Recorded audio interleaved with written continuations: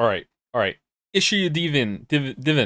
I don't have a fire extinguisher at home because it's a waste of time. Alright, you're gonna regret your words and your deeds when your house is set on fire one day and you're like, oh no, I wish I had a fire extinguisher, as you lose at least one room of your whole entire house. You should have a fire extinguisher. Even in an apartment, you should have a fire extinguisher. Every home should have at least one for each floor. Live streamer. Just like you should have a plunger for every bathroom. Every toilet should have a plunger. Sounds expensive? No thanks. Fire extinguishers are not that expensive. They're not like dollar store cheap, but they're not that expensive. They're heavily subsidized, he said, not knowing if that's true. Not this again. I have probably saved a chatter's life at some point. Okay, all of my creatine just stayed in the bottom of the bottle. Oh, for fuck's sake. Alright, 1 second. God damn it. I'm back. Ooh, exists. Ooh. Creatine paste, yeah, I know. Can't wait for Signalis on Wednesday. Well, at least one of us can't. Is Mouse here too? No, we're rodent free today. No mouse today. No mouse in the house. Sorry if the sound is annoying. Or can you even hear it? You can't, can you? If I'm talking, does it show up? Does it like go through the microphone or what? Wow, the noise suppression is really really powerful. Okay, what if I do it close to the microphone? No. Still no? Wow. Okay, stop that. Why? There's some crinkling. I don't know what it sounds like. I'm just shaking some water around in a bottle. Damn you, Uther. Hey Ma, how's it going? Jelly Raiders. Some of your yells got cut off yesterday. What? Okay, we're turning this off. Yeah, it was funny though. What does Balder think about this? At several points, it sounded like you fell in a hole. Well, that's only probably happened when I fell in a hole. Umi Fanart today? No, I think Umi Fanart is on Tuesday. That's when we're choosing to do it. Balder is too busy seething over Jelly's sideways power poles. So you're playing Satisfactory, huh? So this will be the first Umi stream I watch. Have you caught up to the rest of the story? Because you should watch the other ones first. We have to do fan art before the cliff jump. I think we've already gone past the cliffs. I don't think there are any more cliffs left to fall off of. How you doing? There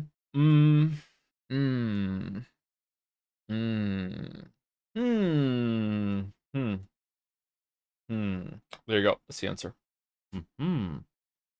Oh ho. Any new insights? I don't know. I feel like I just need to be more assertive with people. Maybe a bit more confident in myself and my surroundings, you know. Shouldn't be so afraid to talk to some people, you know. Shouldn't feel so self-conscious all the time, you know. Yeah, that sort of thing. New insights. Happy birthday, Wuggy. Have you hotkeyed the gnome sound? Yes. No. I don't know what would be going on unless you've got the noise suppression filter on. The expander and compressor shouldn't be silencing yells. Okay, so I have at the top of the list, I right click on my mic aux, and I go to filters, and top is noise suppression. RN noise, good quality, more CPU usage. Then underneath that is gain at plus 20 decibels. Then underneath that is compressor, which is the same settings that you saw when I shared my screen with you, Balder, last time that we spoke. And then below that is expander, which is just the default settings on expander. And then below that is the limiter. Should I turn the limiter off? Is the limiter what's silencing it? Because it sounds like that's a limit to me. Ping in Discord. I'm doing it, my weeb. I'm doing it. When are you streaming Signalis? We already streamed Signalis. You missed it. Go watch the VOD. I've been told you're giving VIPs for people who made emotes. Yes. Would you like a VIP pep forever? Can I just do VIP? There you go. Enjoy. If you are someone who has made emotes and you want VIP, but you're also a mod, I can't VIP you. Sorry. You can be a VIP or a mod. You can't be a VIP mod. Is there a limit on artists you can tag? Yes, that's why we're doing VIPs instead. I can only tag 5 artists. If I could tag more, I would do that. Rodney, can you get on this, please? That's so late. I know. Rodney, why are you doing this? Who are the 5 artists currently?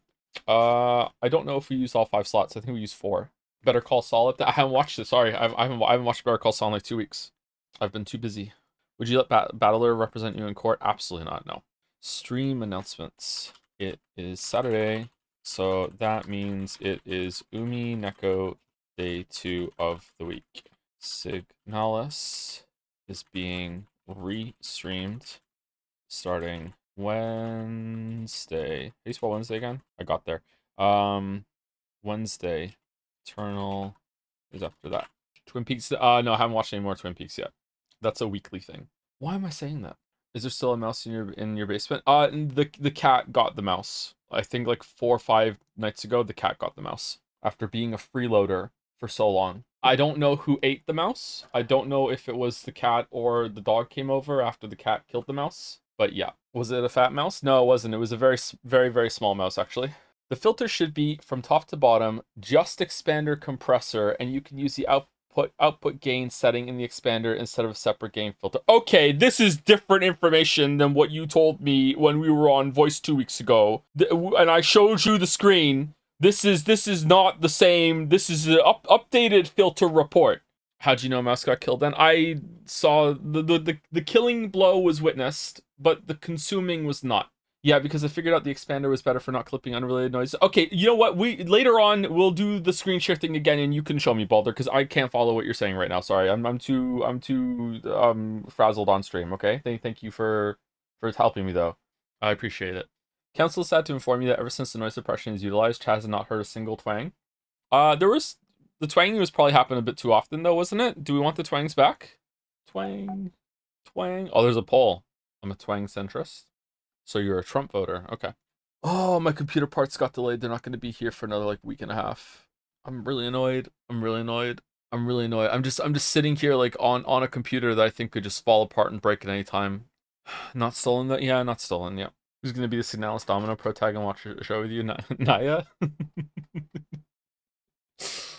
I think Mouse is going to remain main character for a while. Sorry to break it to you. Why would centrists vote? Don't they just flip a coin when they get in there? That or voted Democrat because both parties are right-wing in the grand scheme of things. Oh, we're not going to talk about this. I don't want a serious political discussion. Okay, here we go. We're going into episode 3. Okay. I have been informed of where to stop. Like a good stopping place. So let's hope that I remember where it is. The story is very obviously fictional. I should read the episode thing before I go, shouldn't I? And also we should talk to chat for a little bit too before we get into there. Can I get a Joms? Joms. Yeah, it's a black screen. Give me a second. That also means you can't hear it, can you? Shit. I can't hear it. Why is it so quiet? It's very quiet. Okay, how about now? Is it too loud now? Maybe loud? Okay, what about now? Too quiet or what? The vase was very beautiful, rich with history and value. The vase was very beautiful, rich with history and value. The vase was very beautiful. Okay, hold on. Let me turn up a little bit more. The vase was very beautiful, rich with history and value. Hey, it's Joe Tingles coming here to read. The vase was very beautiful, rich with history and value. The vase was very beautiful, rich with history and value. Can you do a full stream as Joe Tingles?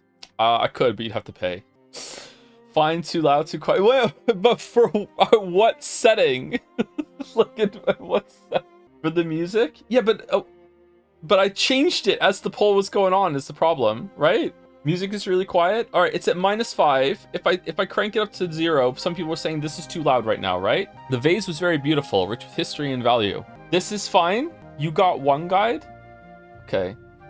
So when it's Persona 3, I have to put the game capture audio at -22, but when it's Umineko, it has to be cranked to 0. Okay. Hi, Joe. Hey, how's it going? New PC specs, pretty much the exact same build as this one, except with a 2TB M.2 drive instead of a 1TB M.2 drive, and a Windows 11 instead of Windows 10 because I can't get Windows 10 anymore. I think it has a slightly beefier PSU. I think this one's at 1,000 megawatts or whatever, 1,000 MW. The next one is 1,200, and I'm getting a gigabit motherboard on recommendation of Naja for the first time instead of an Asus. So the rest is the same. It's the exact same CPU. I'm not transferring the CPU over. I just bought a new CPU because it wasn't as expensive as it was when I first got it. So I just bought the same CPU again. Why is the audio so low? Is it too quiet? New poll so you can have some security. Game audio now. Good. Too loud, too quiet. 27 weebs think it's still too quiet.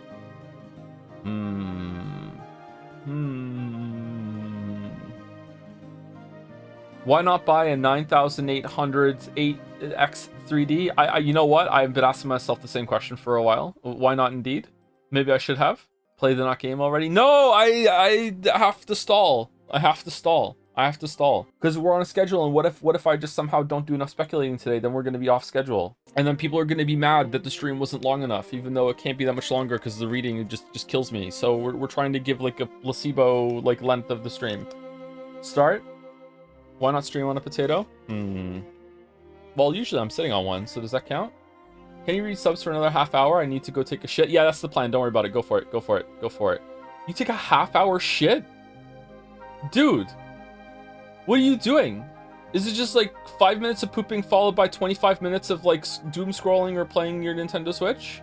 I'll help you out. So if I was getting started at the gym, what do you recommend? Oh, Sarah, you don't know what you've done. You don't know what you've done. Actually, we already answered that last stream, right?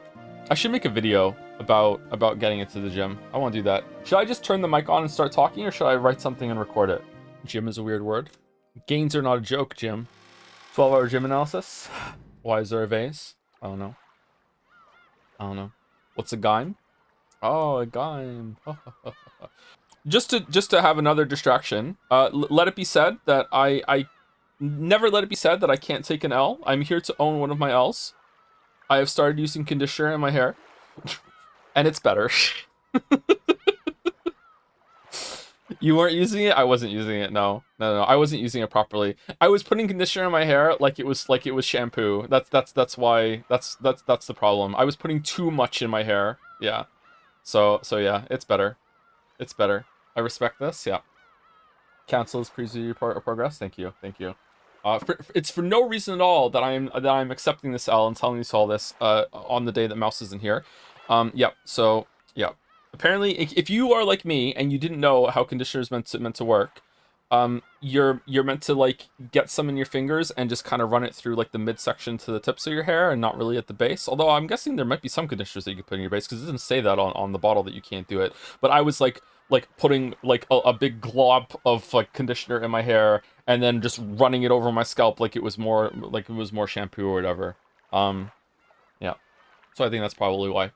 Who's meant to teach you how to do these things? How much moisturizer would you use for your full body?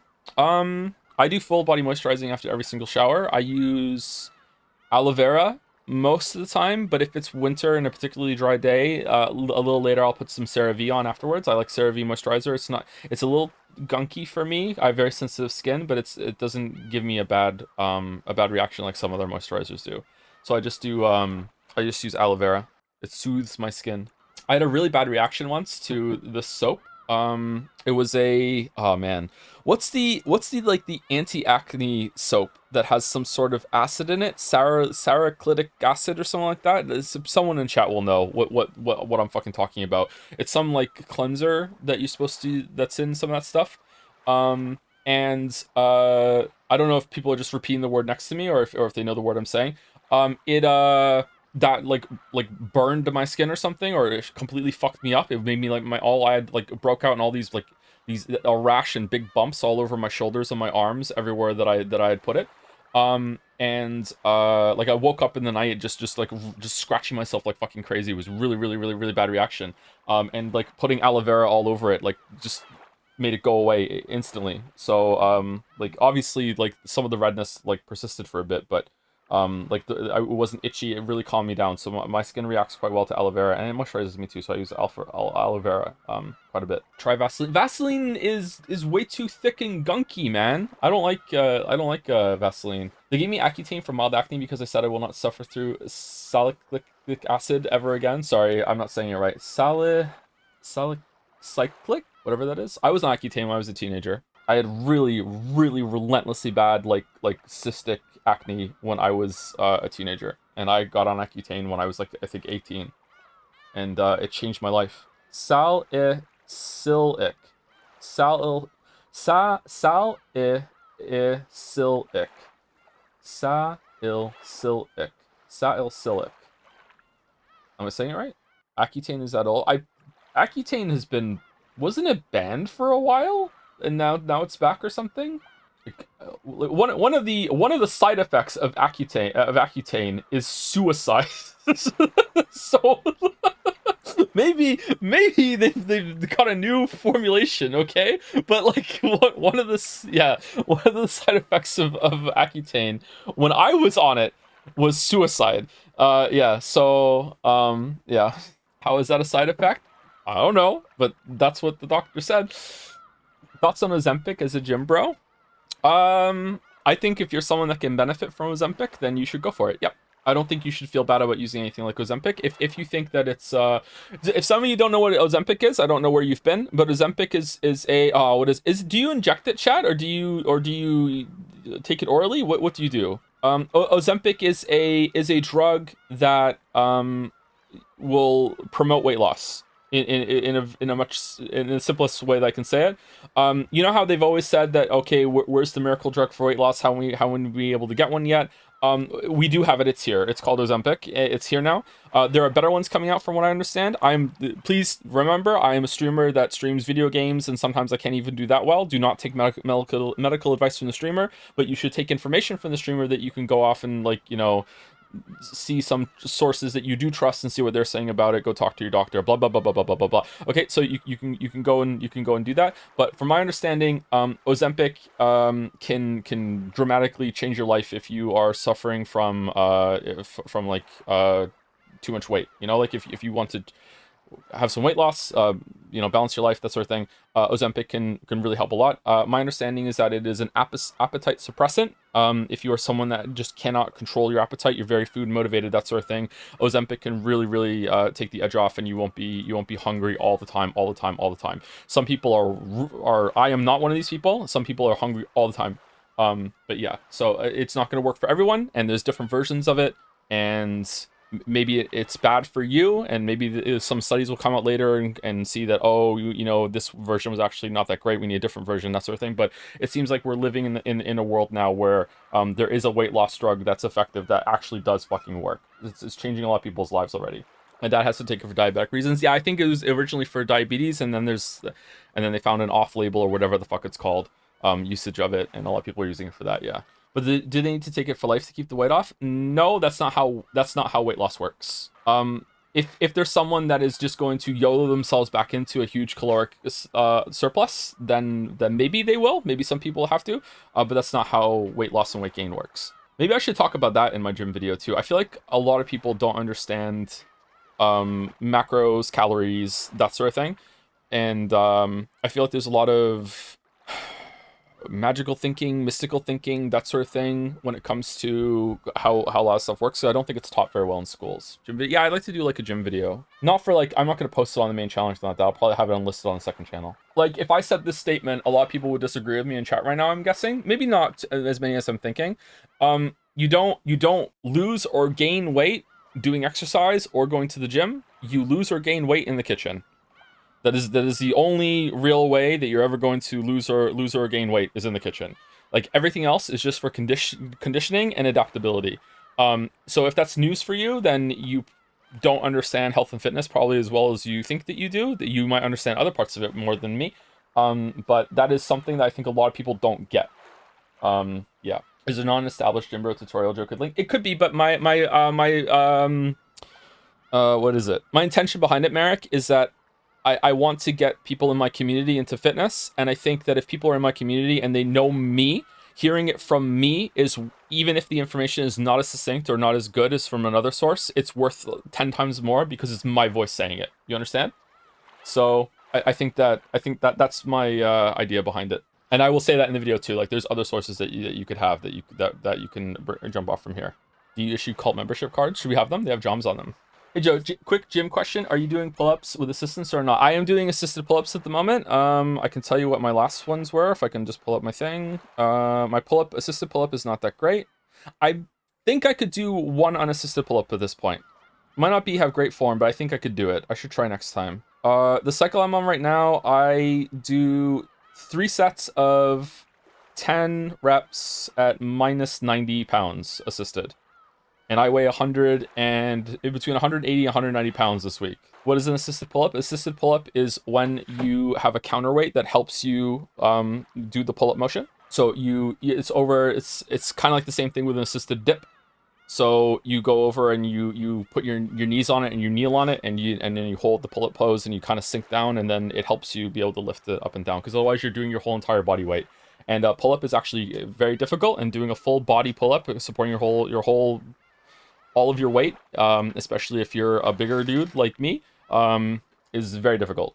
How much in kg? I don't know the kg, sorry. I thought only being able to do 5 pull-ups was horrible. Dude, if you can do 5 unassisted pull-ups with proper technique and form, like 3 sets of 5, that's amazing. Like, what are you talking about? That's really good. That's really, really good if you can do that. Like that's not like that's in like top like what like 5% of fitness in the world if you can do that. Like that is like amazing. Now, if you're someone who is oh shit. I don't know. There might be someone who is if you are a very slim person, maybe it's different rules for that. I don't know. I don't know. I don't know what consideration to do that there. You're not meant to be here today.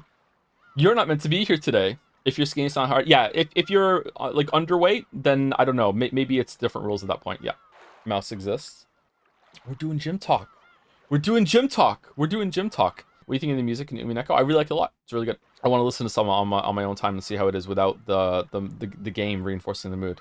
So far, would you say that Umineko would work just as well as a book, as in it didn't have to be a VN? We spoke about this last time, and the answer is no. I think that it gets a lot of value out of the visuals and the music. Yeah. It would have to be changed a lot to work as a book.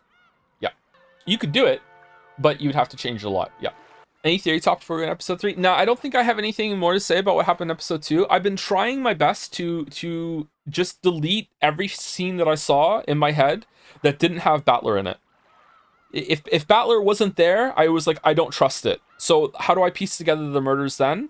And I was just having so much trouble keeping it all together that I would have to like go through episode 2, almost probably reread it and just be like, I don't care about the scene. What were the bodies like when I got there? That sort of thing. So yeah, I don't know.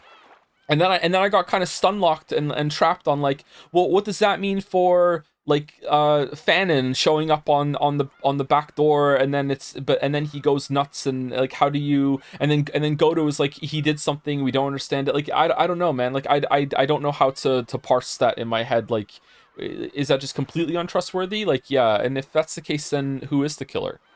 Like, can I even trust that there was no letter on the table when we got back to the parlor? Because if that's the case, it's definitely Rosa or Maria was doing something on the orders of Beatrice. But then what was really weird about that, and this is maybe I should talk about this because it's the most interesting. I feel like the final scene when she became Rosa May Cry was the only time that it felt like Maria was scared of Beatrice. And that's new and different. That is like whoa, what the fuck does that mean? Like, Maria seemed to be like, let's get the hell out of here, fam. You know what I mean? Like that was a very new development, that she was like so in with her mom, let's get the fuck out of here. She didn't want anything to do with what Beatrice was cooking. So like, I don't know. I don't know what's happening there. What's an example for the solution to the murders being satisfying or unsatisfying to you? The murders themselves, I don't know. Another idea that I was thinking, like literally cooking with, because it happened right after they were making the food and they spoke about the poison, is that there's some sort of hallucinogenic in the food that was in the kitchen. So Rosa was right. It is poison, but it's not poison in that they're getting killed. It's that they're getting like they're on drugs. And if that's the case, I don't know. Maybe if they explain that well, maybe that would be satisfying. But at this point, I don't really know how they're gonna make those scenes satisfying without some bullshit like that. So I have no idea how that's gonna go down. I think I will be unsatisfied if one of the murders or enough of the murders are some sort of Beatrice somehow brainwashed some people right away into killing other people or killing themselves because she promised she'll give them the gold and resurrect them at the end or some shit like that. I would be pretty upset if that was the case, if enough murders are like that. So I don't know. I feel like that would be an unsatisfying answer if that was the case. Because I thought about especially with the locked room with Goda, Shannon and George in it. There were some vibes there that one of them killed the other two and then killed themselves. So I don't know what's going on there. I would probably be unsatisfied with that answer if that's one of them. I don't know. I also am very unsatisfied. Not in terms of the story. I'm unsatisfied for my own curiosity that at no point in episode 2 did Rosa have to contend with, wait, weren't you in the chapel and admitted that the witch was real. That's annoying me because it's an unresolved thread in my head, and I really want to know like what the fuck that was about, right?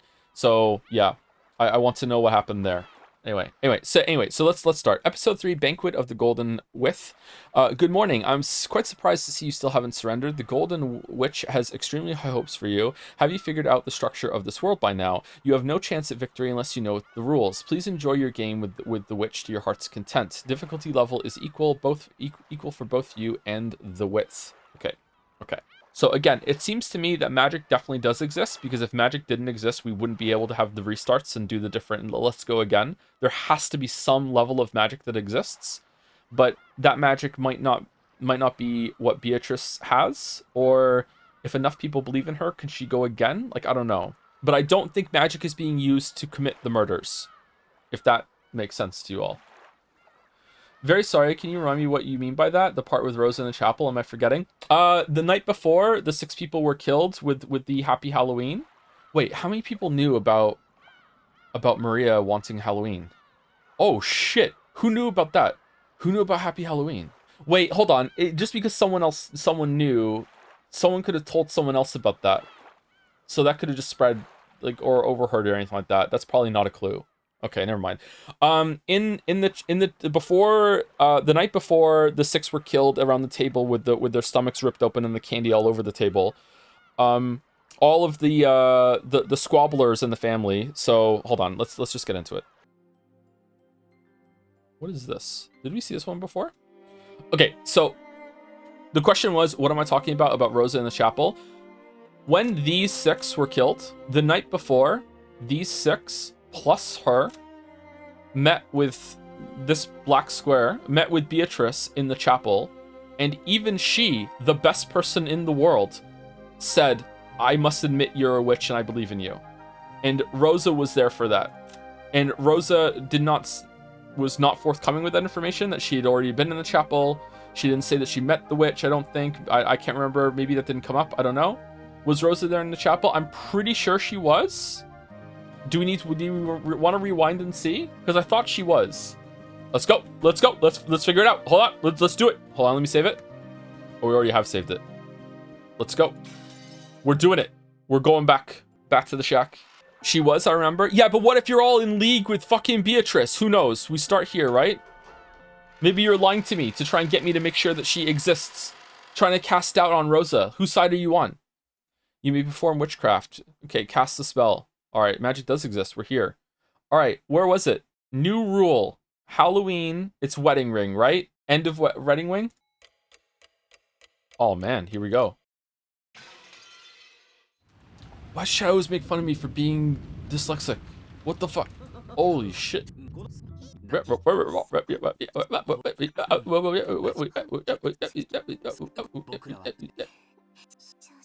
Okay, you know what? Just in case.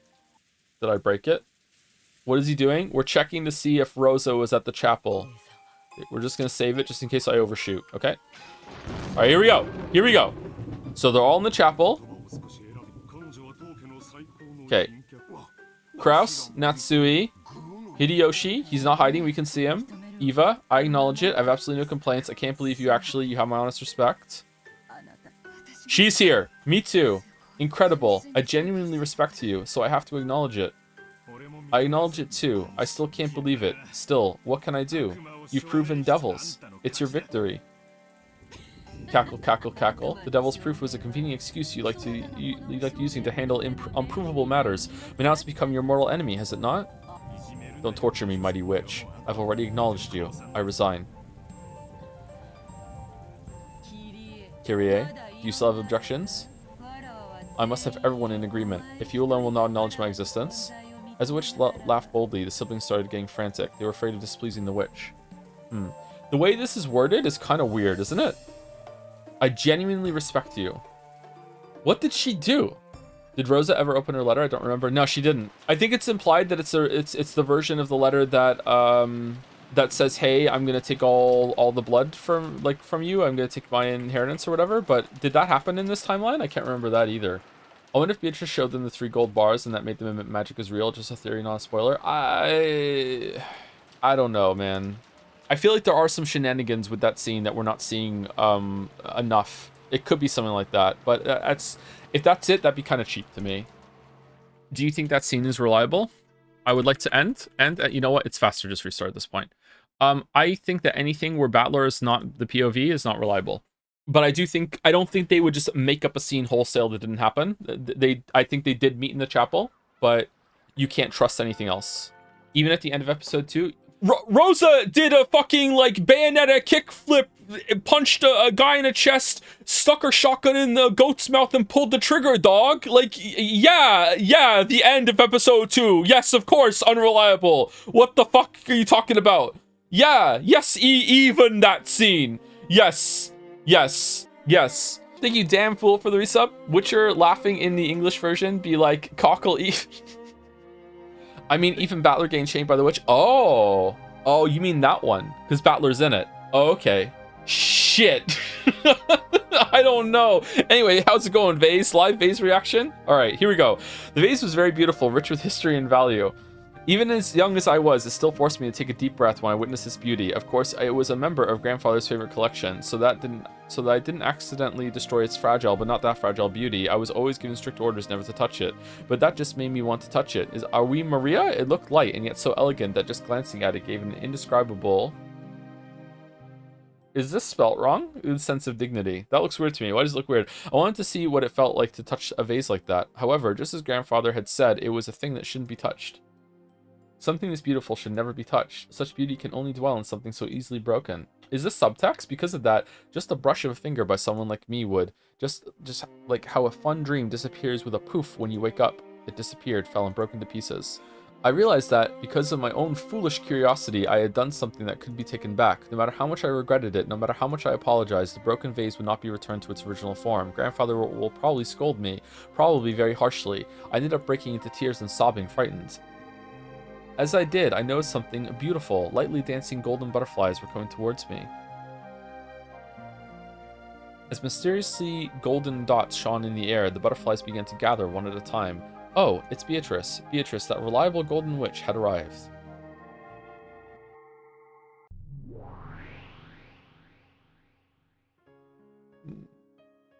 What English high school teacher is this? The butterflies kept gathering until they formed a cloud, and then she was there. She was always there for me. Whenever I was in trouble, she'd always appear and save me. Oh shit! This is Maria's fake imaginary friend, the witch, that she thinks is the real witch that isn't the witch. Oh no! Oh no! Good day to you, princess. Beatrice! Wow, hick. Oh my. Why are you crying so, and on a day so well suited for a tea party? I broke grandfather's precious vase. Wow, grandfather's gonna get mad at me. I don't know what to do. Hick. I see, that is worrying. The master really treasured this particular vase, didn't he? Ho ho ho. Imagine how he'll punish you scares even me, Beatrice, because that's who I am, that's my name. Grandfather was a very frightening person, and when he failed to follow something he said even once, he would become so mad, with a rage that would make even the fallen angels in hell quiver. Since I knew that down to my bones, I couldn't do anything but tremble and cry. Tremble and cry. I possessed no magic that can scoop up your fallen tears, princess. Oh, sorry, one second. Chat, I'm gonna set an alarm, but just in case my phone breaks, I need to go and put, antibiotic drops in the eyes of my cat in 4 hours. So please remind me if it doesn't go off, okay? But I have a cat alarm. Here we go. I possess no magic that can scoop up your fallen tears, princess, but if you need magic that will prevent the master from scolding you, I might be able to manage something. Really? Yes, if you'll be gracious enough to believe in my power, princess. The power of belief is the source of magic. Miracles only appear before those of great faith. I believe in your power, Beatrice, so please fix this vase, please. If that is what you want, princess, then leave it to me, Beatrice. When she extended her index finger, a golden butterfly softly landed there and changed its form into her favorite cane. But even that was enough to give me a small glimpse of Beatrice's wonderful and awesome magic power. She pointed her cane at the broken vase, and just like a child's lullaby, she began speaking the magic words. Come, try closing your eyes, and try to remember. What form did you have? It was surely a very, very beautiful form. Please, show me that form one more time. Were they words, or was it a song? No, it had to be magic.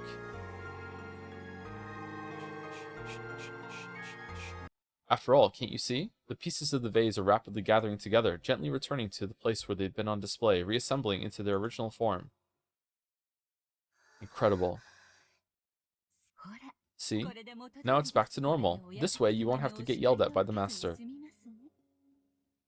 Okay, so Maria's daydreaming about breaking a vase and her imaginary witch friend coming to save her. Interesting. There are 3 Beatrices. Oh, it's like a Witcher book! Sapkowski loves, like, just dropping the title in as many different ways of the Witcher books as possible. Beatrice, you really are amazing. You can fix broken vases like it's nothing. Let's have 3 series. That's not true. Returning something broken to its original form is a very, very difficult thing to do. There actually are 3 series. I'm not kidding. There really are 3 series. My magic can only make it remember what it once was for a short time. Huh? But the vase really turned back to the way it was, right? Correct. But that doesn't mean the vase has avoided its fate of being broken. All I did was temporarily get the broken vase to remember its form before it broke. I've not yet attained the high levels of magical power that might be used to restore a broken fate to its original form. At that time, the high-pitched scream of a servant could be heard from inside the mansion. When I went to see what had happened, I noticed that several of the servants had gathered and were cleaning up the remains of the broken vase. From what they said, it seemed a black cat had sneaked in from somewhere and had climbed up on the vase, causing it to break. There are cats on the island? I understood the meaning of Beatrice's words. At the moment I broke the vase was broken. It exists. Beatrice let me see the vase being restored, but that was a temporary thing. It didn't mean she changed the fate of the vase being broken, and so the vase remembered its true fate and broke. Via cat. However, the one who broke it wasn't me, but a cat that had snuck in. That's right. Beatrice never said, let's fix the vase. She said she'd prevent the master from scolding me. The fate of the vase breaking hasn't changed, but the fact that I broke it certainly has. Beatrice cleverly saved me from danger with that magic. I mean, we could have just framed a cat with it without the magic. What are we doing? It is very easy to break something. After all, you didn't need magic to break that vase, princess. Then, is fixing stuff really hard? It is. It's so hard that you broke down crying, unsure of what to do. Does that mean magic is easier to use when doing terrifying things? That breaking and killing is really easy, but fixing and reviving things is really hard? That's right. With magic, it is far easier to break and kill. That's why weak witches lose to temptation and become intoxicated with gathering easy power for themselves, neglecting their true magical training. Reversing entropy. Real magic is the power to repair, to revive, to summon happiness that has disappeared, to summon love that has grown cold. And it can even summon a smile to the face of a princess who has forgotten how... Beatrice is going to literally rip your head off and wear your skin as armor. Like, what do you... Then Beatrice, since you managed to fix that vase, does that mean you're an incredible witch? My days of training are far from over. After all, I couldn't make the vase forget its fate for even an hour. I'm sure my teacher, who taught me magic, would have been able to restore the vase to its original form forever. So if it kept breaking and breaking, she'd be able to fix it over and over again? Yes. When one reaches that level, they are considered to be an endless witch. That is the endless level that all witches ought to reach. We offer the utmost respect to those witches and call them by that title. They're really good at Tetris. An endless witch, that's right. To witches with the power to mend things endlessly, the concept of breaking doesn't even exist. They are released from all the sadness caused by losing things and are promised eternal bliss. Certainly, the human world is full of sadness caused by separation and loss. To escape that sadness, people pray to gods and ask for the power to withstand their sadness, believing it to be a test of their sadness. In other words, a human's life is a journey of sadness, searching for a way to withstand sadness. In that case, a witch who could revive all things would be freed from all sadness in the world. Simply put, that would mean eternal bliss. I wonder, if I could become a witch like you and gain eternal happiness. You, princess? Ho ho ho ho ho ho ho. It is a long, long, difficult path, you see. I want to become a witch. I want to find happiness. Beatrice, I want to become your disciple. I want to... Do you have even a trace of doubt in that feeling? No. I want to become a witch too. I understand. Then, until you get tired of me, I will make you my disciple. Will you call me teacher? Yes, teacher. That's a good answer. Then from now on, learn the depths of magic along with me. I am also in training. Let us both learn the proper use of magic, doing our best to reach that blissful level. I feel it together coming on. Yes, teacher. No together? Uh-oh.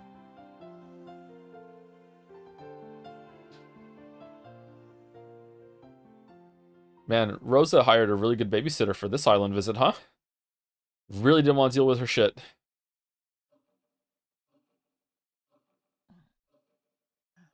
Ah, a dream. That face takes me back. An endless witch, was it? That rank I'd yearned for in the past as the highest possible achievement was now just another one of my titles. No, you might even call it my calling card. Every once in a while, being called that can be quite satisfying. I trained so many days to achieve that rank. It'd be a bit of a waste if I never got a chance to appreciate it. Cackle, cackle, cackle. She shook her head lightly. If it's the highest possible level, that means there's nothing higher. An eternal dead end, the beginning of eternal boredom. I remember what teacher told me. When one is released from all sadness, it is the same as eternal bliss. That's what makes me think. The teacher couldn't even ever have reached that level. The audio is a bit low, is it really? Why? Okay, what about now? Is it better now? It's too loud now? Okay, you know what? I'm on Team AI now. I want some AI fucking bullshit to come and just fix audio forever for me. I'm on Team AI now. How do I invest? Fuck this shit. Eternal bliss means eternal boredom. True. And that's the beginning of eternal torture. It all depends on how you look at it. Eternal boredom is the same as a sketchbook that doesn't run out of pages. It means you can draw whatever you want. You can try to have as much fun as you want. Ever think that maybe you're in hell already, and this period of stability that you have in your life is just, you know, to reset your expectations so the torture can slowly ramp up again, and then you have 1,000 years of that bullshit, and then after that's done, you go back to just baseline again for a little bit, and like, hee hee hee, you're fine, and then just wump right back up to the torture. Yeah, it means you can draw whatever you want, can try to have as much fun as you want. Boredom is the worst sort of poison, which kills all witches. Even those great witches who are given the title Lady fear it. It's the eternal poison that tortures them because of the eternal bliss they've reached. Now that I've earned the name of Endless Witch, I truly wish I could speak with teacher again. Is happiness really what lay at the end of our training? And just what is happiness? I wish I could talk with her about that now. Training has no end. When you think you've reached the eternal level, that's exactly the time to bemoan your own immaturity. I recalled those words as though she'd answered me directly. Cackle, cackle.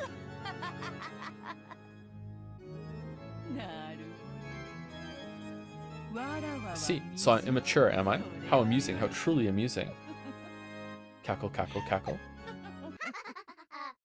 The sound of painfully shrill laughter rang out. It was coming from my furniture. What, did they break their toy again? This guy stopped moving again. And I haven't had nearly enough fun yet. What a pathetic man. But I haven't got a chance to play at all yet. Let me play, let me play. Be silent, filth. If you keep devouring him like starving dogs, of course he'll keep breaking right away, no matter how well Beatrice-sama fixes him up. You broke him the most, Satan-y. You just don't know what holding back means.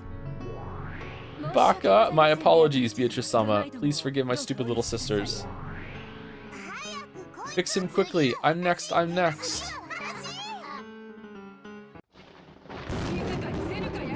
Must you keep up that infernal racket? Beep.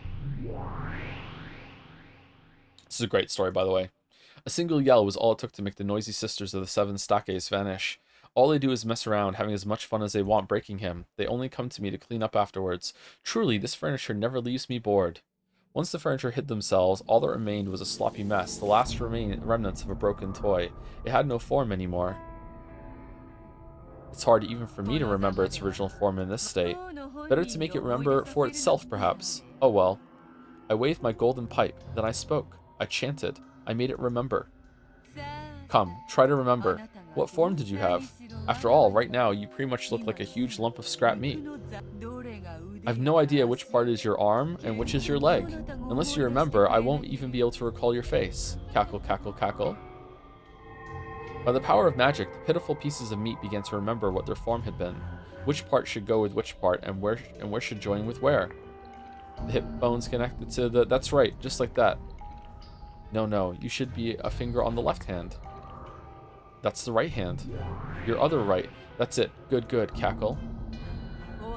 Good morning. Have you woken up, Ushiromiya battler? How ironic that your true nightmare begins after you've awakened. Oh, even his clothes came back. Cough, cough. Ugh. Ow. If you would just accept that I am a witch, you'll quickly wake up from this nightmare, and I'll send you to heaven. I am the king of Mount Purgatory. There's no escape from this hell without my approval. You call this hell? That's just useless. It's all useless. I really enjoy my time with the Seven Sisters of the Stakes. I'm impressed you can still talk like that after experiencing the pain of death not once, like any normal human, but more times than I could count with all of my fingers. Okay, so 9? He's been killed 9 times? Cackle. This is why I never get bored. I never get bored of you. Yeah, no boredom problem here. After all, I get my pick of those massive tit Nichans with the dazzling asses in my harem. Loves getting torn apart by the sisters. Thanks to that, I'm not likely to get bored for a while now. Joke's on you, Beatrice. He's into it. Cackle, cackle, that's splendid. Otherwise, I would get bored too. So my furniture, I fixed them so you can play as much as you want. Thank you very much. Okay, yay! Yeah, all mine. I told you, your turn's over. I'm next. Get away from him, wah. Wonderful, isn't it, Battler-kun? Look how popular you are. Popular guys have it rough. Get in line, freaks. If you just stayed obedient instead of acting tough, this would go much easier. Nah, he's good like this. His screams feel so much better. Okay, let's not break him so quickly this time. Did you all hear me? You aren't running the show. Battler-kun, let's continue where we left off, okay? After they locked Jessica Chan's room with the master key, how did they return the key to the corpse's pocket, which is inside the room? This is like... This is so tailor-made for Battler. What the fuck? He actually probably is loving this. What the fuck? Oh. Well, maybe that's it. They used a fishing line or something, sending just the key into the room through the crack of the door. Yeah.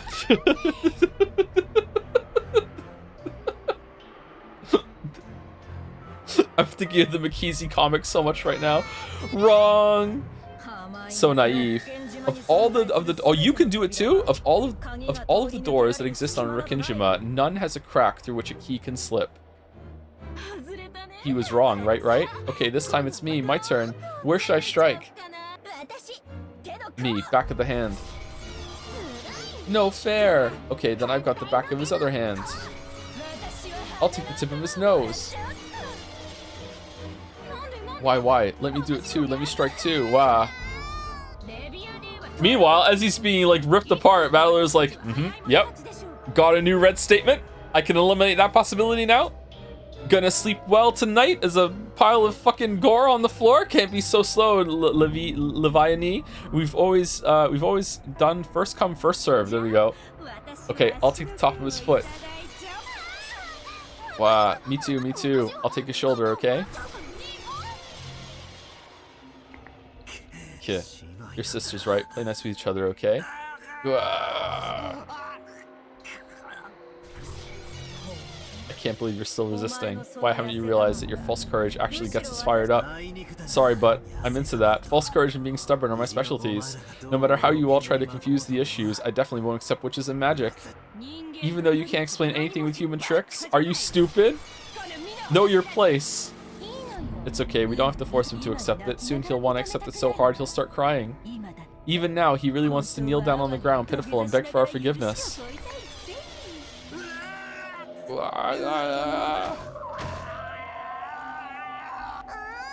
He's broken already. Beatrice-sama. Ah, well. Since they know I can revive him over and over, my furniture won't even hesitate to break him. Good grief. Giving eternal rebirth and eternal death at will. Before the endless witch Beatrice, all death in life has no meaning. Even death can't become the key to escape from my cage. Come, Battler. Remember your original form again. I'll toy with you to my heart's content, understand? I see. How truly pleasant to have a toy to play with for all eternity. Ah, this could be the endless bliss which is gained at the endless level. I see. Yes, this bliss certainly is amusing. Cackle, cackle, cackle, cackle. I'll revive you over and over, kill you over and over. Let's see, what kind of murder play will unfold on the next game board? Come, bring it in. Let the next game begin, Ushiromiya Battler.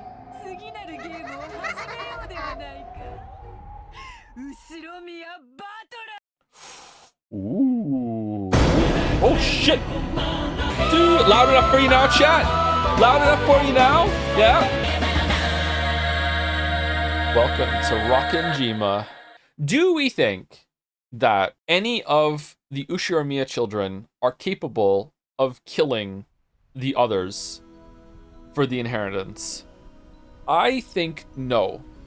Maybe some of them are, but I don't think all of them would be capable of that. I don't think I get that they are like out for money and everything, but I don't think they're so desperate for money that they would kill multiple people for it. I don't get that from them. I don't think they would do it. But maybe I'm wrong? Dang. Too bad Aneki hates cigarettes so much. Sorry, she's been pretty grumpy since last night. Please don't hold it against her. Rudolph and Hideyoshi went out into the deck and took out some cigarettes. Eva had always hated the smell of cigarettes, but when she was in a bad mood, she got even more sensitive to them. When they decided to smoke casually until they reached the island, the two of them had gotten yelled at and chased out onto the deck. Is this the first time we're learning that Rudolph and Hideyoshi smoke? Because I don't remember that. Like, that might have just been a throwaway line somewhere. Hideyoshi tried to use his lighter, but the strong winds gave him some trouble. Rudolph took out a Zippo with a smooth gesture and let Hideyoshi borrow the flame. Dark Souls? Dark Souls? Thank you, Master Peak, for the bits. My mom once put eardrops in my eyes instead of eye drops. Are you okay? Were you Master Pink Eye for a bit? I'm sorry that happened to you. When did you start smoking cigarettes, Hideyoshi Nissan? Right now, just after the war. In the beginning, I was rolling them. Then I started using what I sold. Wahahaha. So you were already smoking when you met Aneki. I bet she's always telling you to stop. I never listened to her, so she's already completely given up on that. Wahaha, men gotta be stubborn in times like these. Hideyoshi laughed heartily, but Rudolph snickered.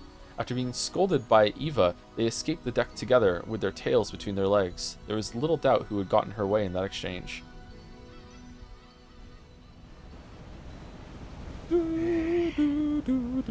She isn't usually so short-tempered. In fact, she's usually a more gentle, quiet woman. Every year she changes when this day comes. Is that so? To me, she looks just like the Aneki we've all known so long. That's just it. She's back to being Eva of the Ushiromiya family, but that ain't the Eva I know. Ooh, trouble in paradise? Well, I know why she's grumpy. This family conference is going to be a pain. Got that right. There's that plan to threaten money out of Kraus Nissan. We may call it a family conference, but it's going to be just a sibling fight at this rate. Yep. Before the family conference, 3 of the siblings had made a secret pact without Kraus. Yeah, we know. They were all facing urgent situations and needed a lot of money fast. Therefore, and the only one they could turn to was Kraus, who spoke for the Ushiromiya head now that Kinzo spent his time shut up in his study. Man, I wish I had some lemon cake. God damn it.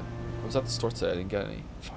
For a long time now, they'd vaguely sensed that Kraus was taking advantage of the fact that Kinzo had lost interest in his own wealth, and they suspected that he'd start embezzling that wealth to suit his own purposes. Despite being disgusted by this, they turned a blind eye to it while everything was still going smoothly for them. But now that they needed money, they really couldn't afford to let it slide. Eva had asked Rudolph and Rosa to form an alliance, and they were now scheming to take that money away from Kraus. Rudolph-kun, both you and I are company presidents. We're responsible for the livelihood of our employees. Rose is a president too. Well, as a hobby. That's right, sorry. Hobby? Basically, we've all got responsibilities. Now that I've thrown down the gauntlet in front of the executive board, I've got to bring in the money, even if it means getting down on my knees or drinking mud, or killing everyone on the island. Same here. I can't betray the employees who've trusted me and followed me for so long. That's why I need to get some money out of Krusty-san, even if I have to grab him by the neck. Aneki and Aniki have always been at each other's throats, and now she's got to challenge Aniki head-on. It's no wonder she's on edge. So Eva really has had a bad relationship with Krusty-san since long ago? Hasn't she talked about it? They were always at each other's throats. She never talks about the past, even if I ask. She probably doesn't want to remember.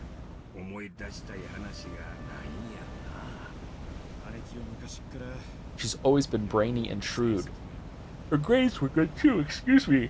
Her grades were good too. Compared to that, Aniki was just average. The simple fact she existed would have been pressure enough, but she kept boasting about it and driving him into a corner. That fool. Why drive him into a corner so openly? I'd hardly call that shrewd. No kidding. Aneki regretted being born a woman, so she probably couldn't forgive Aniki since he was chosen to succeed the head just because he was a man. He was also born first, wasn't he? She'd always boast to Dad, letting him see that she was better at every little thing. Father really is an old-fashioned person. Gender discrimination was part of his system of values. I'll bet Eva's eagerness to prove herself made him dislike her a bit. Yeah, because you just don't do this at all, bro. Yeah, okay.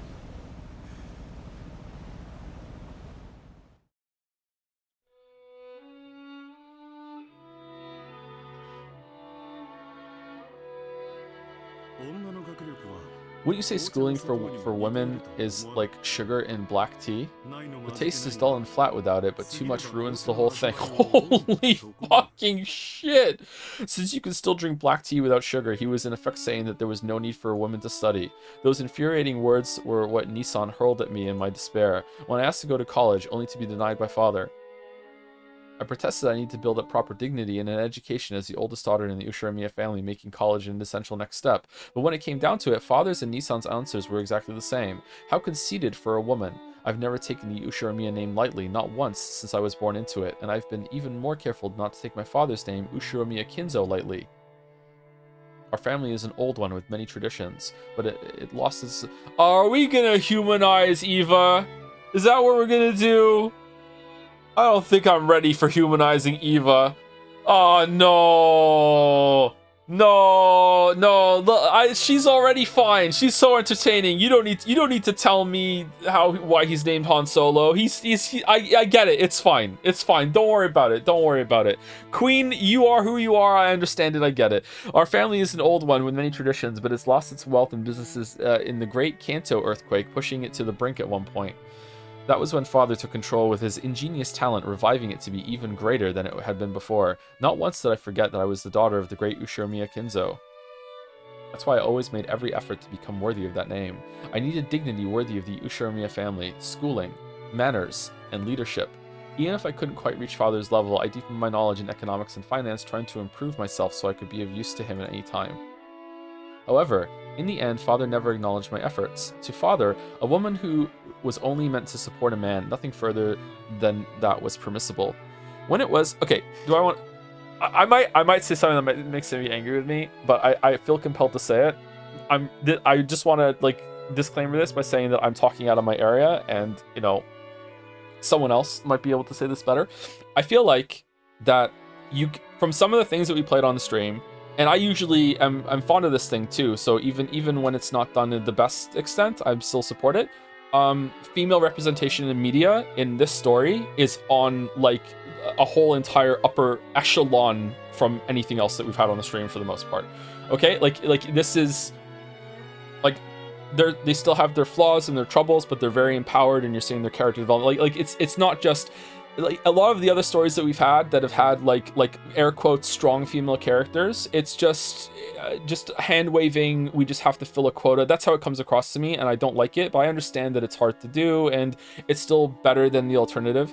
But like this, if you want to know another reason why a lot of people are resonating with the story, I think, and why I like it so much compared to all the other things that we've had on the stream before, it's like this, man. Like this is a very, very mature take on this sort of thing, and it's quite refreshing because it's so rare. But yeah, I don't know. Maybe someone else could word that better than I did, but that's just my feelings right now. With like we're on the third episode in a row where they're really going into that. Like episode 1 was like, it seemed to be really all about Natsui. And it's not always about those characters. Other ones have had their moments too. Last time was about Rosa. Now we're seeing some stuff about Eva. You know, yeah, I like it a lot.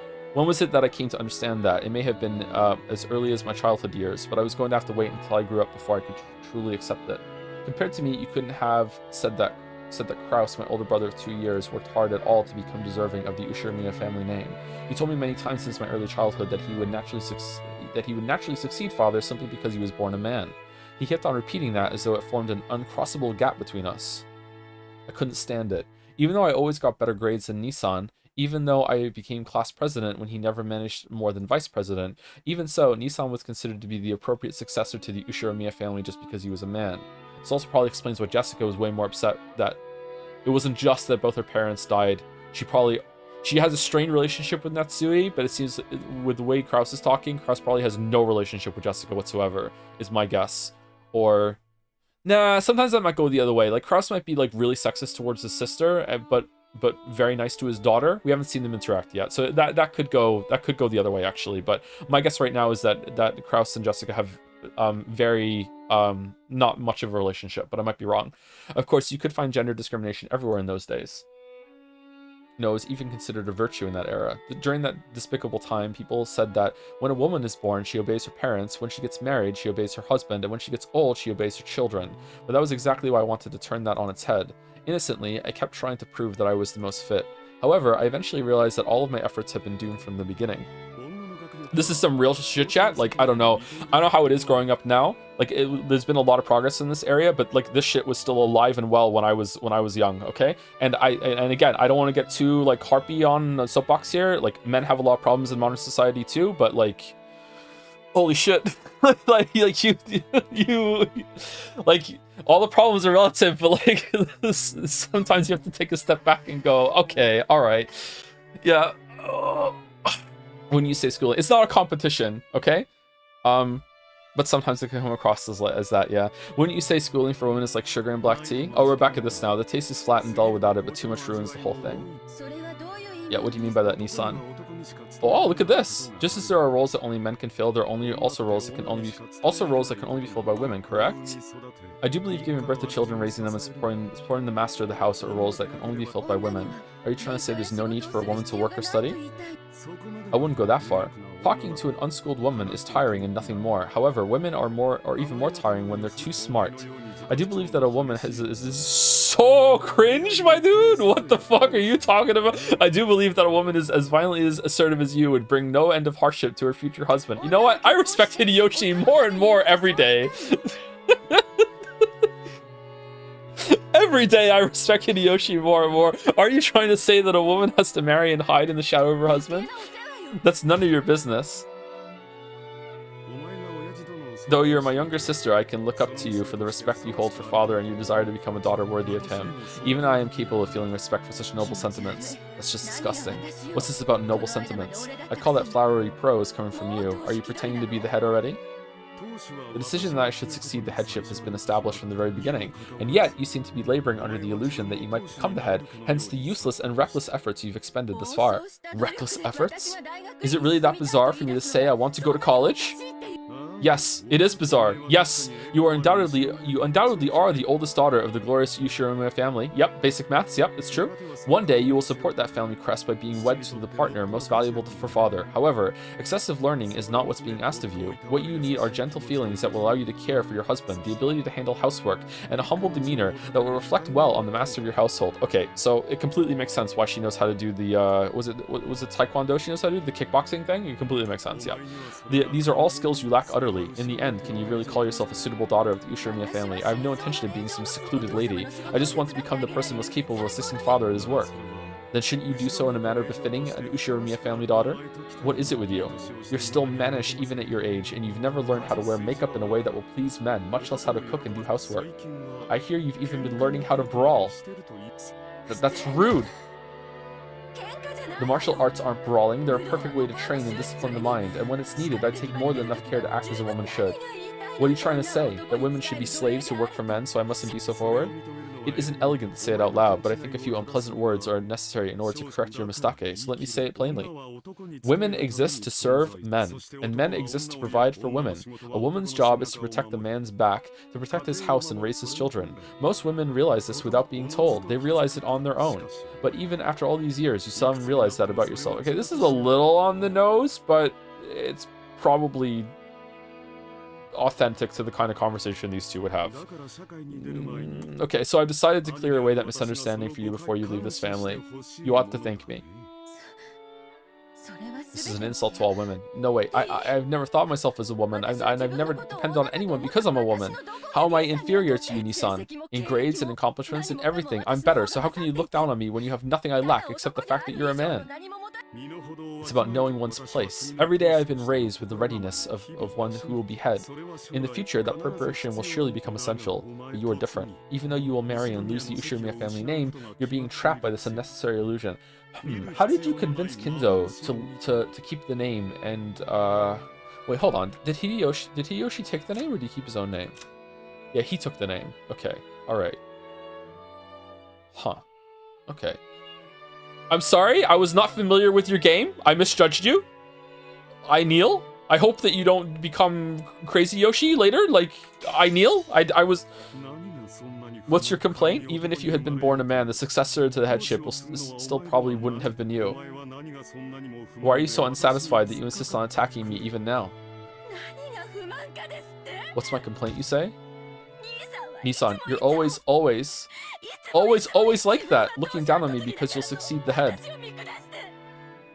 Even though... read the Hideyoshi description. We did already, didn't we? Is it different? He took his wife's name upon their marriage and became a member of the Ushirimiya family. He therefore does not possess the spiteful genes passed down through the Ushirimiya family members, and his bright smile is very refreshing at the family conferences. He started his business from scratch and now works as president of a medium-sized restaurant chain. This chain seems to be growing and performing extremely well. Yeah, I remember this one. I don't really remember the spiteful genes part. Maybe I did read that. I don't think these are different.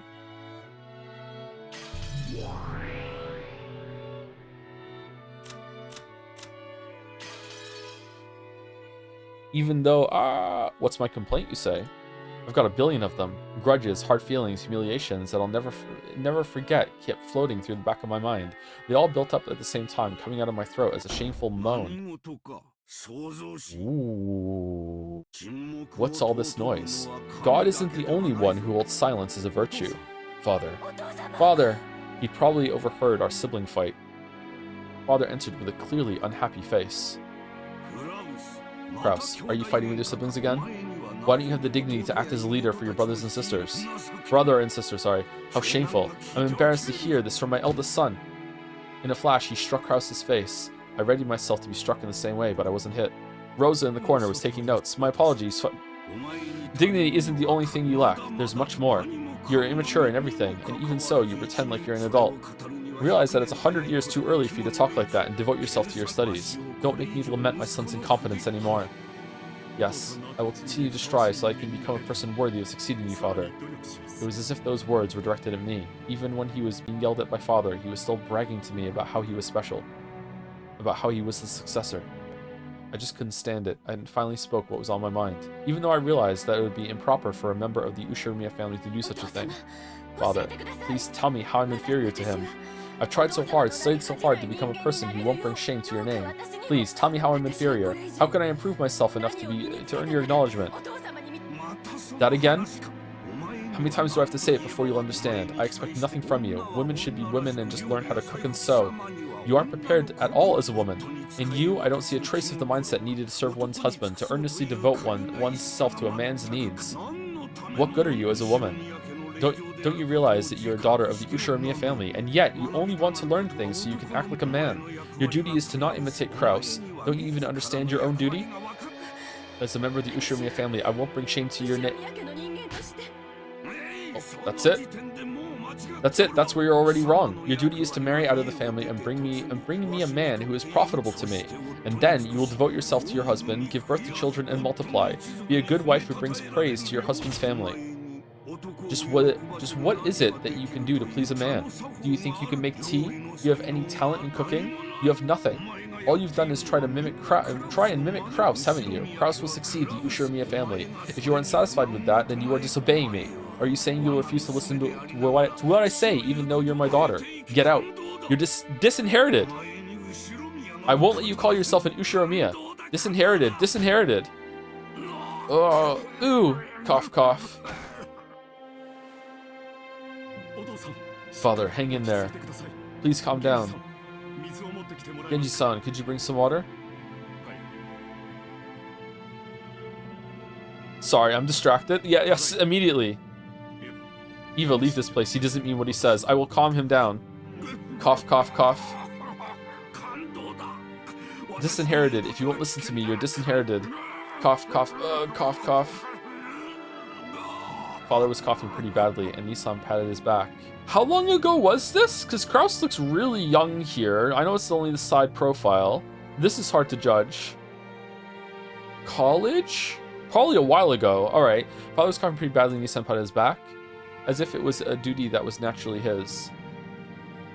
It was so vexing for me to let him take that duty all for himself right then. If I carelessly approached Father at that moment, then I would probably be the next one to get hit. I didn't read that properly at all. However, I fearlessly tried to approach Father's back. Genji blocked me. Iba-sama, perhaps it would be better if you stepped outside for now. The master is not in a good mood today. But... Cough, cough. Why are my children so incompetent? Kraus is lacking dignity. Eva is always a stubborn tomboy. Okay, hold on. So, George is 21? 23? Rosa is at least wanting to go to college. Okay, I don't know. What age do you go to college in Japan? Is it still like around 18, 19? 18-ish? So she's at least 18. Let's just like that. Let's say 20, just to make it easy to add, okay? At least 20. So, and I'm gonna guess that it took like, you know, a year after they like met and got married, and that's a really fast pace to get pregnant and have George. But and let's say that she meets him like tomorrow, okay? So, you know, he's 20 something. So this was at least 20 something years ago, okay? At least 20 something years ago. All right, okay. And Kinzo was already like coughing hack at that time? Damn. Huh. 30, yeah, it might even be 30 years, yeah. So how old is Ava now then? Ava is like almost 50? Maybe mid 40s, almost 50? Looking good. Rudolph, yeah, Rudolph, okay, yeah, Eva looks better than Rudolph, okay. And Rudolph is younger than Eva. Okay. Why are my children so incompetent? Kraus is lacking in dignity. Eva is always a stubborn tomboy. I have no son who's like a man, and not even a daughter who's like a woman. Where did I go wrong raising them? Why Genji? When and where did I go wrong? Why is he not talking about the other kids? Master, you haven't done anything wrong. Kraus-sama has grown into a sturdy son, and Eva-sama into a lovely daughter. You haven't made any mistakes. How can you say that? What's so lovely about her? Far from a lady, she's always acting like a man. Cough, cough, cough. Disinherited, disinherited! Cough, cough. Father, that's just what I'm always telling Eva. Eva has promised that she will have a change of heart and act like a lady. Couldn't you postpone that decision for just a little longer? Who's a lady? Cough, cough. Disinherited, disinherited! Cough, cough, ooh, ooh, cough, cough. Go quickly and leave this to me. Kraus gave me a look telling me that. Starting to think that Kinzo's might be kind of a bad guy. Did I take the wrong path, just like Father and Nissan said? True, I never studied how to be a lady. Everything I've learned was done in the hopes that I could help Father someday. But is that really true? Haven't I always been trying to compete with Nissan, with whom I've had a bad relationship since I was a young girl? Because I wanted to steal his position as successor and show him a thing or two? Every chance he gets, Nissan tells me that men should be manly and women should be womanly. I've been tormented by this unfair discrimination just because of my gender, something people are born with and can't do anything about. I resisted, endeavoring to this very day to study and prove that I'm not inferior despite being a woman. But doesn't that mean my love of learning comes entirely from a stupid complex I've got against Nissan? Father wanted me to become a lady with whom he could go out in public and not be embarrassed. Did I betray his hopes, earning good grades and threatening Nissan just to satisfy childhood resentment? Umineko is a feminist text. I was kind of saying that a bit earlier. Why are you back? I was trying to kind of saying that earlier. Maybe you want to talk about that next time you're on. I think you could handle it better. Who the fuck is this? That's not it? You swore to me, saying, I will become the successor to the Ushirimiya family. You. The one whispering to me was the me of my years as a young girl, born inside my heart on the day I made that oath. That's right. She was my only ally. When things got difficult, when I felt like I was about to get crushed by it all, she would always quietly appear and support me. When I ran into roadblocks and despaired, she would always appear and support me. When I grew up and the memories of my childhood years faded, I also started to forget my conversations with her. I, Ushirimiya Eva, will definitely become the head of the Ushirimiya family, and I'll triumph over that irritating, arrogant Kraus. On that day, we promise to do our best together to achieve that. There's a really good Amazing Devil lyric in Battle Cries, which is one of their best songs. And it's about, he says, after summers of fasting, I feel hunger at last. For that person, 15-year-old me would have been proud to have known. I really love that line. Like, who you thought you were going to be when you were a kid, and as you get older and older and older, like, you lose sight of that, like, what you want. Like, if your 15-year-old self could meet you right now, would they be like, you know, you're cool, I want to get along with you, I'm glad where we ended up, that sort of thing? Yep. Kind of straightforward, but I still like it. That's right, we promise. On that day, I promised that I would become the successor of the Ushirimiya headship. On that day, when I had been overcome with sadness, wondering why I was even alive, you appeared from inside me and lent me your strength. Father didn't accept me. I wanted to teach Nissan a lesson. I believed that doing this would let me say goodbye to the wretched creature I once was. For a time, I truly believed that my life had no purpose other than to be looked down upon by Nissan. It's painful just remembering those days. They're a wound, a crack inside my heart. She taught me how to sew up that wound. I turned my anger into effort and improved myself, trying to become a person more worthy of the headship than Kraus was. Trying to triumph over him by making father accept me. Okay, the fact that this gets us right is suspicious. It was my perfect revenge. I was vaguely aware that a woman couldn't possibly become the family head, but I thought that maybe if I could prove myself valuable enough to overturn that premise, then surely even father would select me to be his successor. If that happened, then I'd be able to have the greatest and most perfect revenge against Nissan, who always acted like his succession to the headship was completely inevitable. That's right. If we can manage that, the wounds in our heart will be healed. We promise each other to do our best until that day comes. And now you're saying you're gonna break that promise? Scum. Coward. If only you'd just give up and die. Even though she looked like me as a kid, she was still another me. Her tongue was sharp because it was mine. It makes me pretty mad hearing that even from myself. You have no right to speak to me like that. Okay, so this is 3 scenes in a row with an imaginary friend. Maria with Beatrice, and then Battler with the stakes that he's pretending that he's banging, and now it's Eva with her younger self. Okay, then let's use that anger to fuel our learning. Changing anger into power is my magic. I've saved you from a bunch of tight spots with that power, letting you succeed when you shouldn't have. As long as you have my magic, there's nothing you can't do. Okay, magic? That's right. Anger has always been my driving force. I wonder when it was I forgot that. If you can remember me again, that magic will become ours once more. Come on, let's turn that anger into power and study even harder. I know we still got a lot to learn. Let's go to college, study more and more, get excellent grades, and drive Kraus into a corner. That guy acts like we're nothing, and I'm sure it feels pretty well cornered on the inside. Bro thinks that was Maria. Was it not Maria? Did I not read the line properly? Hold on. I thought it was Maria. Oh, is there no line? I still think it's Maria. That's Maria Ryan, that is Maria. Just listen to the VA? Yeah, it sounded like Maria to me. Let's go to college, study more, and get excellent grades, and drive Kraus into a corner. That guy acts like we're nothing, but I'm sure he feels pretty well cornered on the inside. If only he'd just learn his place and die. If he did, we could become the head. Rudolph won't take the job. That kid can't go against us. Stop that. No matter how much more I study, father still won't accept me. Why not? Father told me to be womanly. Because I'm a woman, no matter how hard I tried, father wouldn't have passed the headship onto me, even if I had been born before Nissan. No matter how much effort I put in, I can't become anything more than a woman. I won't be acknowledged. Nissan doesn't try at all, but I can't surpass him. He'll look down on me forever. Father and Kraus are the worst kind of male supremacists. If only they'd just die.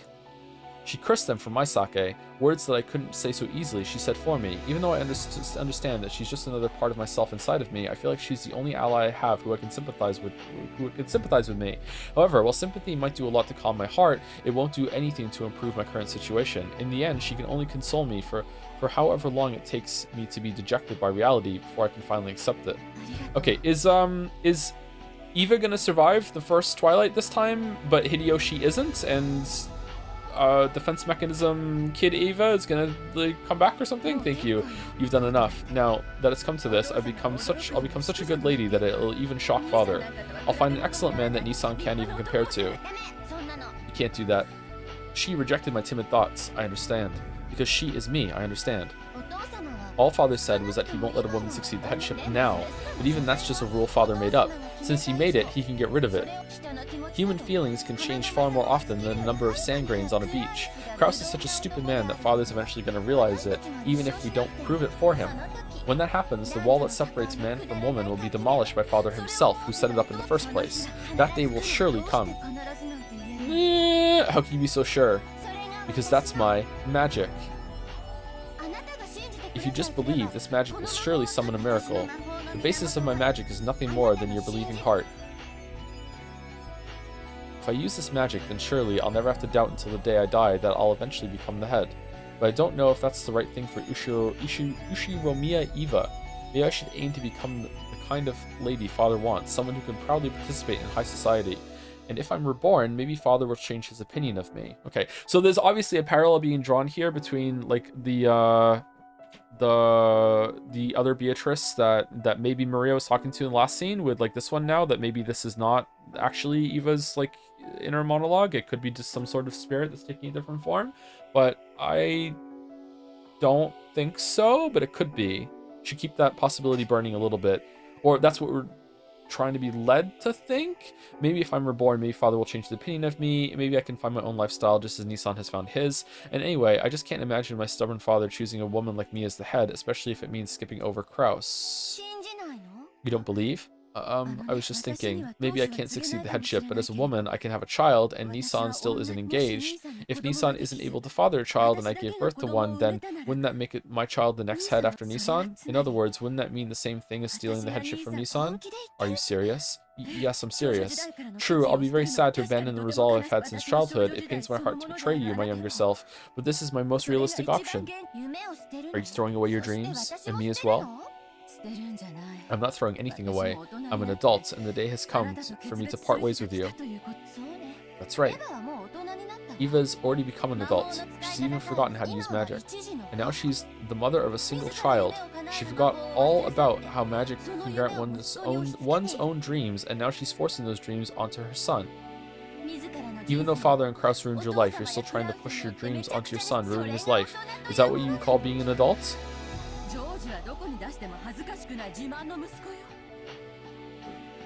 Did we skip over some crucifixes here, or did we just seamlessly like jump forward a bit? I guess George is the son. Like I'm digging it, but I just want to make sure I'm not confused. George is the son I'm proud of, one who won't embarrass himself no matter where he goes. The dream I wasn't granted might come true for George. Jessica's a delinquent. Yeah, there we go. Okay, Jessica's a delinquent in both her grades and her behavior, and she's a woman. If only Jessica would step down, George would become the heir. Even saying it was painful.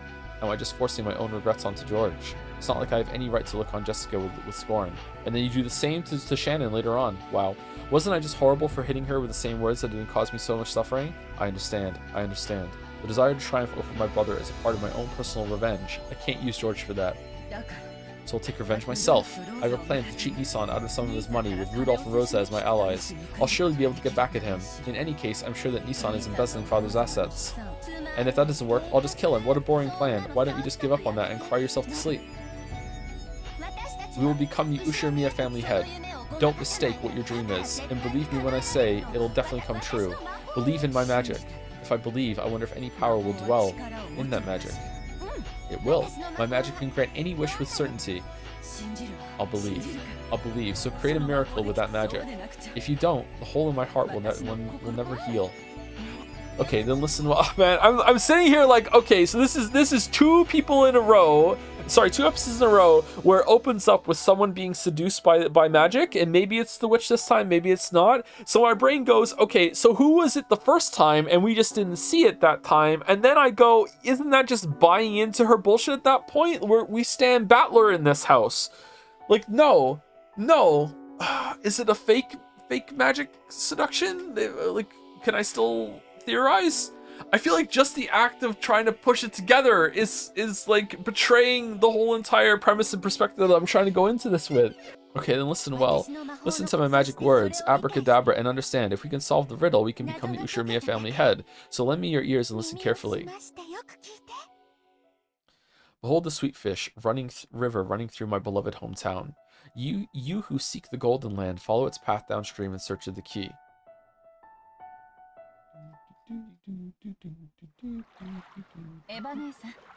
Kyrie's back. Kyrie's back. Guess who's back?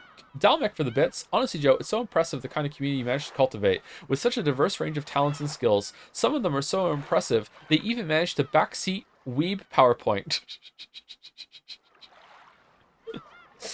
Thank you, Dalmec. Thank you. Thank you, community. Thank you.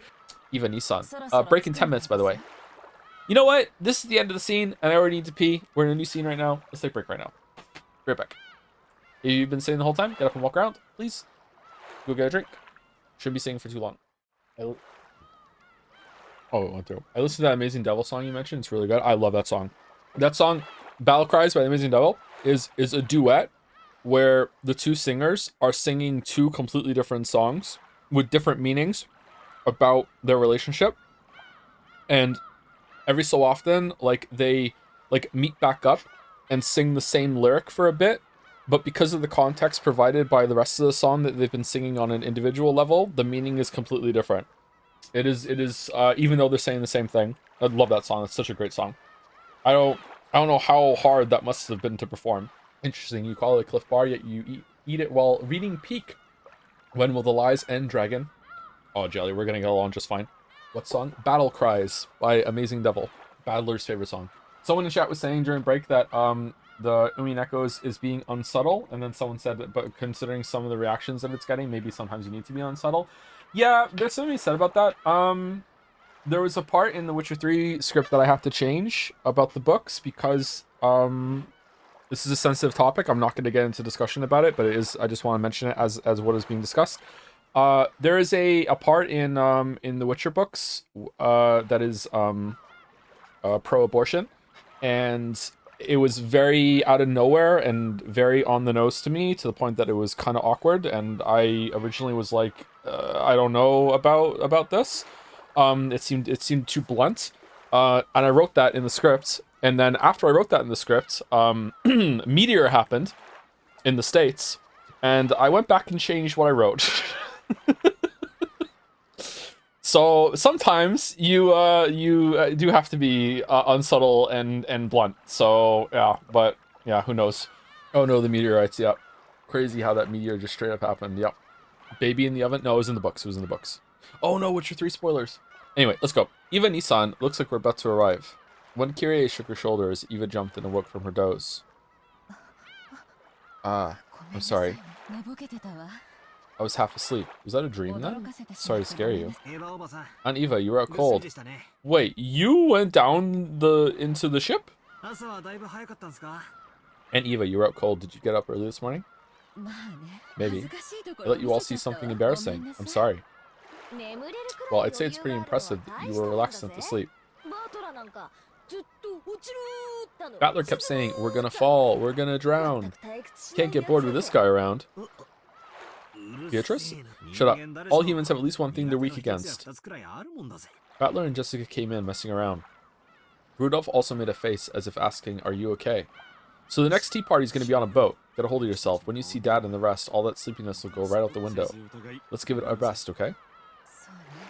That's right. We have to keep it together, especially this year. That's it. Let's all tighten our assholes and go. Rudolph said these strict words in a small voice that only Ava could hear. Failure would not be tolerated in this year's family conference. All of their companies were hanging in the balance. I still don't think that someone would kill. I don't think they're that cutthroat.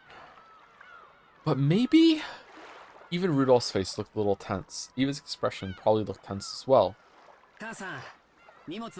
Mom, I have our luggage. Let's go up onto the deck. Thank you. You really are considerate, George. Why are you thanking me so suddenly? It's not like you, Mother.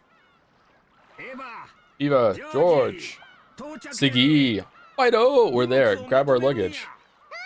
Ooh, we're there. Giggle. Hey, Maria, stop running or you'll trip. I see Maria was already getting excited. She ran circles around Hideyoshi, escaping from Rosa, who was trying to catch her. What is it, Mother? Do you feel sick? Georgie! Take our luggage and go on ahead. Your mother's probably feeling anemic, so I'll lend her a hand. Really? Okay, I'll head out first.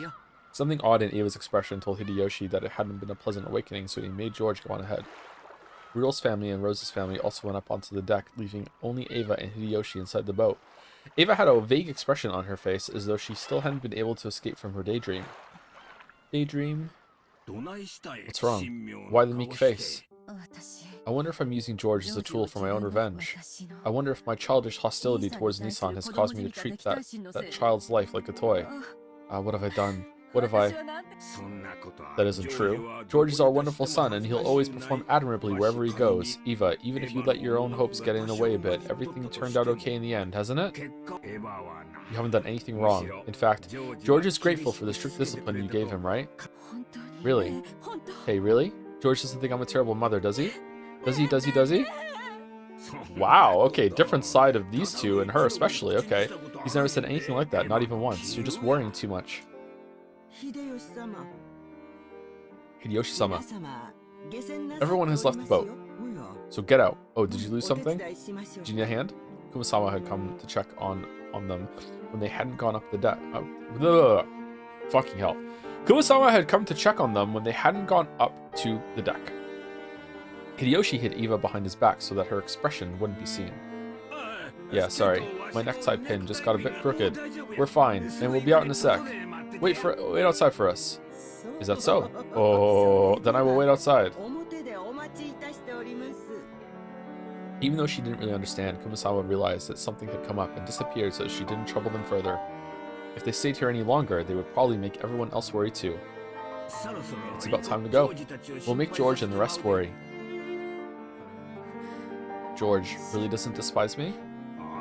Yeah, nothing of the sort. In fact, he's very grateful. Did you have a nightmare? Again?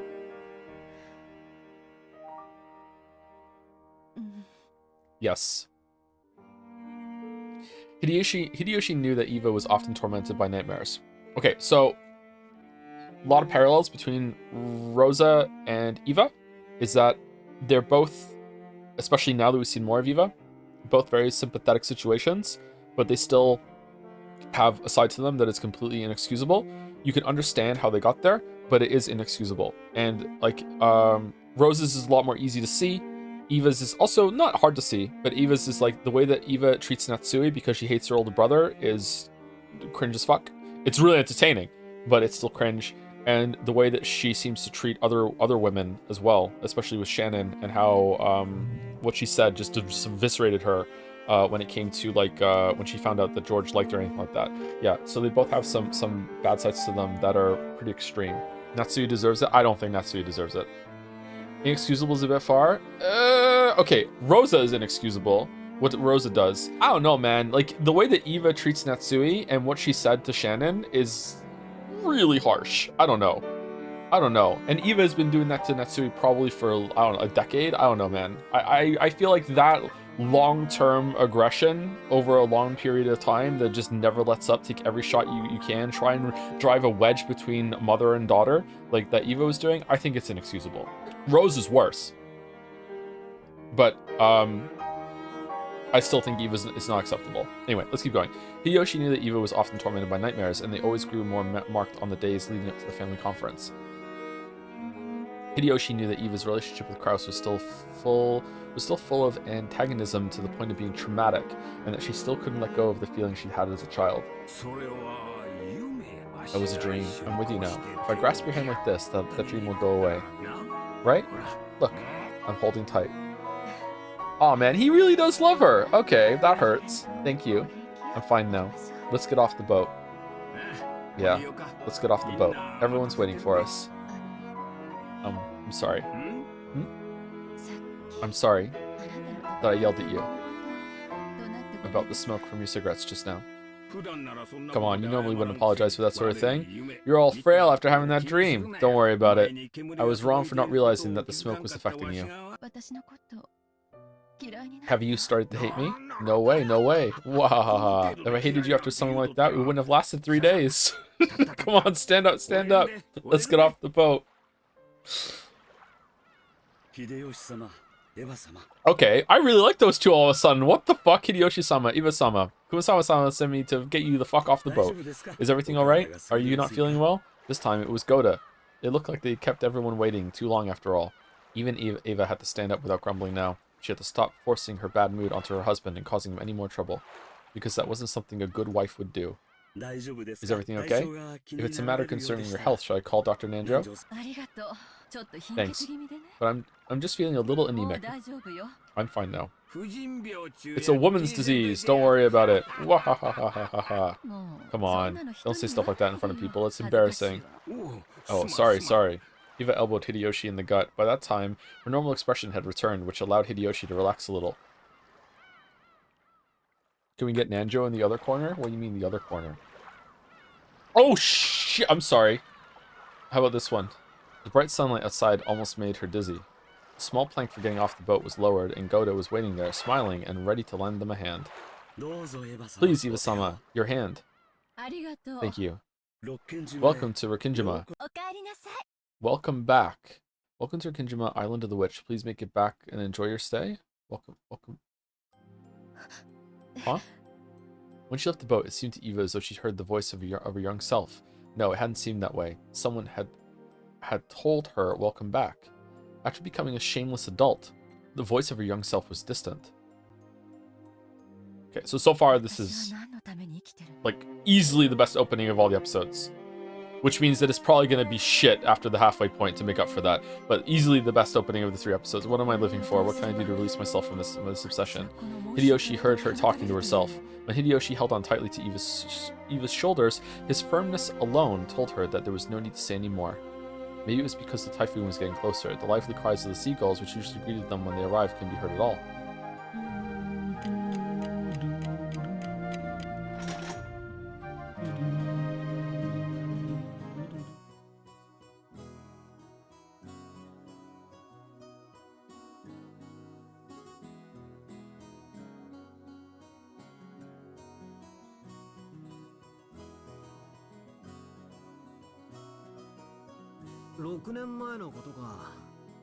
Putting them all in the chapel with their stomachs out like that and all the candy is a lot of work went into that.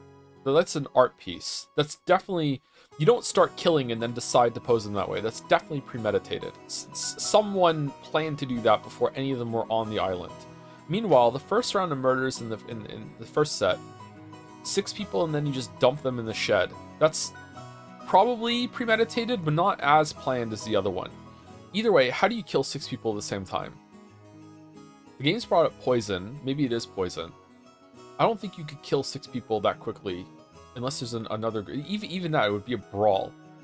Their faces were bashed in. There's definitely some I think there's definitely some like fake corpse shenanigans going on in episode 1. Episode 2, they're definitely all dead. I don't think you can fake that. Although Battler didn't go and check, right? He went close. How could you possibly fake that? I think it's a given that all 6 were actually dead in episode 2. But that is, again, very, very highly premeditated. Like a lot of work went into that. That would have taken a while to set up even. And you have to know that you're not going to be disturbed, set it up, like have all the candy prepared ahead of time. Unless the witch was directing it, and by the witch I mean like Featrice that was in the chapel with them. Unless she directed it, I don't think any of the Ushiramiyas and their spouses would have done a group murder like that just on a whim after being told to do it by Featrice. I don't think that's something that could happen.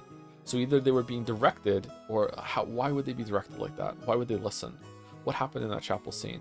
Or it's premeditated. Is it the same person that did the first murder in episode 1, and it was just dialed up a bit on the presentation? Closed room, shed. They're still on display. They were bashed. There's a lot of brutality there. Second one, it's just like a dialed up version of the first one. So that feels like it might be the same killer to me. So if it's the same killer, then it can't be whoever killed them in the first set. It can't be these 6 because they were dead in the second set. And in the first set, it was you.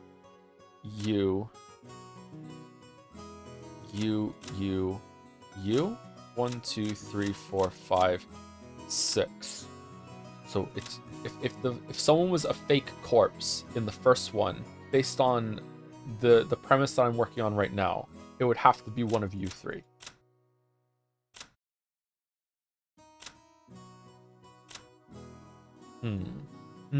That's not true, actually. Could you disguise one of these guys as a corpse to mask something else? No, that wouldn't work. Because these 6 were, hold on, my first thought was right. These 6 are dead in the second episode. These 6 were dead. These 6 were dead. If there's a fake corpse, who died after that? Who's the next one to die? Jessica, and Cannon were the next to die. The Cannon wasn't found. And there was a red statement that said Cannon died in this room. But just because Cannon died in the room doesn't mean that he can't have been brought back to life afterwards, like he was resuscitated. How could he have died though in a manner that he could have been brought back to life afterwards? Like his heart stopped, and then Nanjo resuscitated him. He killed Jessica, and then he died of sadness. I don't trust anything that happened from the perspective that we saw in that scene. I just know that Jessica died and Cannon was meant to be there. And I think the red statement was that Cannon died in this room too, right? Wasn't that the red statement? Maybe I should keep track of the red statements. Cannon died in this room. Beatrice wouldn't fuss about names, would she? Would she do that? It was Sayo and Kaio, like as a servant he died, but you know, because he loved Jessica at the end, he just became Kaio in that moment, and then he just I think that would be really bad of her to do that. I don't know if she would do that or not, but I guess that's a possibility. Other possibility is that he died and then he was brought back to life afterwards. Again, not by magical means, but by just he came around or something like that. Or and then would Nandra be on it? Someone else found him? Is there an accomplice? Maybe the first time it was you, and the second time it was you. Episode 1, because you are one of the 3, and the second time it's you. Because you are like servants and you're kind of brainwashed at the same time. You can see where the witch is. How did you get out of the room? Were the windows locked? Could he have like solid snaked out the window, like and like gone out, opened it, climbed out, closed it, and then hung down and dropped out? Could he have done that? Or was it specifically locked? Were the windows locked? I'm gonna have to go back and collect the red statement. Shit. Fuck. I didn't want to have to do that. I wanted to remember them. Fuck. I'm gonna have to collect the red statements. Shit. Shit. Were the windows locked? I can't remember now. Because that would explain how Canon appears in the back door. But we can't trust that. That's untrustworthy. I'm sorry if this is tedious, by the way. I just felt I had that thought while we were talking there, reading that scene about how the Halloween, Happy Halloween Maria was a very like grandiose thing. There's no way that could have just been like on a whim. It had to be premeditated, and that premeditated kind of got me like thinking about all the different things. What? Who was dead at that point? Who was dead after that? So after that in episode 2, dead, missing, but also air quotes dead. But body missing. And then who died next? Next it was Goda, Shannon, and George. They died in the room when all the goatmen attacked, and she did some weird fucking magic spell dome bullshit. And then when we went in there afterwards with Battler, it didn't look like what had happened there at all. She was like kneeling in front of the mirror or something, right? And they have the stakes in them. Oh, the stakes are really difficult. Hold on, aren't the stakes like they're corkscrews and they need to be like twisted in, and it looks like something that you need to have some sort of device to do it at the same time? Like someone with physical strength couldn't do it alone or something like that, wasn't it? Aren't they like they're embedded pretty far in? Wasn't there one that wasn't in though all the way? Wasn't it on was it on her leg when she disappeared? Wait, hold on. When the fuck did she disappear? Fuck, I can't remember that one now. Shit, I'm losing some of episode 2, and we just did it too. Hold on.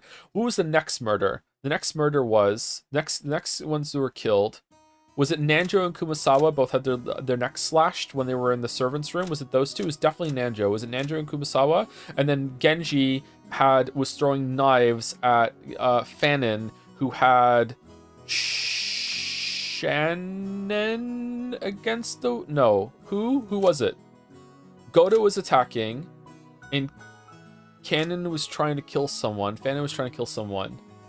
Shannon was already dead in the other room. Sorry. So it was Goda was holding him against the wall, and Genji was throwing knives because he's an Elden Ring player.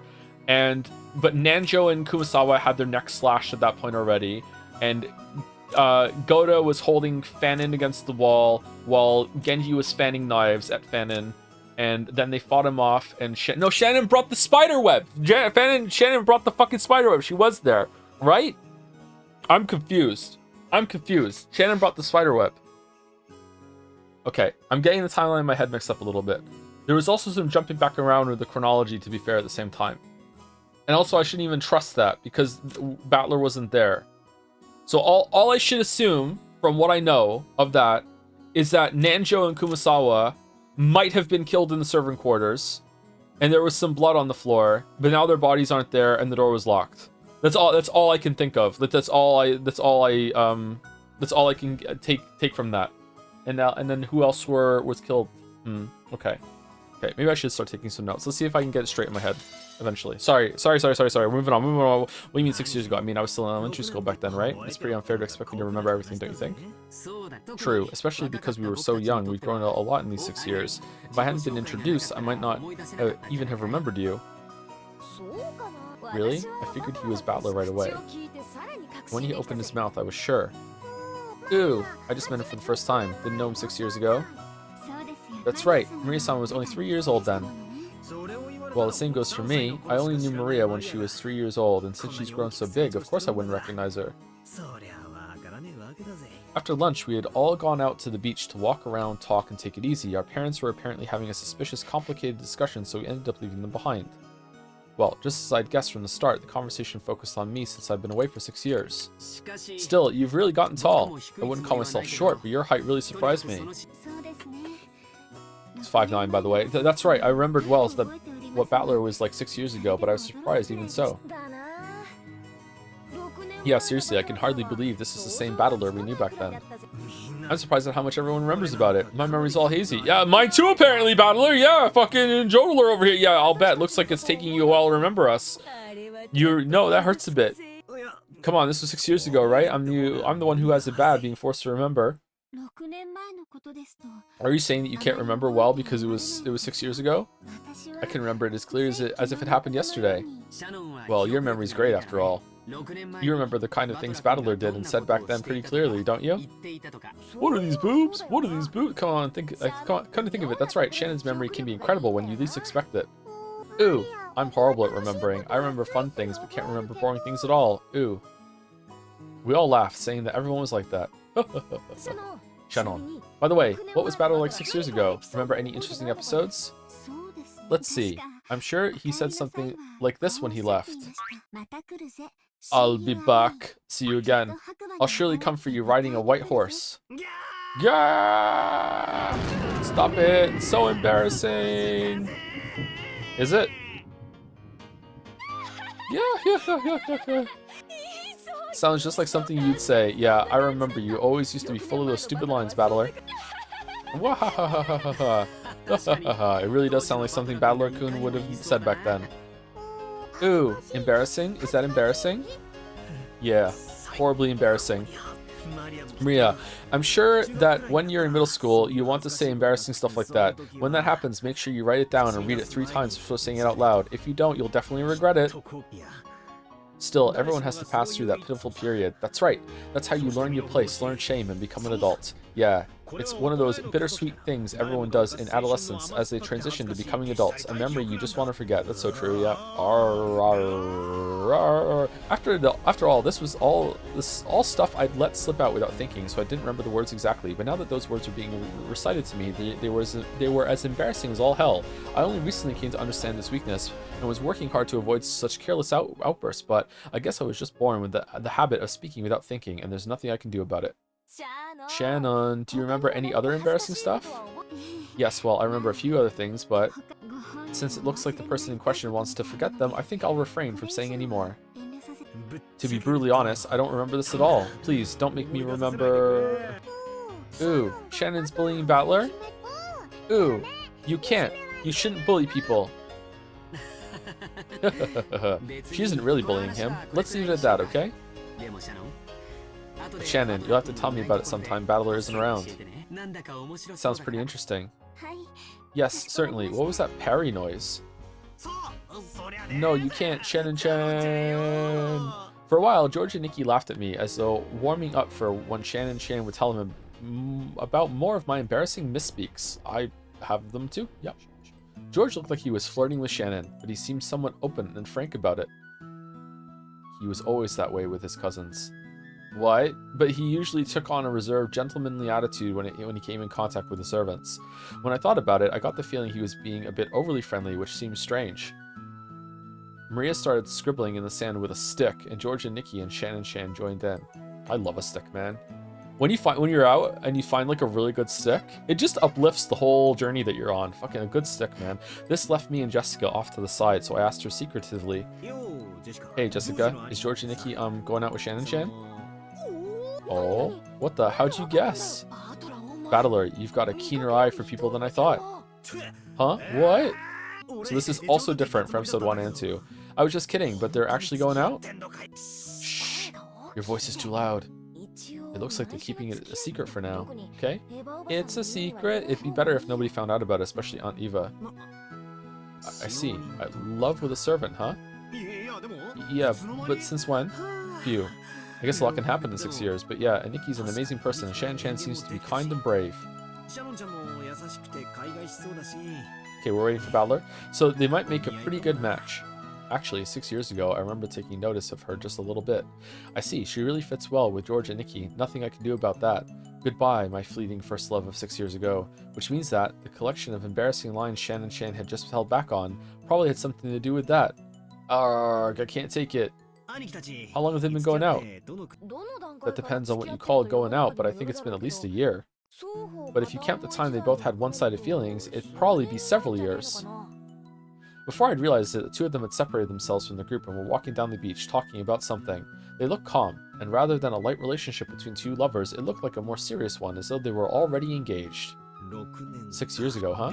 That's a long time. What did those 6 years mean to me? Okay, so last episode, it was a lot about Shannon and George's relationship from Shannon's perspective, a lot about Rosa and Maria, and a little bit of Canon and Jessica, but not really. So it seems that we're having like an Eva arc right now. I wonder who the other person or pair is going to be. Is it going to be more Canon and Jessica, or... Jessica's had some time. It was also Goda last time too. Oh, okay. 6 years ago, huh? That's a long time. What did those 6 years mean to me? I've just gotten taller. It was just a waste of time. 6 years I spent obstinately fighting with my dad. What about you, Battler? You got a girlfriend?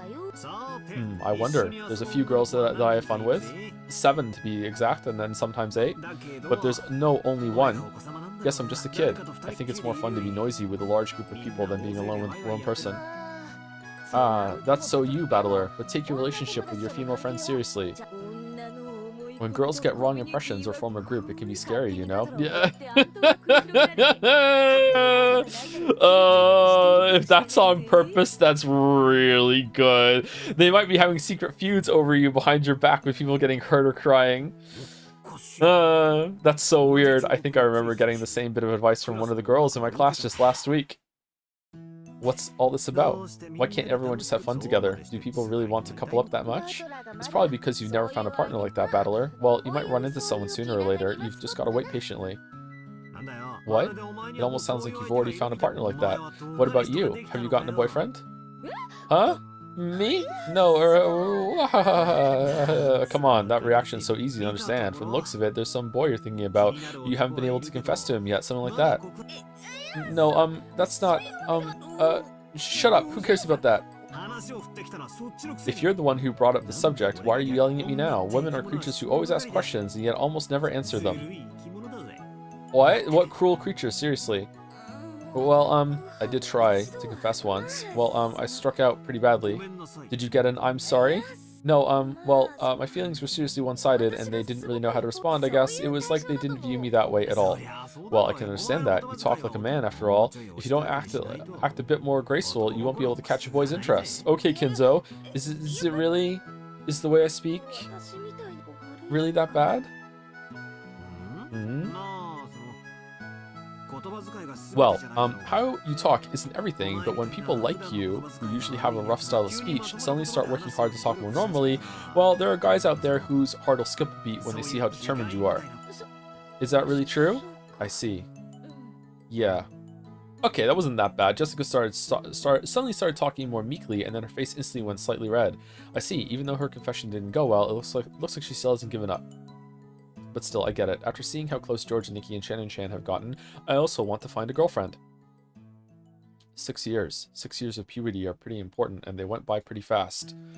God, did they? What's that like, Battler? As the typhoon approached, the clouds grew steadily grayer. But even so, I had this really refreshing feeling. Maybe I'll try thinking more seriously about the opposite sex, more than just the size of their boobs. Size of their butts. By the way, it looks like George and Nikki's going out with a servant. Don't tell me it's the same for you. What? Why do you think that? Come to think of it, that kid Canon-kun who greeted us in the rose garden. You were covering for him pretty intensely, considering he was just a little awkward at talking. No, that's not... Wahahaha, now you're getting paranoid. Then tell me just one thing, right now. Is the boy you're after within 1 kilometer of the spot? Well, about that, I wonder. Kanin-kun was the only boy on this island now who could possibly become her boyfriend, so judging by her reaction, I was right on. I didn't think of the Ushiromiya family as a noble family, but love with a servant. I wouldn't have dreamed that 2 pairs of Romeo and Juliet would be right next to me. Aunt Eva would probably become an obstacle to George Iniki and Shannon-chan's love.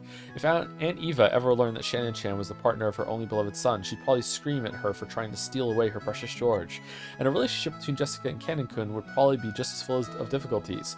Aunt Natsui was also very strict about that kind of thing. After all, Jessica's husband would probably become the head of the Ushiromiya family in the future. If that person had once been a servant working for the family, well, things would get complicated. Nah, well, love is different for every person. As long as you're with someone who's fun to be around, does anything else matter? When 2 people pair up, they don't need anyone's permission, as long as they accept each other. Worrying about what your parents or family will say means you've already lost. Don't forget that. You better not go out with someone with mixed feelings. What is this wisdom? Where's this coming from? I can't believe you're saying something so philosophical sounding when you haven't even been in love. Don't treat love like a matter of profit and loss. It's about heart. That's all I have to say. Well then, my curfew approaches. See you again. Have a nice day.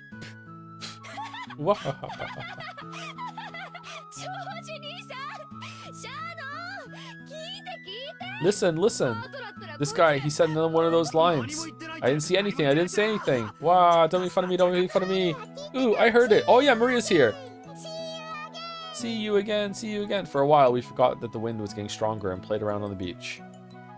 And then they died. I grew a lot these past 6 years, and being able to celebrate my youth and meet with all my cousins was truly refreshing.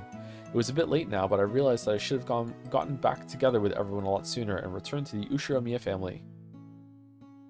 It sure is nice to have all the cousins together every once in a while. Ooh, I like it too. It's really fun when all the cousins get together. That's right, we're already old enough. It's not like we couldn't meet each other when our parents aren't around. It might not be a bad idea to gather the cousins together and play every once in a while. That's a good plan. Maybe we should set up something like that in the next time we get a chance. Yeah, I agree. I hope we cousins can stay friends forever. Hey, if you make such a big deal of it, you almost make it sound like relatives usually end up hating each other. George, Nikki, and Jessica laughed, but it felt just a little strained. Did I say something wrong?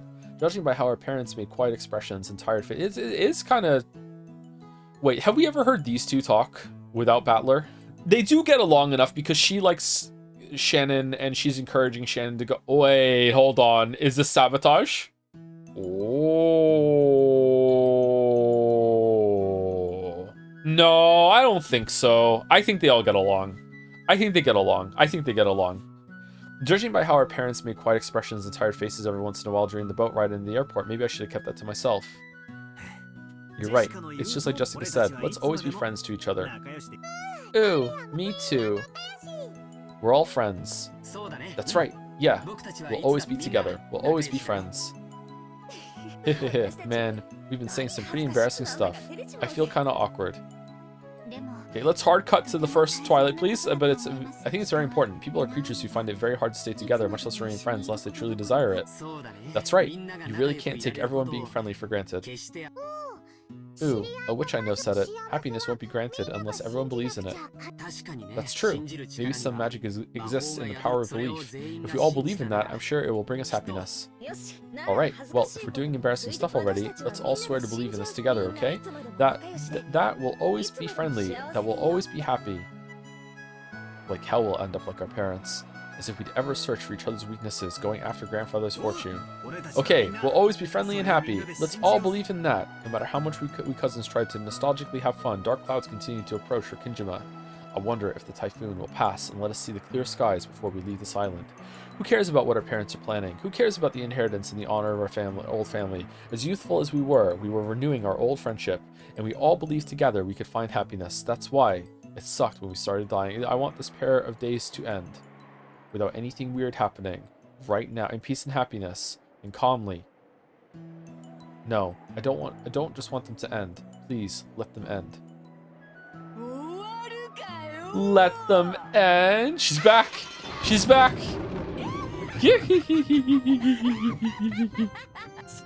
Damn it. Don't show up. Don't appear. Damn it, damn it, damn it. Sorry to keep you waiting. I finally prepared a new game. Come, let us begin this tale of tragedy. Come to me, winds, rain, typhoon. Cut this island off from the real world. Throw a Kinjima into another realm, into the spirit world, into a world of fantasy.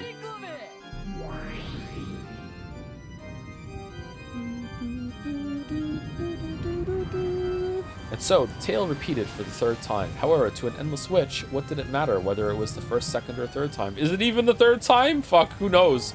Maybe we've been going at this even for longer than that. It probably didn't matter at all. After all, this was a tale of fantasy, endlessly repeating until the match was settled. Why did Rudolph say he was going to die tonight? Would Battler surrender first, or would the witch?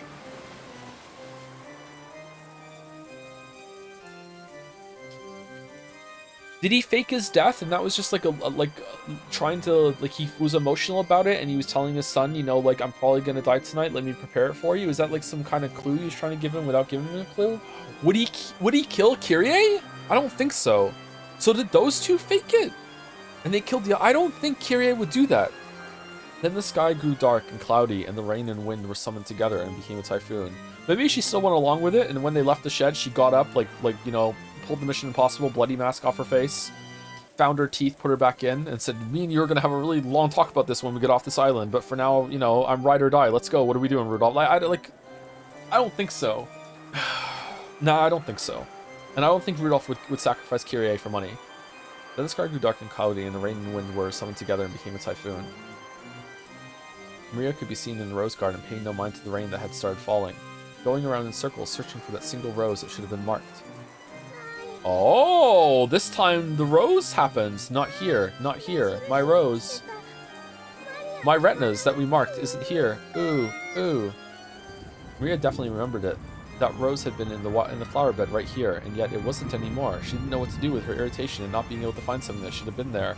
And, moaning bitterly, she couldn't help but keep going back and forth in circles around the same spot.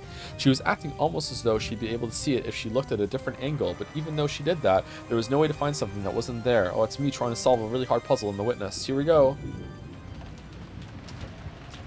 The wind grew increasingly strong, and the rain turned into cold, large drops. There was no way even Maria would fail to notice this. However, if she didn't find her rose here, it would surely disappear forever.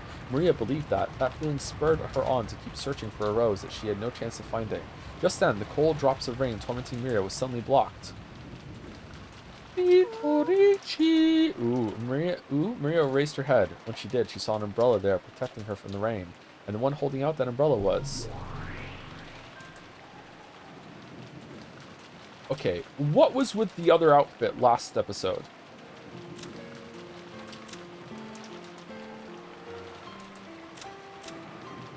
I mean, why do so many people in this game have the same blue eyes? Fucking hell. And the one holding out the umbrella was the witch she admired, Beatrice. Beatrice, what are you doing so frantically in the middle of all this rain? You could catch a cold like this. Even witches have to care for their own health. I can't find it. My rose. Ooh, no matter how many times I search. Even though it should have been here. I can't find it. Maria told Beatrice about how there had been a slightly unhealthy, pitiful rose, and that she was sure they had marked it. Oh, so you can't find it. If you are a witch's apprentice, you should use magic to search for the rose. I believe that searching with just your eyes won't be nearly enough. Ooh, I can't find it. I did my best and tried to search with magic, but I can't find it. I think practicing your magic is a very good thing, but it might be a little too much for you with all this wind and rain. Allow me to lend you some special power. Concern for one's disciples is also one of the teacher's duties. Thank you, Beatrice. Maria's face, which had been full of sadness until just now, split open into a grin. Maria knew. She knew there was nothing Beatrice's magic couldn't do. So she was sure that Beatrice would be able to find the rose easily, even though Maria couldn't. Beatrice closed her eyes lightly, acting as though she was listening for something in all this wind and rain. Then she heard it, opened her eyes, and spoke. All things in this world are transitory. Fucking hell. Too bad, Maria. It seems your rose couldn't withstand all this wind and rain. Ooh, then my rose? Yeah, it's fucking gone. It was uprooted by the wind and is no longer of this world. Ooh, what Beatrice had said was quite reasonable. There was nothing odd about the flower being broken off the stem in the strong wind. However, Maria couldn't accept this and bitterly gave a low-pitched moan. No. Oh? No, no, no. It's my rose. My rose won't come back. No, I'll bring it back to life with my magic. Beatrice, teach me how to revive a rose with magic. Huh. It's much too early for an apprentice like you to learn the hidden art of endless magic. Know your place. Ooh! Maria wiped the tears from her eyes, full of regret. Meanwhile, Beatrice was like, you know what? I understand Rosa more and more every day. Surprised Maria's like talking back, actually. Beatrice shrugged her shoulders and chuckled at Maria's pitiable expression. Very well, I will lend you my power, the hidden art that can revive a rose. Really? Indeed. Well then, concentrate the power of your heart. Close your eyes, forget the rain, forget the wind, and search for the soul of the wandering rose with the eyes of your heart. Oh, she's doing it. Okay. That's nice.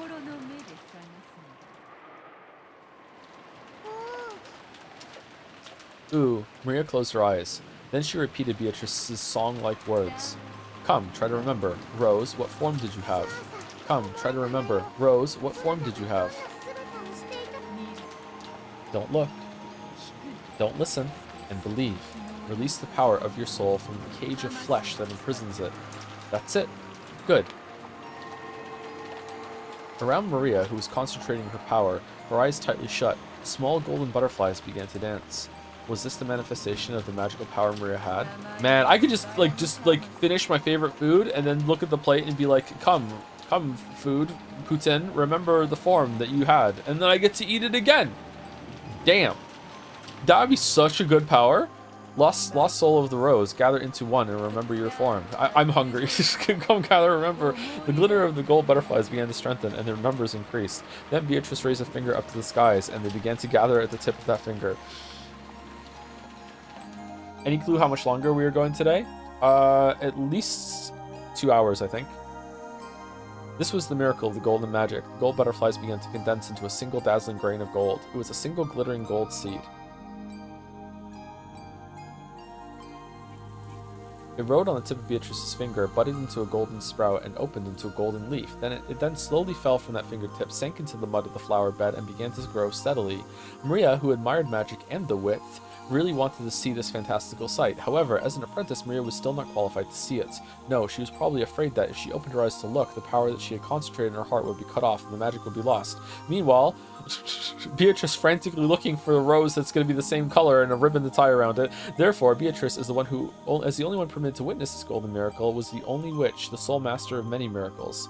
Then, the fully grown rose bloomed, creating one golden flower, and when Beatrice poked it with her finger in just the right way, the gold-colored sparkle scattered, just as if a golden soap bubble had popped, and what remained was a single beautiful rose.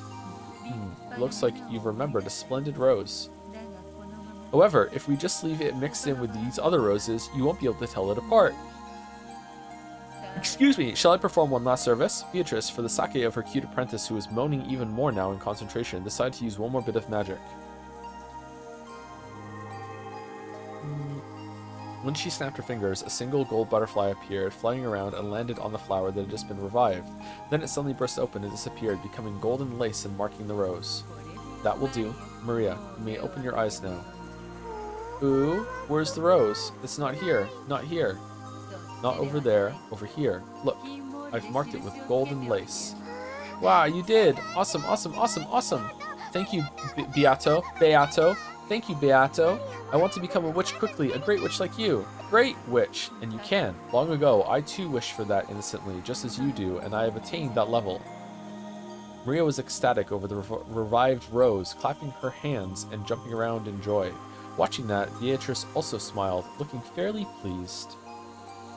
She just put some lace on some random rose. Let me know. Yeah, that's exactly what she did. By now, I can break and repair any soul if I try. Not just that of a rose, but and kill and revive as I pleased. Come, the barrier of the storm has now sealed Rikijima off from the natural world. Now is the time for the Golden Witch Beatrice to descend as an endless witch. Beatrice pulled from her pocket an envelope with the family crest, the one-winged eagle, and gave it to Maria. Maria frolicked around it, being selected to be the witch's messenger.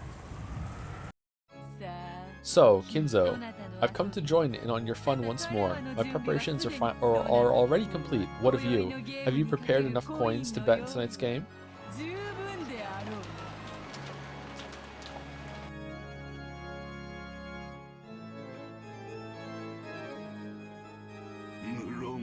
Of course, I'm fully prepared, Beatrice. I've assembled a plethora of pieces.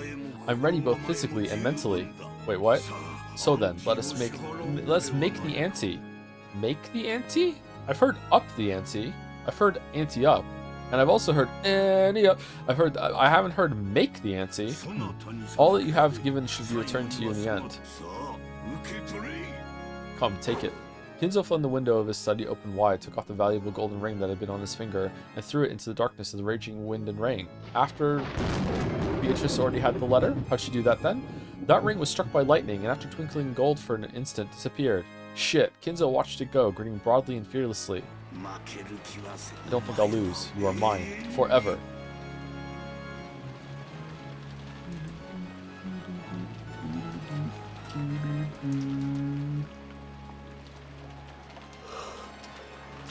Excuse me.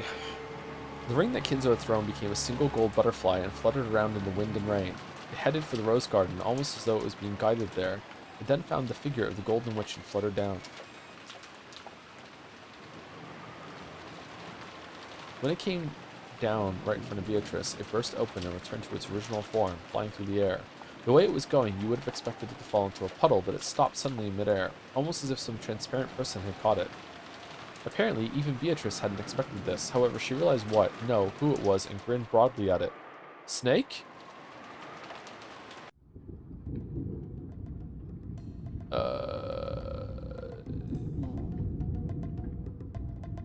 As she did, the shadow of the person who had caught the ring began to fuzzily appear.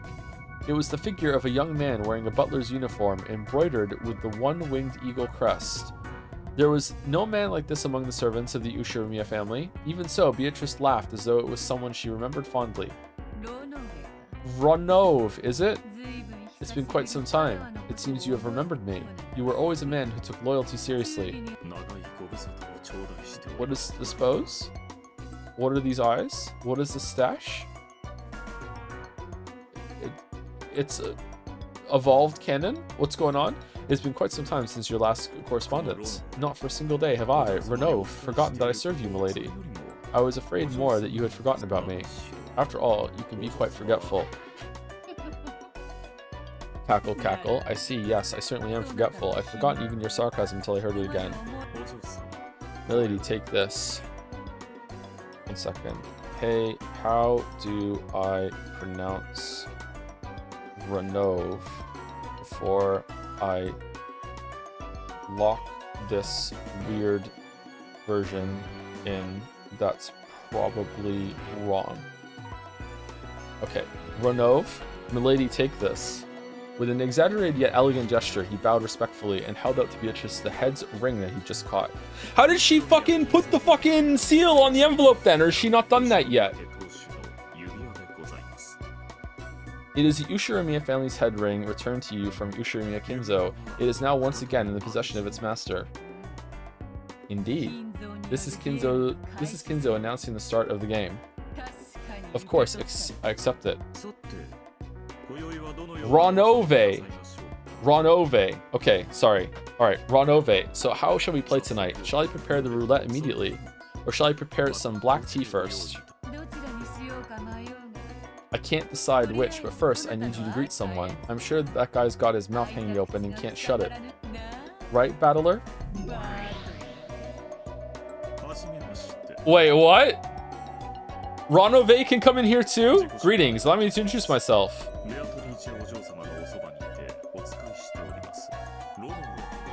Ronove. Okay, I am called Ronove, and I serve at the side of Milady Beatrice. It is truly a pleasure to meet you. See? His mouth's hanging open, he can't shut it, right? Time to get it in the coffin? Yeah, no shit, another incomprehensible guy just showed up. First I grumbled about goat-headed people doing the Bond dance, and then goat heads start showing up in swarms. And since then, not only have those 7-ass Nissans appeared, but now there's even a butler. It doesn't make sense, cut it out. By the way, Battler, did you notice? Did you realize that meeting him is a true devil's proof? A devil's proof? What do you mean? He may not look like it, but this guy's one of the 72, a genuine demon. In other words, I've brought a demon right in front of you, which truly proves that they exist. Cackle, cackle, cackle, cackle. Well, can he prove that he's a demon? Ronove holds a noble rank in hell, the 27th highest rank great demon. He's a pretty useful man. I thought he was a demon. I summoned him at high cost and made him serve me. It is an honor to meet you. While my name is amongst those of the nobles of hell, I now serve as the head furniture of Beatrice-sama, who despite being a vulgar human is a great witch of such caliber that demons flee before. And the Sai slaps the table. You got really hot waffles. You just been hanging out with Ronove to learn drip this what?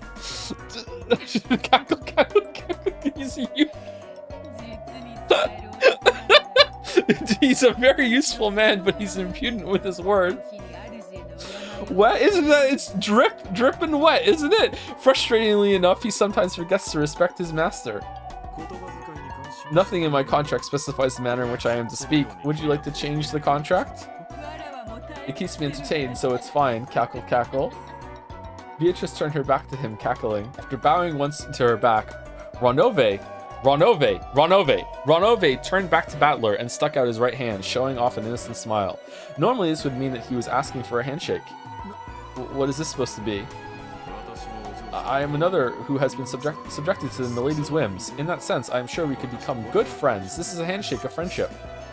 Of course, this in no way implies your entry into a contract with a demon, so fear not.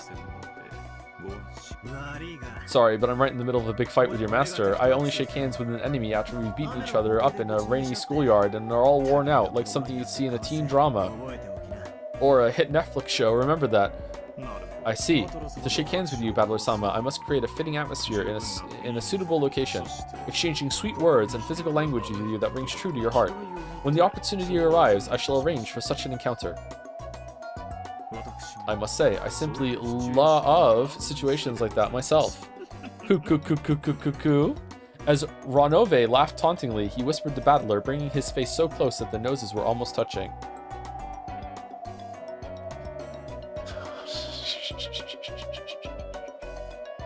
Sorry, Battler, his face turning red after getting so close to another of the same sex, pushed him away.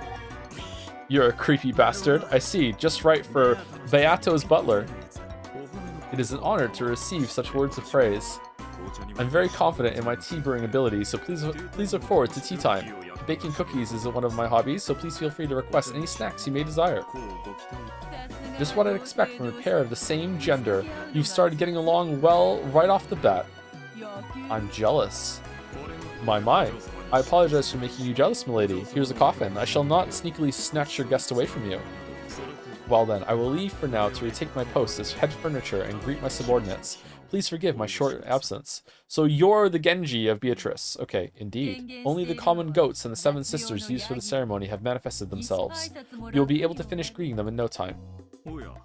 Oh, those lively 7 sisters are here? I wonder if those naughty girls have grown a little more graceful. If that's graceful, I'll have to doubt the definition of the word graceful. Oh, fucking, I am Arthur, said Arthur. Can we fucking, like, oh my god. I need to go over the whole story when we're done. Is that so? Then I suppose you've already had the opportunity to play with those sisters. Judging by your expression, it would seem they're just as naughty as always. Even though I am always telling them to act more fitting as servants of Beatrice-sama, what troublesome kids. If that's your problem, don't worry. They actually act perfectly fitting for their master. Ooh, cackle, cackle, cackle. Now even you have begun to say it. However, conversation means that you accept your partner. The fact that you started to respond to my idle chattering proves that you are gradually starting to accept my existence. Heh. That's because even if the sun starts rising from the west, I will definitely, absolutely never accept that you're a witch. You might want to try a more positive approach, like crying and kissing my shoes. Even if Battler was bluffing, he still spoke forcefully, a fearless expression on his face.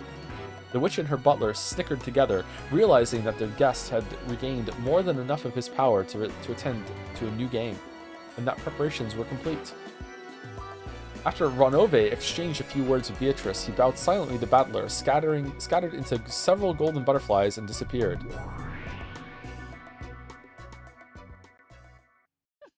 Cackle, cackle. It is truly pleasing to have such a boisterous atmosphere. How boring were the days when I was trapped alone on this island, unable to regain my power and lacking anyone to talk to. I get how that unpleasant guy is really fitting as I get how that unpleasant guy is really fitting as your butler. Oh, unpleasant? What? But tell me, why has that butler only appeared now? You said something about how only the goats and the Nichans of the 7 stakes had manifested themselves. What did that mean? Indeed. You still resist, but I am a fully fledged witch. I am in contact with several non-human entities in the spirit world. I'll bet no sane people would hang out with you. First some goat monsters, then those ass Nichans, and this time a demon butler showed up. I hate to think about it, but the way things are going, I wouldn't be surprised if even more weird people appeared. Ha ha ha ha! Among the furniture that work at my great golden mansion, how many demons do you think want to come over and play? They will keep coming. Many of them will appear. When the door to the Golden Land is opened, I will call back all of my furniture and build my new castle here on Rikijima. Then I plan to invite all my old friends, and we will drink and dance together for 3 days and 3 nights. Of course, I also plan to invite Kinzo's family, you see? You too, if you wish. Cackle, cackle. So is this what you mean? That since you lost your power for a long time, you couldn't summon them? And then, since your magic power has been gradually increasing, you've become able to summon more and more monsters. How did you lose your magic power if your magic power was enough to give Kinzo all the gold? Were you already dormant? Has that been said and I've forgotten it? Huh. It is as you say. You stopped a hair's breadth before crumbling, but your heart is already wavering and you are unable to deny that I am a witch. Was it that you had enough power to summon the gold and it was like another one of your miracle gambits that it like the interest will come back later on and you'll be like much more powerful? Like, I don't know, what was it, like 60 years later or something like that? That wavering in your heart has been slowly restoring my power as a witch. So, are you trying to say that creepy butler appeared because I started to surrender? That's right. Bit by bit, you are surrendering to me. Isn't all that humiliation you suffered in the last game a result of you submitting to me so deeply? Wasn't it great when you had to sacrifice your back for the sake of my feet? Cackle, cackle, cackle, cackle. Yes, don't. Damn it. I thought I'd be able to keep things as they were as long as I didn't accept you. But it looks like that was wrong. Correct. The closer you get to surrendering, the more the game will swing in my favor. Isn't chess the same? In the process of cornering each other's kings, we trade several pieces. Of course, I still haven't cornered your king. And furthermore, you're giving it everything you've got just to help your king escape, and have lost several pieces to me as well as a large advantage.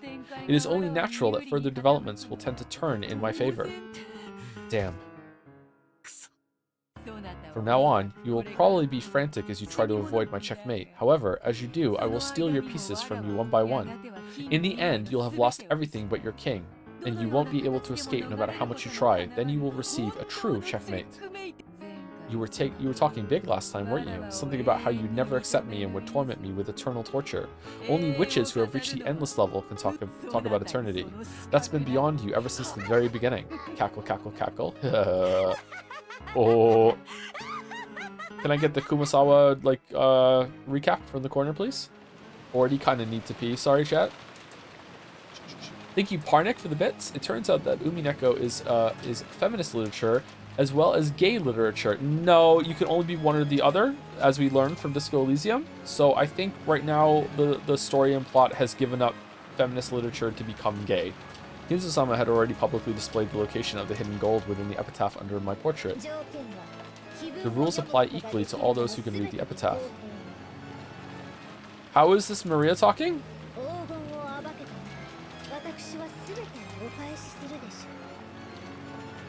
This does not sound like Maria. If you discover the gold, I will return everything to you. Tonight, I asked... Oh, okay, alright. Tonight, I should ask you to enjoy your battle of wits with Kinzo-sama to the fullest. I sincerely pray that this night will be both intellectual and elegant. Beatrice the Golden. Makes sense. Okay. When Maria finished reading the letter that Beatrice had handed her, everyone was at a loss for words for a while. And then, they all broke the silence at once. Ridiculous. What a worthless, vicious prank. Okay, this is very much like episode 1 so far instead of episode 2. I feel like maybe in episode 2, someone was cheating. Seriously, there's no way Father gave up the head's ring. Beatrice? Ha. What a transparent prank, hoping to confuse us just by bringing up that name.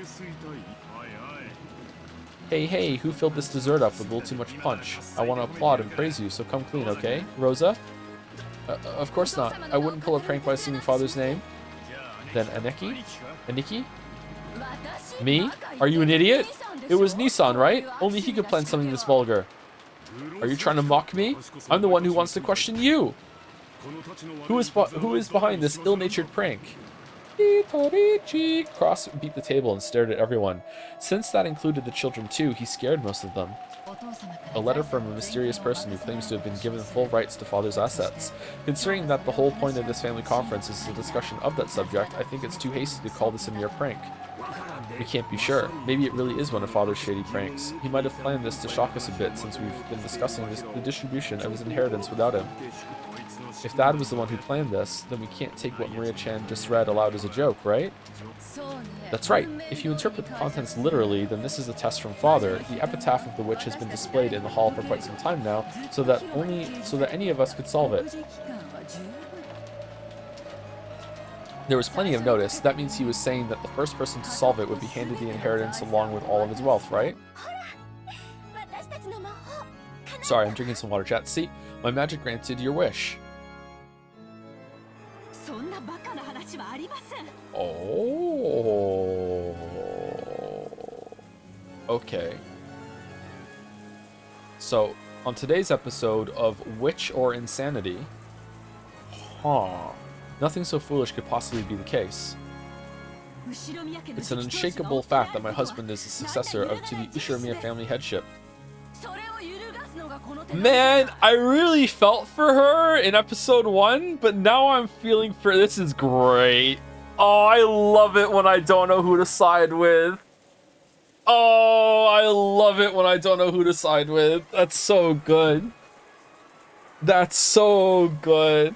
Good. Well, doesn't this letter shake that? This is a message from the person who was given full rights to all the father's wealth. Nissan's right to become the head has returned to a blank slate. The person who solves the riddle, the person who finds Beatrice's gold, will become the next head of the Ushiramiya family. Ridiculous. Do you think we can trust the meaningless words in that letter? That the seal was the real thing? There's no way we could trust that. Then let's try and go and ask Father directly. At this point, you can't get away with saying he's grumpy or feeling bad, right? The sealed wax clearly shows that this is from Father's representative. If you doubt that, then show some proof, Nissan. Show that this letter does not contain Father's will. Very well. It is just as you say. It no longer matters whether Father's in a good mood or not.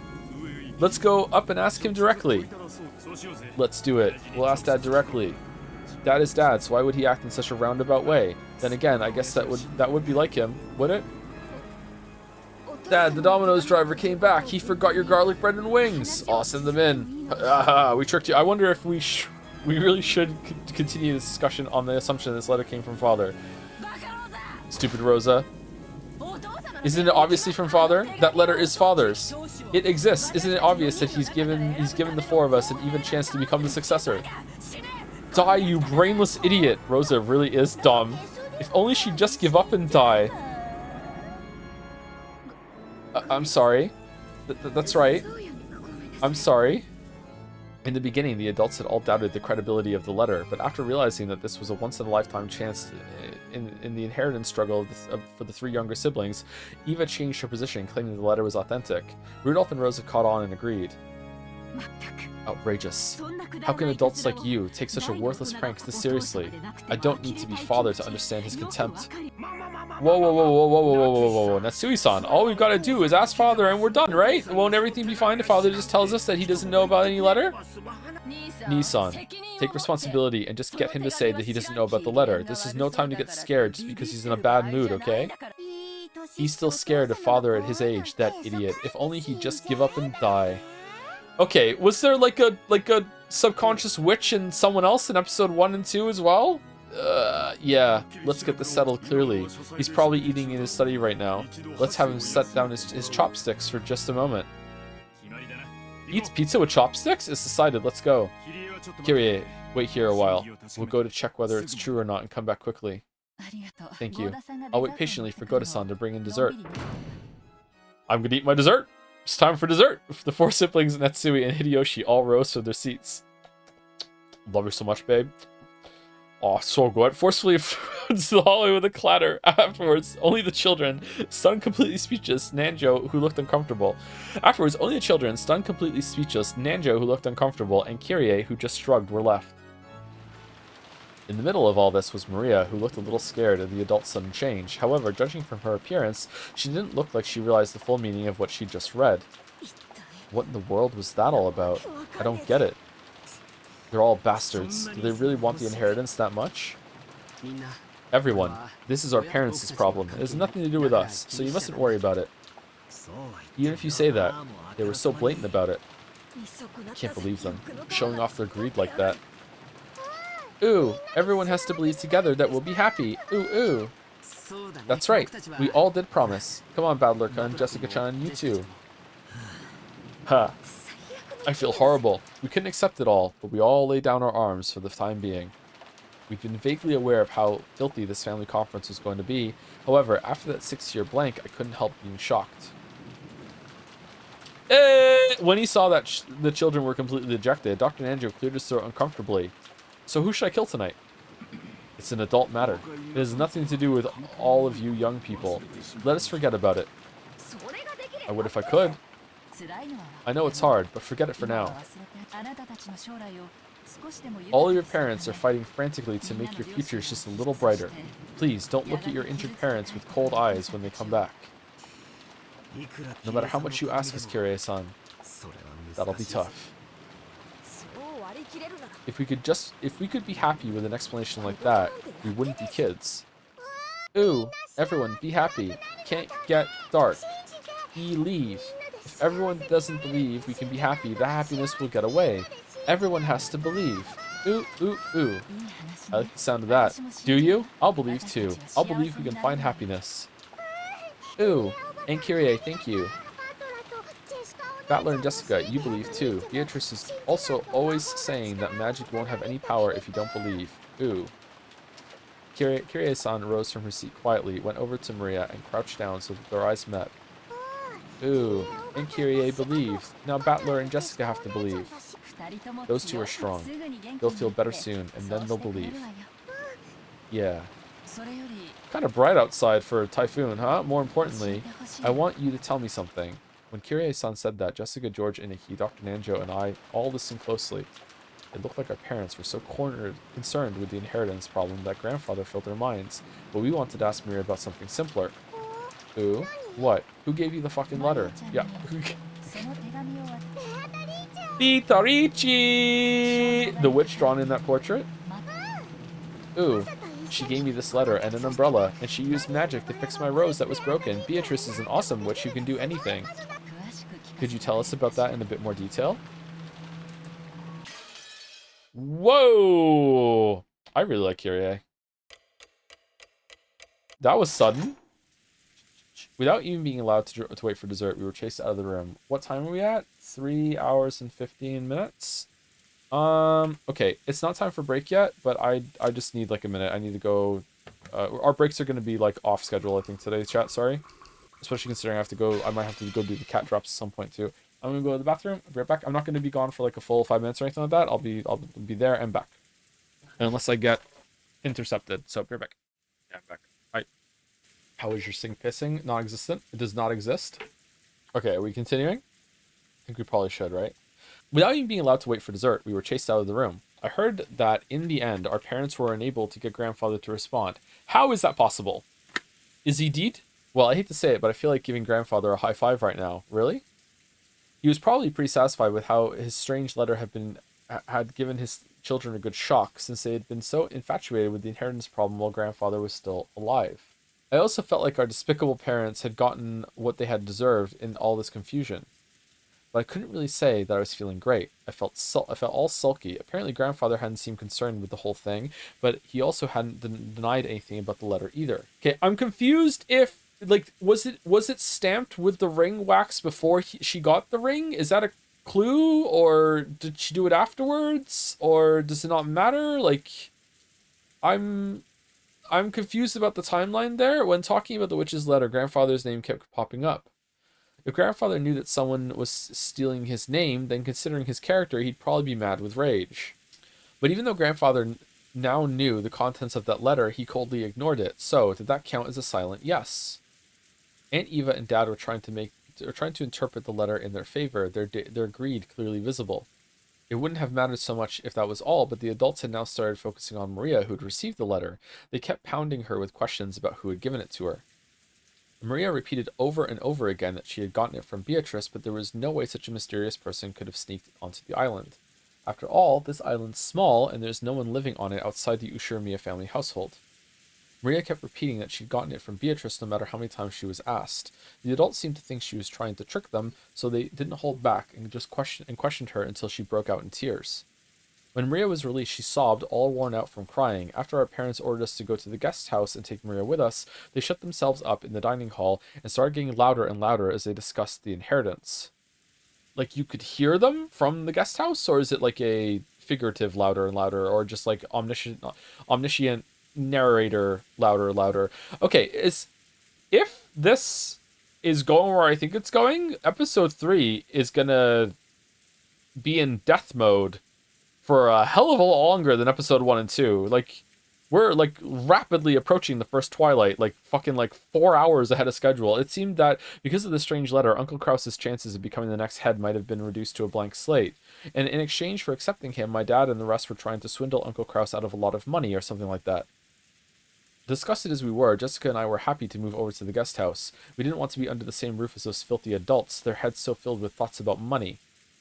George and Nikki pleaded on our parents' behalf, saying that he wanted us to understand them. I understood his reasoning. No matter how filthy this talk of money was, it wouldn't go away if you just closed your eyes to it. But even so, how could they sink so low as to overtly fight over the money of the dead? Can't believe they're not single.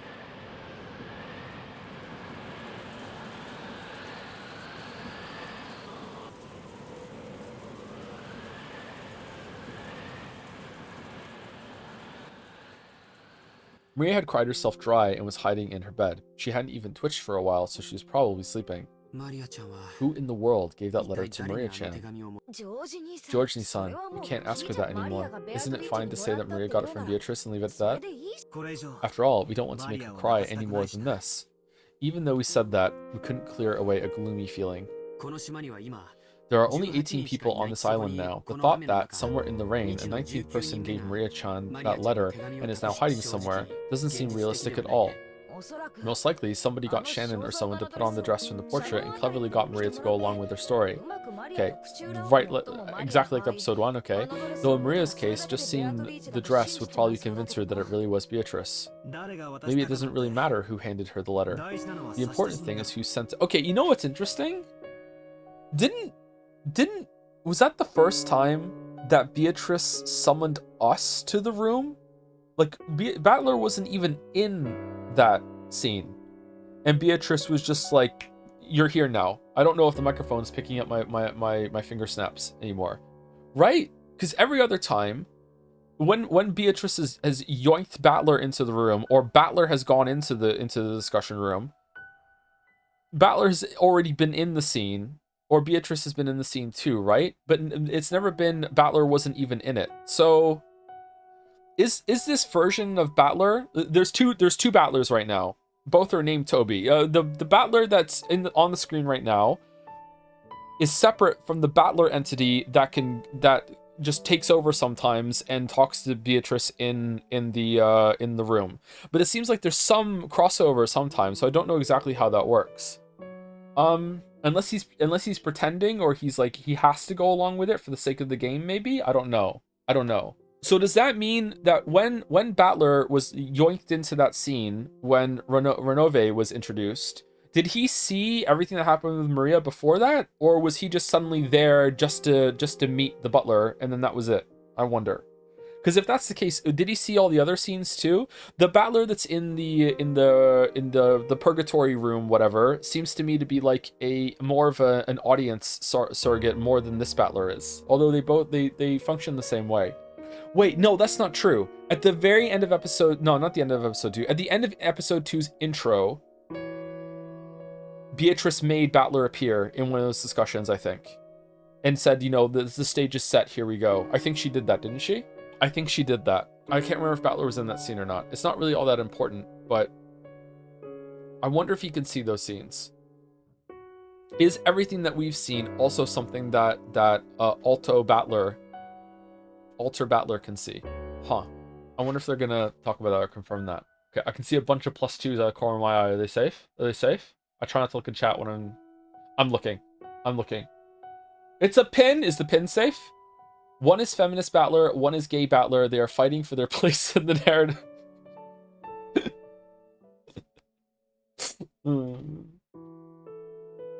There are two wolves inside of you.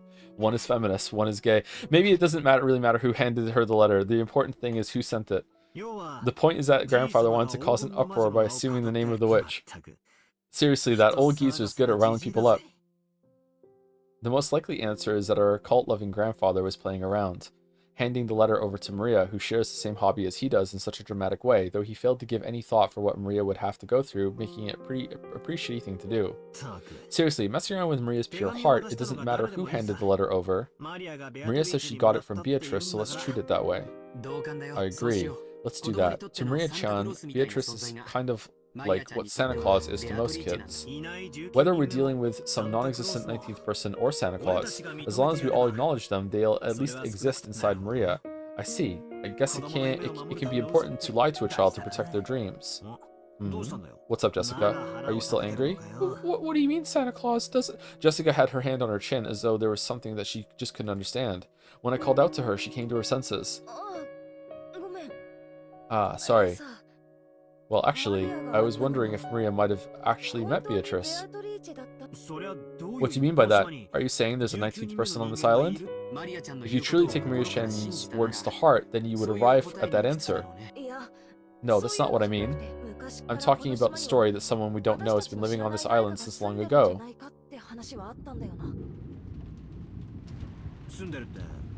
Living, you say? Where? In the forest. Eating what?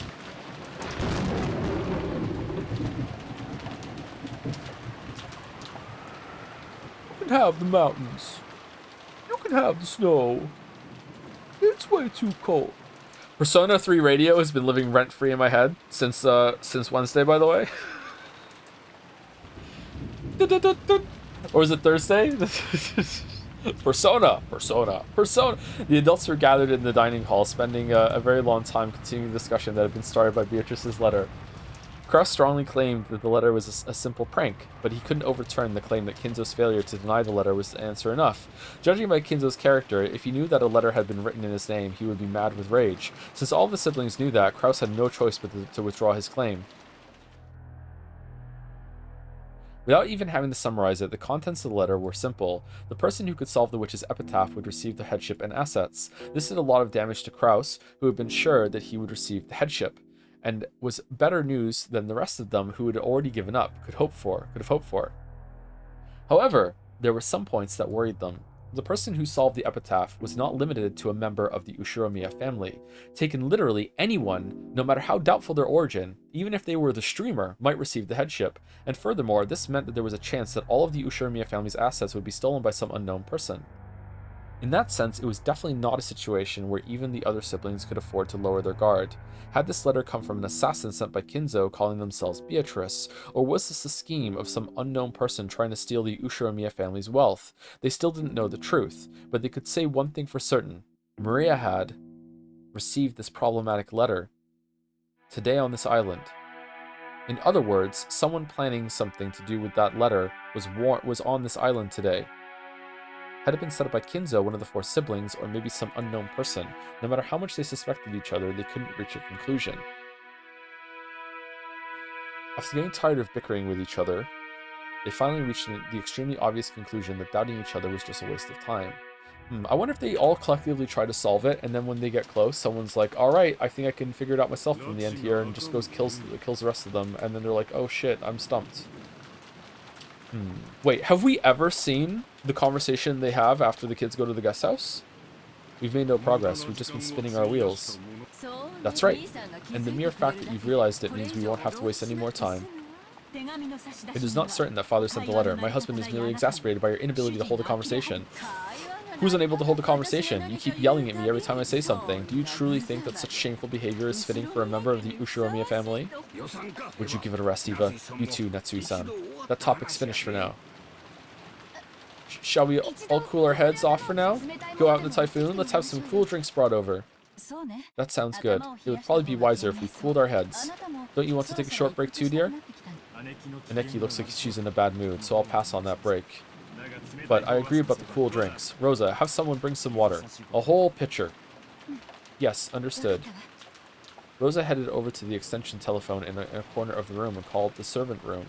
She then passed on what Rudolph had told her to the person on the other end. Okay, so the phones are still working at whatever fucking time it is right now. The vicious bickering up until now vanished as though it had been a lie. That silence continued until Goda finished setting the table and retreated from the room. Is there anything else that you require? No. Please leave us. Yes. Then if you will excuse me, if you need anything, call me at any time. Time for crossword. Oh, I didn't do connections today! That's why I'm in a good mood. Fuck. After listening to the sound of Goda's footsteps disappear off into the distance, everyone took a deep breath at the same time to break the tension. It sure is raining hard. I wonder if this 19th person is taking shelter in the Rose Garden Arbor about now. I wonder. Let's look. And there she is in the dress. They might be able to escape the rain there, but it would be quite cold. A mysterious 19th person as a visitor. It sounds pretty interesting, just like a mystery novel. Normally, in that kind of story, it's a safe bet that the person doesn't exist, or that one of us 18 would be faking it. I suspect Genji and the others. Just as I thought, it would have been better if we had dismissed all of the servants of the one-winged eagle, no matter what excuses we have to make. Come now, don't say that. We must be grateful for their long years of service. Of course, we can't let our guard down. I'm sure you agree too, Nissan, that whether or not Father was behind this, the person who handed Maria the letter was a servant. Indeed. In any event, we were all being friendly in our big happy circle until dinner, weren't we? All of the siblings have alibis. Only a servant could have handed Maria that letter. But all of the servants said that they were too busy with the bed making to have any spare time during which they could go to Maria-chan in the Rose Garden. Hey, what are you trying to say then? You aren't saying that the Witch of the Forest, Beatrice-sama, came over and actually handed Maria that letter, are you? Rosa, you used to believe in that so much it really frightened you, right? Don't tell me you still believe it at this age. In the Witch of the Forest. And then her fucking, like, imaginary witch friend goes, haha, she's so pathetic for believing in magic and that, right? If she did exist, I'd love for her to appear. But no matter how much I wished, she didn't appear before me even once. She didn't save me from my crisis. Of course not. I just thought that since all 18 of us said we didn't do it, there might really be a 19th person. That can't be. In the first place, we were the only ones who came in on that boat. We didn't see any mysterious stranger riding with us. I don't know, did you check underneath? You don't think they could have swam across this rough sea, right? I can't really imagine it. Logically, that's true. It is difficult to imagine that there's a single hidden uninvited guest on this isolated island. I mean, other boats exist, Kyrie. However, it looks like some of us still can't abandon the possibility completely, right? Hideyoshi had laughed it off, saying there couldn't be a 19th person, but Kyrie had sensitively picked up on the delicate atmosphere among the four siblings. In a normal situation, there shouldn't have been any uninvited guests on this small, isolated island. How would they have come here, and from where, and where were they hiding? And why hadn't they appeared openly, even though they had sent a letter in their name? Nothing could explain that. But not only had the four siblings not joined in on Hideyoshi's laughing, they also seemed unable to completely deny in their hearts the possibility of a 19th person. Kirie-san, please don't misunderstand. It's not as though we believe in anything like that fairy tale legend of the witch. Is this another topic to insult Father? Simply speaking of such a thing is a betrayal against him. Okay, I like you a lot more when everyone else is dead. Giggle, giggle. I wonder. However, this is Father we're talking about. It could be possible, right? I wonder why she's like that. Is it, like, so highly strung because of, like, what Ava and the other ones have done to her because Kraus is always a target, or what? Or is it, like, what Kinzo has done to her? I don't know anything. What's this? What's this? It's called constructive criticism? What's this? Why has everyone gotten so gloomy? What are you talking about? In short, the legend of the witch isn't a joke, but a fact? That's ridiculous. Of course, nobody believes in some witch riding a broom and flying in the sky. But the woman in that portrait, Beatrice, might really have existed on this island. Hideyoshi-san. It looks like we aren't talking about a witch, but something a little simpler. So, it must be something like this. Everyone suspects that father had a mistress named Beatrice secretly living somewhere on this island. Is that it? Father was always exemplary at keeping strictly to the rules. It is completely inconceivable that he would bring something so filthy onto this island. Natsui snapped at them immediately, but it looked like the four siblings, including Kraus, didn't agree. How are you not even one of his kids, the biggest Kinzo simp in the whole island? On the contrary, they appeared to think Kinzo wouldn't even have hesitated to do something like that. From the beginning, it had been whispered that Kinzo had built a mansion on this island specifically because of the existence of an entrancing mistress. Fucking hell.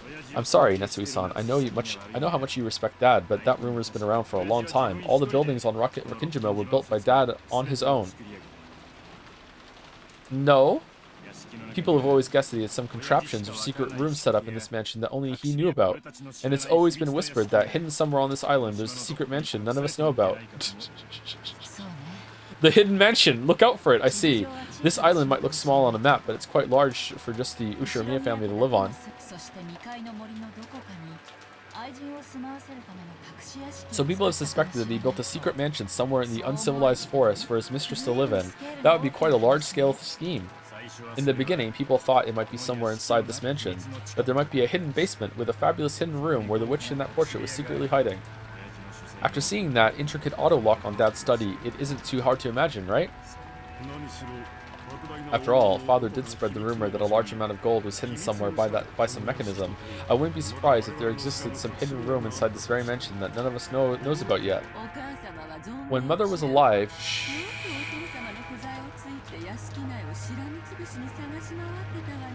well, that painting has a river on it. Wait, the backgrounds in the original were too fuzzy for that.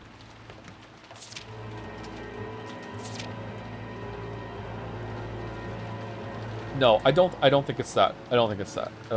Okay. When Mother was alive, she would often scour the entire mansion searching for Father when he wasn't anywhere to be found. Mother also suspected what Rudolph just said. She believed there was a hidden door or stairway somewhere, and that his blonde-haired mistress was hidden behind it? So there's a different portrait somewhere then, okay. It's hard to believe, but there are some actual examples in other countries of people cheating with someone over a period of several decades by making them live in a hidden attic room. What? Furthermore, Kinzo had a mansion this extravagant. It was possible to suspect the existence of a hidden room. From what I've heard, the legend of Rokkinjima Witch was just a fairy tale made up to scare children away from the uncivilized forest, but it's starting to sound like there's a little more to the story. Well, as you know, this is a lonely island without anything but the Ushiramiya mansion on it. Lonely island? When Rosa and I were little brats, on stormy nights we got so scared by the sound of trees rustling in the direction of the forest. We had this crazy delusion that something weird might be looking out at us from between those trees. It's only natural for a brat to think of stuff like that. But when Rosa and I complained about it, some people figured it was more than a brat's imagination. Isn't that right, Eneki? Yeah, Nisa and I thought you might have coincidentally spotted Father's mistress living in secrecy on this island as she went out for a walk when no one was looking. Of course, Mother felt the same. Even among the older servants, you often heard that ghost story about how the witch of the portrait wanders the mansion at midnight. Outwardly, I laughed it off as just a ghost story, but on the inside, I suspected very much that it hinted at the existence of a hidden mistress. Oh. They're taking this... Did they have a conversation like this before? They definitely have discussed something like the mistress before, but not, I don't think not this in depth, and definitely not about like hidden rooms and shit like that. Okay. Okay. In that case, you're saying that the existence of a 19th person might not be completely ridiculous, that there might actually be somewhere around here? Sounds like one of those devil's proofs Rudolph's always talking about. Didn't we get a red statement about the amount of people that are on the island? Or... no, it might be possible to prove that there is a 19th person, but it's impossible to prove the 19th person doesn't exist. There we go, more devil's proofs, here we go again. Should we continue this discussion under the assumption that there's a person named Beatrice hiding somewhere on this island? That's a good plan. From the perspective of risk management, it's probably much more prudent to say she might exist rather than saying she couldn't exist. I see. Sorry, I was a bit careless. Rosa-san, sorry for laughing just now. Huh, it's fine, I don't mind. Hideyoshi apologized deeply for taking the worst-case scenario lightly, despite calling himself the president of a company. Silence fell again. Preparing for the existence of a 19th person would mean, in effect, acknowledging the presence of some unknown person hidden on this island. And since this person might be planning something shady, it was only natural that the conversation would turn in an ominous direction. Ominous. In the past, Father would sometimes suddenly disappear without telling anyone where he went. After all, he is a man who values silence. It wouldn't have been out of the ordinary for him to shut himself up in some library room after purposefully not telling anyone where he was going. However, when the witch theory was slowly refined into the theory about his mistress, people eventually whispered that he was secretly going back and forth to see her. Mom was totally paranoid in her last years. She'd sometimes suddenly start making a fuss, asking the servants to start looking for Dad immediately because of some urgent situation. Yes, that did happen sometimes. Mother was always doing things like that in her later years, and that frightening atmosphere still hasn't gone away. You know what? I'm surprised we haven't seen the mother in like a flashback or a portrait or something like that. I can say it for certain now. She was a person to be pitied. So then, what happened with those large-scale searches of the house? Did they find anything? No. Father wasn't caught foolishly in a hidden room even once.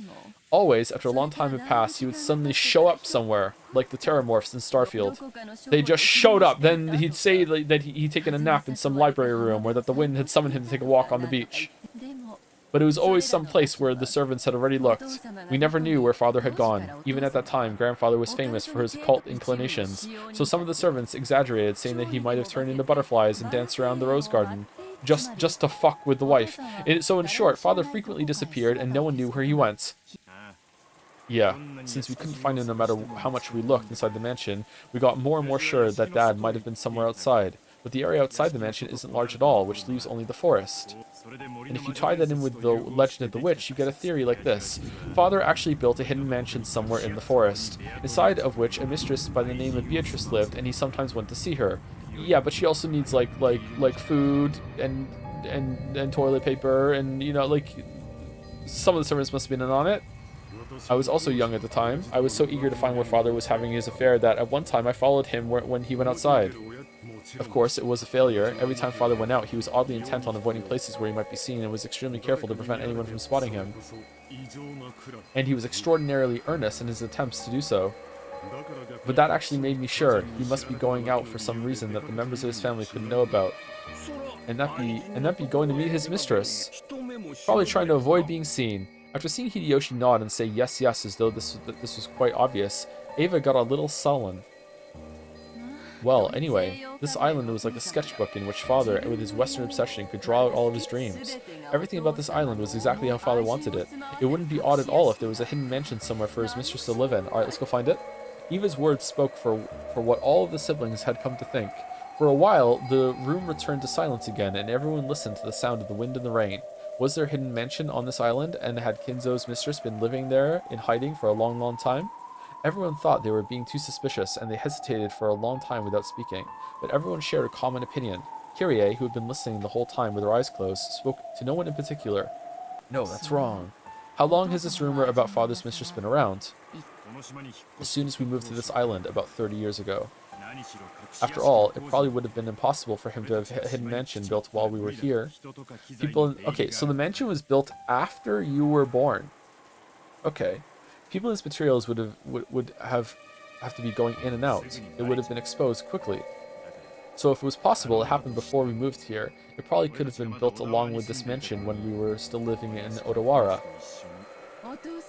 Since Father had to set up a double life with his family and his mistress, it's probably reasonable to assume that he had it all planned from the beginning, and his relationship with that mistress probably went back to the days when we lived in Odawara. Probably, if, as Father says, she is the source of the vast amount of gold he used to gain the funds that resurrected the Ushiromiya family, we could probably conclude that they had a close relationship since Odawara. A relationship trusting enough for her to lend him a vast quantity of gold. I can't even imagine how old that relationship must have been. Perhaps Father gave her some kind of valuable advice for succeeding in business. It's natural to think that, out of sense of gratitude for that, this person gave Father the gold. If you think about it that way, it's obvious that they would have a close relationship after that. Rather than a festering relationship with the mistress, it was probably a relationship of gratitude to the person who saved the Ushiromiya family from his crisis. Natsui, shut the fuck. I don't know if what Natsui's saying has a ring of truth to it or not, but even in that case, isn't building a hidden mansion and having her live in it going a bit too far? He just really liked her. Doesn't that mean they felt something a bit more than gratitude? Well, this is all just speculation. In the first place, no one's ever found that hidden mansion. And Nikki, you were planning on expanding this island to a resort, right? So that means you had the whole entire thing mapped out, right? To make sure that the best position for expansions, everything like that, right? Right? The whole island's been like scouted out to see where we can build what on, right? As you were doing that, you didn't manage to stumble on it by any chance, did you? Maybe you even bumped into some gold there too. Do you think Rokindrima is Treasure Island or something? Don't play dumb. We know that, although you say you're opening a resort, you really have been planning to investigate the entire island, right? Judging by all that trouble and confusion we were talking about earlier, you haven't been very successful, have you? I don't know what you're talking about, but it's a misunderstanding. Isn't it perfectly natural that investigating this island would be the first step in turning it into a resort? Kraus tried to play dumb, but it was plainly obvious to his siblings, who knew him so well. Kraus was definitely sure of the existence of a hidden mansion. Wait, what? And under the pretense of opening a resort, he had been closely investigating the island, searching for a clue as to the location of the hidden gold. Just go look for it, Lamayo! They couldn't tell whether that conviction was just him overthinking things, or whether it was based on some physical proof. Still, if Kraus, with all his guile, was sure, that was enough proof for the other siblings to be sure too.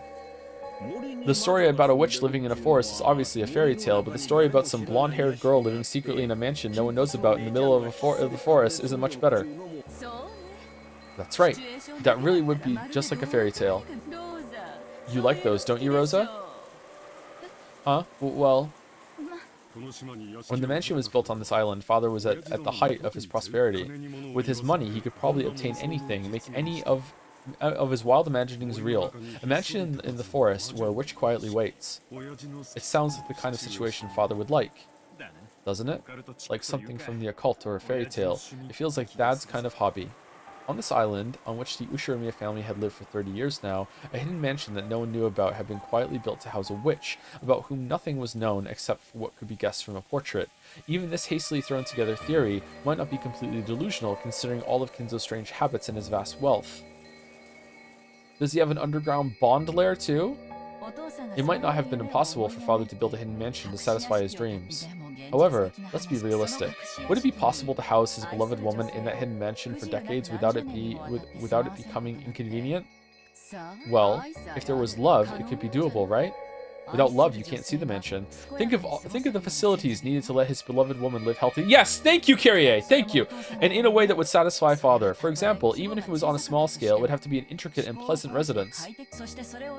And it would probably need to have electricity, gas, and running water maintained, as well as some people to see to her needs. Even cooking would be quite difficult. She would need clothes and makeup and daily necessities. The needs of a woman aren't simple. Would it be possible to maintain all of that without any of the family or servants noticing? When you say it that way, it sure sounds like a weak point in our theory. But that isn't enough to get rid of my feeling that Dad might have been able to do it anyway. After all, it's Dad we're talking about. That's right. It's our father. If Father wanted to succeed in an endeavor, he would succeed no matter what. Saying that something would be difficult for a normal person and therefore impossible doesn't apply when it comes to Father. Indeed. You should never underestimate Father. Father's madness can't be understood by normal people.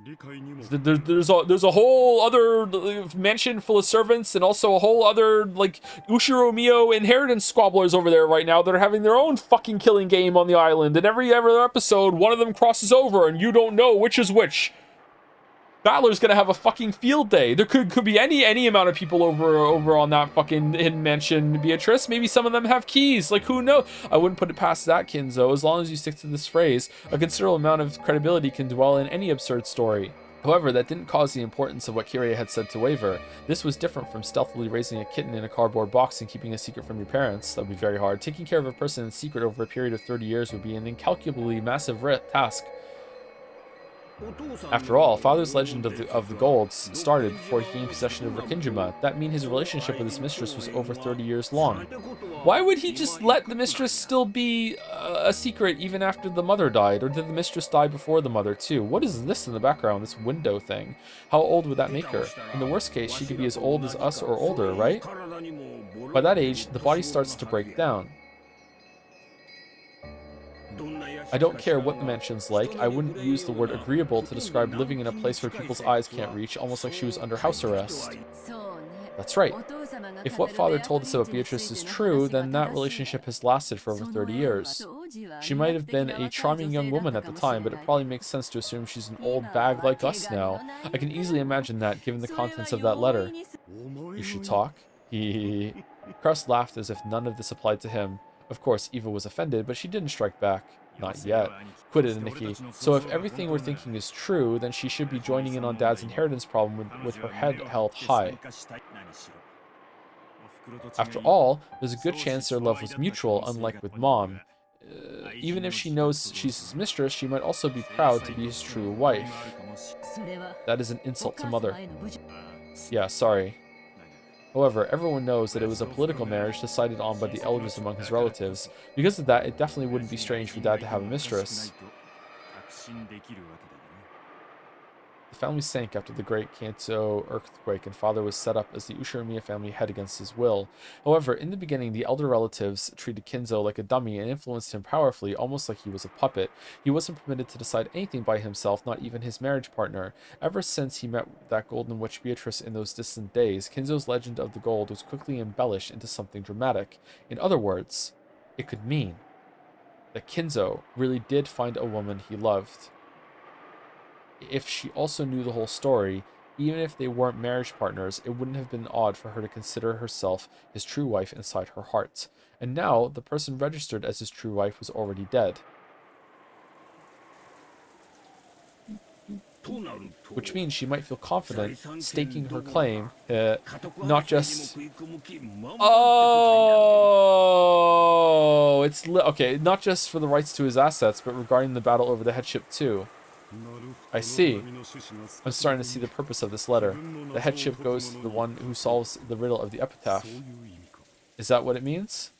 Even if that mistress was added into the family ranking system, she isn't a direct relative of Father, so she'd be inferior even to the children. In other words, she'd be the one step below Rosa rank. What? The stakes of Purgatorio are driven into the people that are killed. And the letter says that she's like she's claiming everything that Kinzo made as her own as payment for the gold, like on this night. So she's staking her claim literally. So the stakes are marked by the corpses, right? And that's what she's going to. Yeah, that's the connection I made there. I don't think that's literally what it is. I just think it's a fun connection. The first 6 don't have stakes either, right? In other words, she'd be one step below Rosa in rank. That wouldn't be a good position. It's probably just a pun or a joke. It wouldn't be a good position to enter the battle for the headship from. I see, so that's it. If someone can solve the witch's riddle, they'll get the headship regardless of rank. In other words, it's the most advantageous condition Beatrice could possibly get, since she's got no chance otherwise. The revival of the Ushirimiya family was made possible by the gold Beatrice had bestowed. That was quite a distinguishing service she had provided. She had built that wealth together with Kinzo, so it was natural that she would think of herself as the one who should inherit it. It would also be natural for her to despise the thought of giving it up to the children of the wife of Kinzo, the children of the wife Kinzo never loved. How could she be so impudent? Even if such a mistress actually exists, joining in on the battle from the rights to the head's inheritance would be a reckless action far above her place. What disregard for her own position! Natsui turned red, her fists quivering. She had also come into the Ushirimiya register due to complicated circumstances. Those who knew that understood more or less why she was so angry for the sake of Kinzo's dead wife. Well, thanks to that reckless action of hers, we all have an even chance now, right? Father has even given it his silent approval. Will the person who succeeds the Ushirimiya family be his mistress Beatrice, or one of us, the relatives he doesn't love? Maybe he wants to make a struggle over that to see who's worthy. As Eva giggled roguishly, Kraus shrugged his shoulders and looked away. However, since she's the one who brought this rule to light in the first place, maybe that means it gives her a significant advantage. That's right. In the first place, if Beatrice meant that letter literally, then she's Father's alchemist. In other words, she's the manager of his gold. It wouldn't be strange at all if she knew where it was hidden, would it? Isn't that harsh? It's like she's giving us a riddle she knows the answer to. She'll probably show up rudely and say, "Hey, here's the answer. I'll take the headship now," and snatch everything away from us. That's right.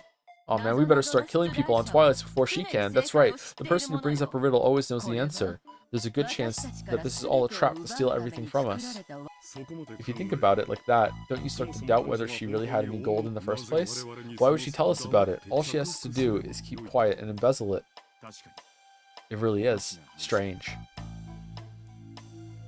That certainly was the case. If the epitaph showed the way to the hidden gold, why would she challenge them to try and solve it? If they actually did solve it, wouldn't the gold all be stolen from her? Could it be that this person was trying to stir the siblings up so they'd solve the epitaph, and then plan to steal it away at the last second?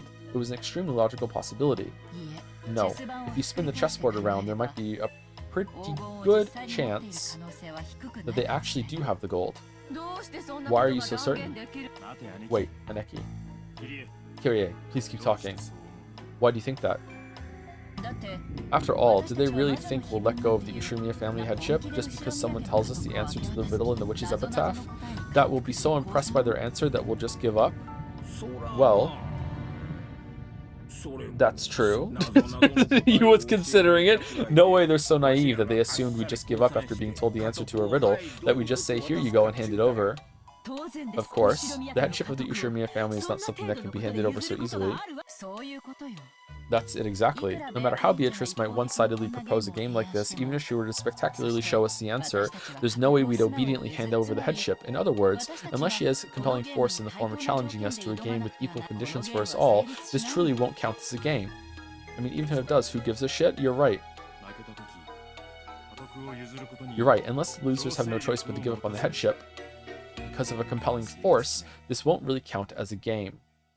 And what might this compelling force be? Would they bind us in chains and threaten us into handing over the headship? I see. I get it.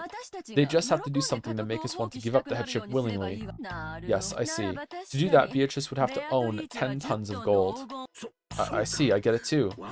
In other words, it's a trade. Huh? Well, what do you mean? A trade?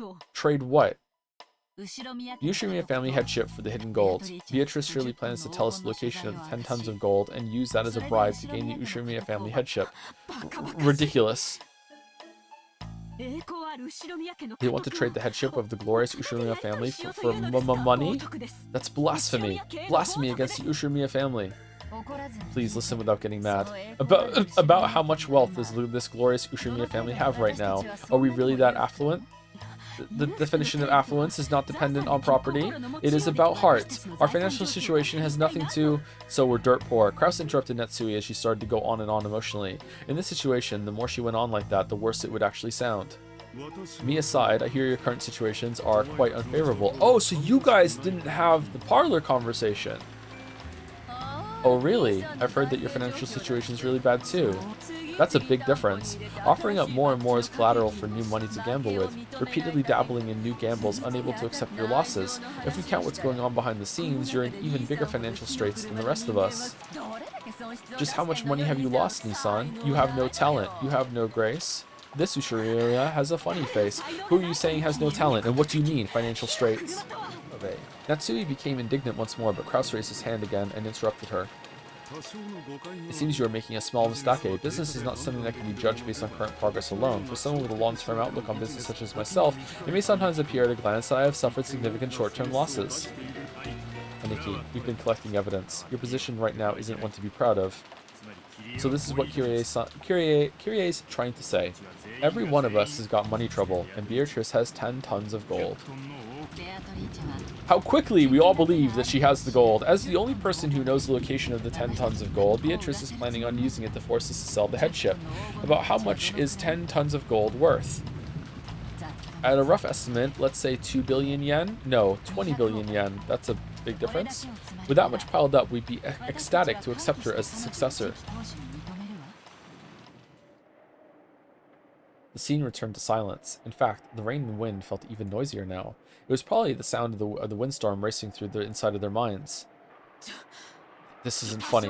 To think we'd give up the headship to some woman of doubtful origin just because she had a little money stored up? Little money? Don't be stupid. The headship wasn't even yours in the first place, right? We've got nothing to lose and money to gain. We'll have to calculate our profit and loss, but it's something worth listening to. They knew that Kraus had eaten up much of the Ushimiya family's assets, so it was dregs that remained of that inheritance versus the cost of being accepted as the head that Beatrice would pay. It was a shame, but honestly, the former was less enticing than the latter. Well, it probably wouldn't end up as 4 equal portions. Since Aniki would be giving up his position as successor, his portion would have to be larger. Makes me feel kind of jealous, you know? Dear, the amount of money isn't the problem, right? Your cowardly younger siblings are trying to sell the glory of the Ushimiya family for money, don't you see? Why aren't you displaying your dignity as the oldest son? Natsui, stay quiet for a while. Dear? This is a dizzying proposal. We were each planning on getting 250 million yen out of a Nikki. If the witch treats us with 10% of those 10 tons, that's 2 billion. Yeah, that means she's treating us with 10 times our original goal. That alone would be more than enough for us. It's not like I've got any attachment to the Ushiromiya name. I'd be happy to sell it off. Even if the 10 tons is a slightly optimistic figure, yes, it'd still be a fascinating prospect for us. We were trying to form an alliance among the siblings to kick this outsider called Beatrice out. But if this is her plan, it'll tear apart the unity between us. Yeah, by this point we can state it clearly. The goal of Beatrice's letter was to disturb our alliance. Okay, did this conversation happen in the chapel and then she was there and then showed them the gold and said, yeah, and if you let me be the head, I'll give you the gold, but also you have to say like, hey, I'm real, I'm the witch, and that's it, and then you can have it. That's part of the deal. And then they did, and then she's like, he, okay, contract done, and then it's like time to go killing again. That seems like something that could happen. That seems kind of likely to me right now. If the three younger siblings, because they're in the same financial situation in all the episodes from what we know so far, if the three younger siblings who had never had anything to do with the inheritance were paid enough money to satisfy them, they would happily accept Beatrice as the next head. A moat had been dug all around Kraus. In that case, the negotiations would be one-on-one between her and Kraus. He tried to look strong, but Kraus's financial and political situation was extremely weak. He might bluff in front of his siblings, but on the inside, sorry, 1 second. All right, I don't know if you can hear me, the heat pump, but it got cold in here. He might bluff in front of his siblings, but on the inside, he was considering entering negotiations, depending on the sum of money involved. In order to bury his losses, Kraus had taken advantage of the fact that Kinzo had shut himself up in his room and had embezzled Kinzo's personal assets. Therefore, when Kinzo died and the inheritance was distributed, Kraus's situation would probably be investigated. But if he gave up his seat as the head to Beatrice, she would also receive rights to the assets, and as a result, the distribution of the inheritance to the siblings would not occur. In other words, Kraus's embezzlement might not have to be made known to the other siblings. Of course, the siblings were frightened of Kinzo, but it was doubtful whether they still actually respected him as a father. By this time, they each had their own families, their own wealth, and their own lives. If they were paid enough money in exchange for Rikinjima, the wreckage of Kinzo's dreams, there was a significant likelihood that they'd relinquish the Ushiromiya family name. Chat, I know nothing about anything. Is embezzlement does embezzlement carry a prison sentence? I'm just googling it real quick. Yes, embezzlement can result in a prison sentence in Canada, apparently. Depends on what it is.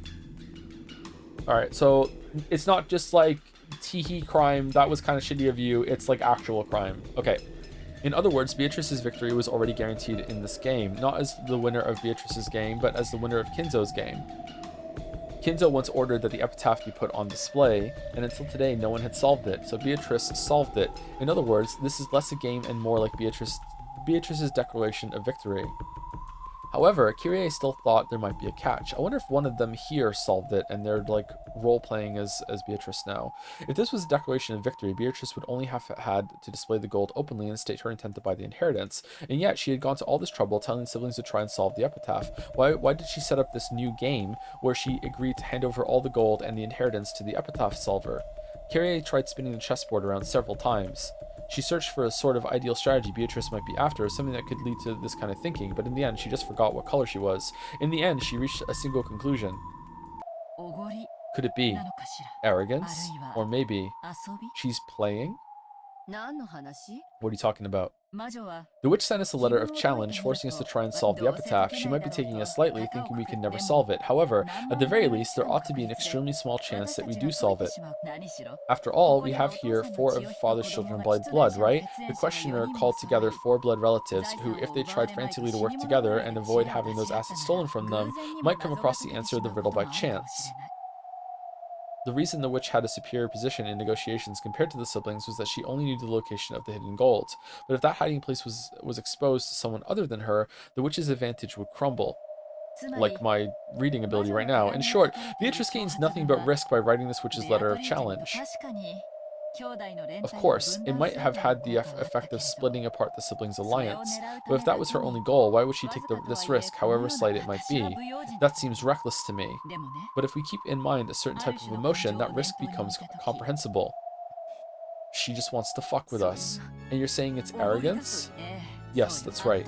When people have an overwhelming advantage, they tend to get arrogant. And when they do, they want to show off that advantage to the losers, so they sometimes take on small risks. A moderate amount of risk adds a little spice to the joy of victory. It'd be boring to win without any risk. I understand. I like that kind of thing too. Yeah, I understand it well. I thought of a few plausible explanations for the true motive behind Beatrice's letter, but I think this really might be the truth. The emotion hidden behind that letter was arrogance. Arrogance. Never experienced it myself. She's trying to throw her weight around, looking down at us as if there's no way we could figure out such a difficult epitaph. It might even be possible, if surprising, that the epitaph wasn't written by Father, but by her. Sounds great. Solve the riddle of the epitaph, she says.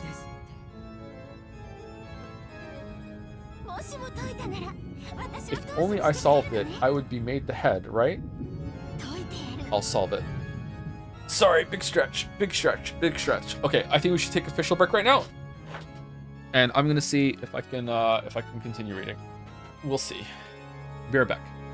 Get up and walk around if you need to walk around. If you've been sitting the whole time. Be right back. Alright, I'm back, chat. How's it going? How are you feeling?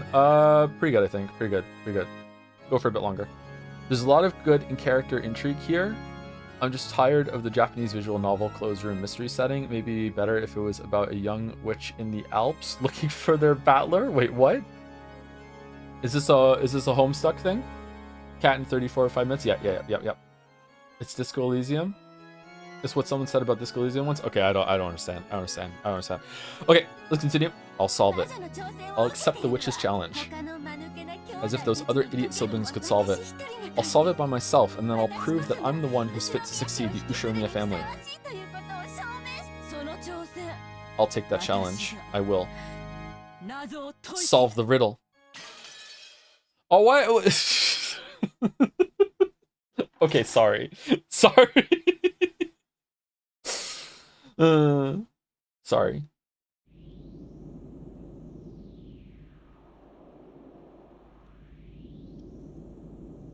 Where are we going? I see. So she's not a witch, but a mistress named Beatrice who lived on the island. So there can be more than 18 people, which means I can defeat the line of reasoning that says any crime impossible for all 18 people must involve magic. That's a big scoop. Renove, pardon me, Bado-sama. Would you like some black tea and cookies? Beato's butler, who called himself Renove, appeared out of nowhere. A plate set on a silver tray that he held was filled with delicious-looking, steaming black tea and cookies. I really don't like this guy's smile. For some reason, it doesn't look like a smile used to warmly greet a guest. I think it does. It feels like he's mocking me somehow. I don't know if he really takes me for an idiot, or if it's just a joke or something, but it's really irritating me. I don't need any. I'm busy now. Leave me alone. Oh my, such a shame, and the cookies were so delicious too. Cooked so wonderfully that they would be wasted on a mere human. I'll eat some when I feel like. Just set it down somewhere and get out of here. Will that be acceptable? Then I shall do so. You may eat them when they get cold and stale, and then regret to the fullest that you did not eat them while they were fresh. You really are annoying. Well, you're a lot better than that Beato who keeps doing that creepy cackle right next to my ear. Yes, that is quite true. There are times when Milady's laughter becomes quite undignified. Every time I hear it, I find it painful to comprehend why such a noble demon as myself must serve such a master. Cuckoo. Man, you're weird. If you don't like it, then couldn't you just not work for her? And yet, to continue serving is furniture, is furniture's joy. If we do not serve, we would hardly be furniture. Setting that aside, the furniture pose? How has the game been proceeding? Just now, you seem to have found some useful information that quite pleased you. Well now, I wonder what your shallow wit has conjured up. That's confirming that he actually does see scenes where he's not present in it. Okay, alright. That's a big get. Okay, as Renove mocked me and giggled, he followed in my earlier words literally and placed the black tea and cookies in a random spot nearby. In any case, it appears you are now more confident in the existence of a 19th person, yes? Would you be gracious enough to allow me to hear your opinion? Yeah, sure. I'm just going to say it again in front of Beato anyway. No reason to hide it. Basically, it looks like there's a hidden mansion somewhere on this island and that grandfather had his mistress living there, so the question that's been torturing me about whether there are 18 or 19 people can be easily resolved. You have driven yourself into a corner because of the dead end that you yourself have created. Even though you deny the witch, Battler-sama, you hold a double standard and refuse to accept that the culprit is one of the 18. The easiest way to deny the witch would be to suspect one of the 18. It is easy to gather alibis for every one of them. You always find at least one person with a fragile but not that fragile alibi. I could probably continue to deny the witch forever if I just used that person as a scapegoat. However, I refuse to do that. It's useless. It's all useless. Every one of those 18 people is either a parent, a relative, or a cousin to me, and those reliable servants who are sometimes serious and sometimes fun to be with. I won't let myself use any one of them as a scapegoat. In the past, my resolve wavered. That's how Beato hit me where my heart was weak. Accepting and understanding one's own weaknesses. It is not something that can often be accomplished. Battler-sama, you use this theory about a 19th person as a spear, or should I say, a shield. In any event, in contrast to how unprepared you were in the previous games, the fact that you now have a compass bearing on how to fight is a dramatic leap forward, let us say. With this, you can suspect the 19th person and pursue your theory that the culprit is a human without having to doubt any of the 18 you love and respect. That's it exactly.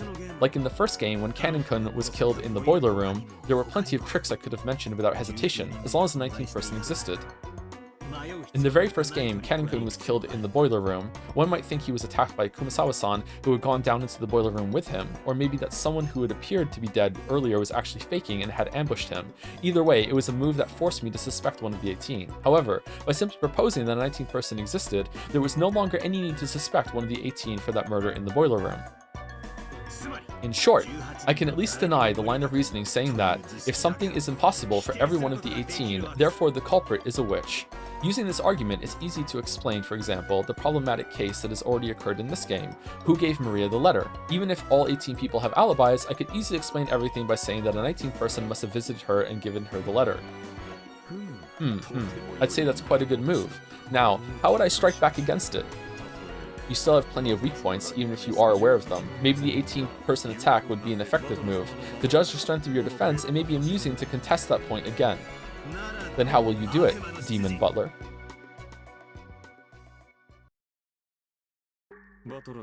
Ooh, I believe it would be appropriate to ambush the piece representing this 19th person that you mentioned. Battler-sama, you have never met this 19th person, yes? Would you please show some proof that this 19th person exists? How naive. So the chessboard's really flipped now. Now we're being like, no. Well, it's a devil's proof. I believe they exist, therefore they do. How naive. Of course, I knew you'd probably try that move. My. Please respond to it. Witches and demons and the like, there's no more fitting move for you guys to use. It's one of those devil's proofs. When you try to make some claim to humans like us, we always counterattack by telling you to show some proof, because that's a human move. But I'm fighting with a witch. I'm taking part in a battle with someone who isn't human, and some moves exist that can only be used in a game against a witch. There are cheat moves, and that's what this devil's proof is, because it's impossible to prove. Let's assume that there's a hidden mansion on Rakinjima separate from the Ushiromiya family mansion, and that a woman named Beatrice lives there. In order to prove this, one must find this mansion and actually bring Beatrice out of it. That's called actual proof in the human world. However, if we follow the rules of the devil's proof, you can't deny that she exists, even if there's no proof that she does, because it's impossible to prove that something doesn't exist. That's right, I'm finally able to turn the tables using this devil's proof, which tormented me so much before. Those guys were always trying to force me to accept the existence of the witch with it. After all, it was physically impossible for me to show any proof that witches don't exist and deny Beato's claims. That's why I keep getting hit with the reckless argument that witches do exist and was unable to counterattack. And that's why I'll spin the chessboard around right now. If I can't disprove the existence of witches, then that means if I suggest a 19th human exists, you can't deny that either. In other words, because this problematic and mysterious mistress is craftily hiding herself, it'd be perfectly natural if you never found her no matter how hard you looked. So you can't say that your inability to find this 19th person proves that she doesn't exist. Therefore, it's impossible to deny the 19th person's existence. Beato used the devil's proof to make denying her own existence impossible, but this time it's become my weapon. If we can get away with this argument, then forget just a 19th person. This island could be full of people we don't know about, and even if there were 10 or 100 of them, she still couldn't deny that they existed. In the last game and the one before that, among the murder scenes that showed up, there were several that were extremely intricate and must have taken a lot of effort to set up. It's really hard to imagine a single culprit setting any of those up. Setting up all those, sorry. However, if not just the 19th person, but 10 or 100 people were hidden somewhere, that wouldn't be any problem at all. If they all split up the work, they could handle any job in a short period of time. Of course, doubts will naturally arise as to whether a large group of people like that could sneak around the mansion without being noticed, but those are all settled by the devil's proof. You can't deny that even 100 people were just there because they weren't seen or noticed. Even though I'm saying it myself, it's such a stupid argument that it makes me want to throw up. However, because it's such a dirty move, it's a perfect one to use against a witch. Well, this is just my imagination, but what if about 100 suspicious men wearing goat masks were hiding in the shadows? Something like that's worse than laughable. Okay, almost like they're cockroaches. If you see one, it means there's 100 more hiding somewhere. Well, I do think it's a ridiculous argument that's horribly twisted. If my opponent were human, I'm sure they'd yell at me like I was out of my mind. But my opponent is a witch, and after all, that's the kind of competition we're having, isn't it? I'll use any kind of reckless argument to explain it using humans and deny the witch. Anyway, with this move, I won't have to doubt any of the 18 people who are close to me again. I won't suffer a defeat like last time again. I see. You have learned from your previous defeat. That is good. It's no surprise that you've become so devious now that you're in your third game. You first strengthen your own defense. That is truly a solid first step. Quite a spectacular move, I would say. Well, even if we do assume that there's a 19th person, there are still a few tricks left that I can't resolve, like the actual number of master keys, no matter how many humans I add.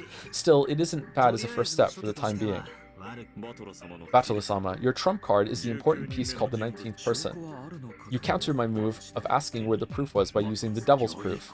A good skirmish. Although I must apologize for making a move by myself when Milady isn't here. I find that I too am growing slightly interested. I wonder if you allow me to make yet another move on Milady's behalf. Let's have it. I've got no shortage of opponents, be they witches or demons. This move you presented called the devil's proof. It's a specialty of us demons, but there are also various other moves available to us. Do you know of a move called Hempel's Raven? Hempel's Raven? What are you talking about?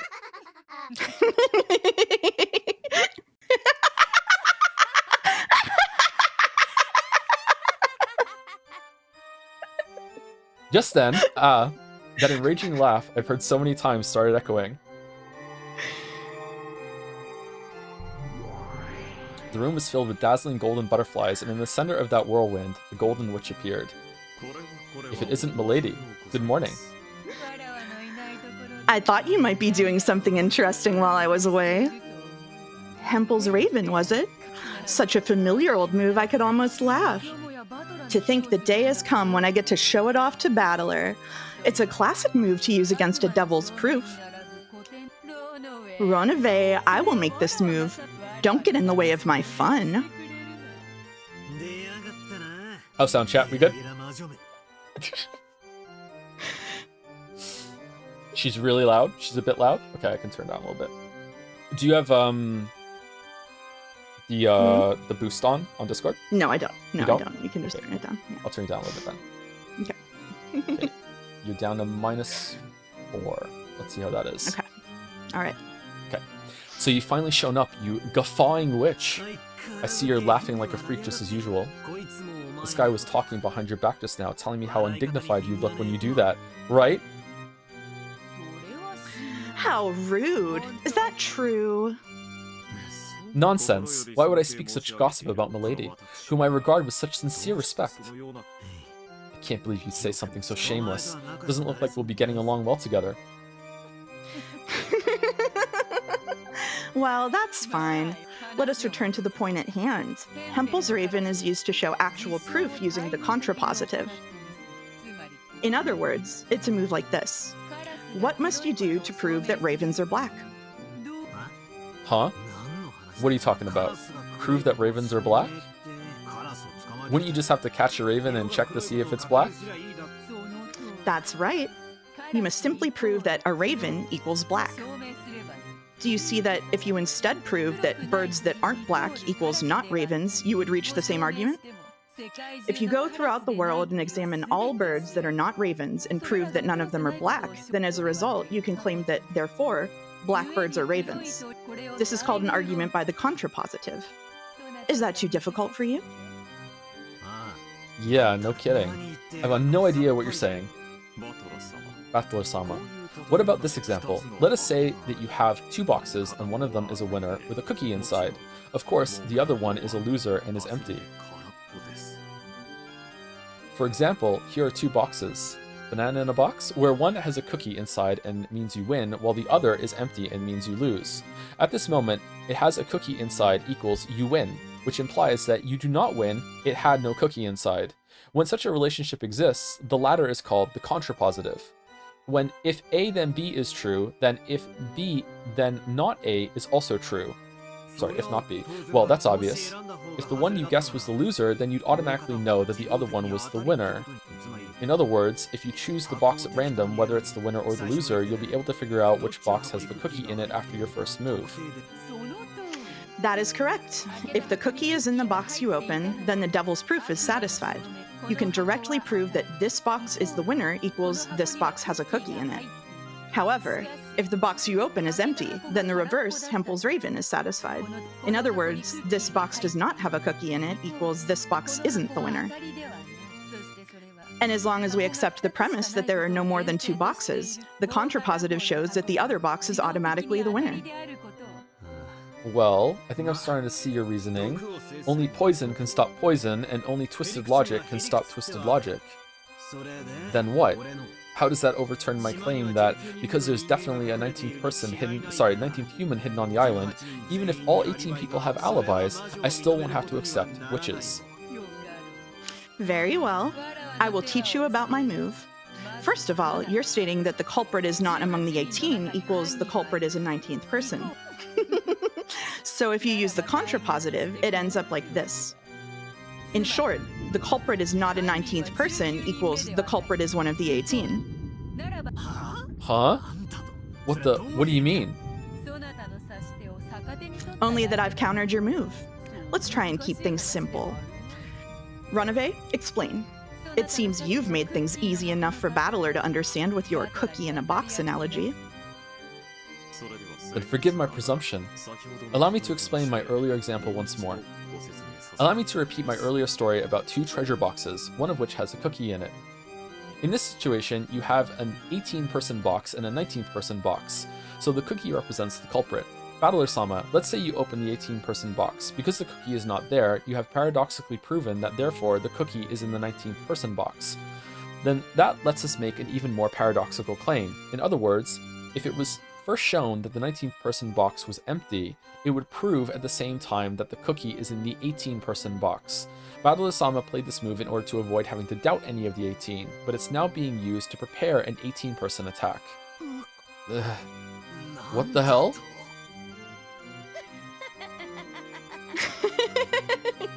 If I go first and prove that the inside of the 19th person box is empty, you will automatically have to accept that the cookie is in the 18-person box.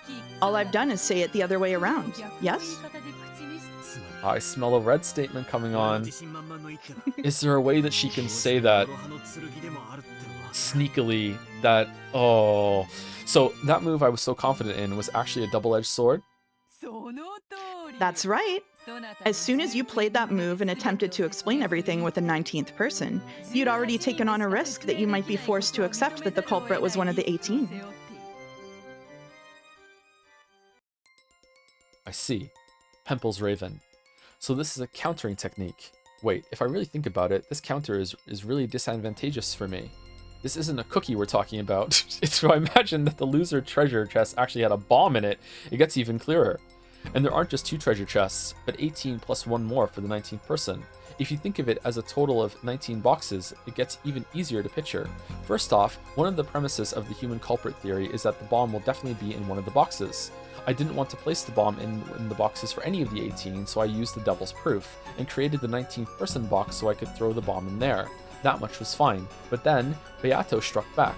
Now, if the contents of the 19th person box are empty, that'll automatically mean that the bomb's in one of the other 18 boxes. If I could examine what's inside all 18 of those boxes, then as long as I can show that the bomb isn't in any of them, I'll be able to safely show that the 18 are innocent. If that were possible, I'd have nothing to fear. However, in reality, that'll be almost absolutely impossible. The police wouldn't come here in this typhoon. We don't have access to scientific investigations or experts or anything. In short, we can't prove anything decisively. It'll be impossible for me to find any proof other than simply gulping down whatever alibis each of the 18 give. That means I personally have to prove their innocence, and I have to do it perfectly, like by staying with them the whole time, never letting them out of my sight for a second. By doing that, I could probably be sure of that person's innocence. Sure that the bomb isn't in their box. However, in practical terms, that'll be impossible. In other words, I'd have to expend an incredible effort just to check the contents of one box. And there are 18 of them. In other words, unless I bound all 18 of them in chains and watch over them, it'll be impossible to prove that all of them have empty boxes. However, Beato only has to open one box, the 19th person box, and show that it's empty to prove that the bomb's in one of the other 18 boxes. Furthermore, there's no need for her to show which of the 18 boxes has the bomb. I've got 18 times more work to do to explain my pet theory than Beatrice does for hers. In other words, Tsumari. When a devil's proof exists in the world, it takes a vast amount of effort to argue against it, and there are many cases in which it's impossible to do so because of this situation. However, Hempel's Raven turns that problem around and makes it possible to prove things easily. By using Hempel's Raven, various reckless arguments become possible to prove true or false. For example, let us say I make the proposition all humans except me equals foolish. Normally, I would have to examine all of humanity except myself and show that they are all foolish. However, in reality, it would be impossible to investigate billions of people. It's just the same sort of effort you need to open all 18 boxes. However, by using Hempel's Raven, the contrapositive of that proposition would change it into this. If you, to use your phrase, spin the chessboard around on the claim that all humans except me equals foolish, you would have to do nothing more than prove that not foolish equals me. And what do you think that means? As soon as I know the fact that I am wise, I will be able to show in an instant that every one of the billions of people in the human race is foolish. In less than a second, I could finish proving that the entire human race is more foolish than me. It truly is the strongest and fastest QED in the world. This Hempel's Raven. What a ridiculous argument, I agree with Battler. To the surprise of no one. It is a very, very convenient move. Not only demons, but gods also use it. When they propose that wait, Beatrice agrees with me? Wait, what? When they propose that the blessed equals servants of a god, the contrapositive is a human is not a servant of a god equals he must not be blessed. So in order to prove that servants of gods are blessed with divine protection, they only have to bring ill fortune down upon those people who don't receive such protection. So, by bringing misfortune down upon those who don't believe in them, they prove their blessedness. An enormous cost is required to give humans happiness. However, it takes a lot less to bring humans misfortune. So, by using Hempel's Raven, gods are actually giving believers the joy of divine protection for cheap. You demon. It's a demon's argument. That's crazy. It seems we've gone off topic. Let us get back to the point. The move for my counterattack is complete. And now, in response to your claim of the 19th person is the culprit, therefore, the 18 are innocent and the witch doesn't exist, I say, therefore, if I can prove that the culprit is not some 19th person, we can be sure that the culprit is either one of the 18 or a witch. Right?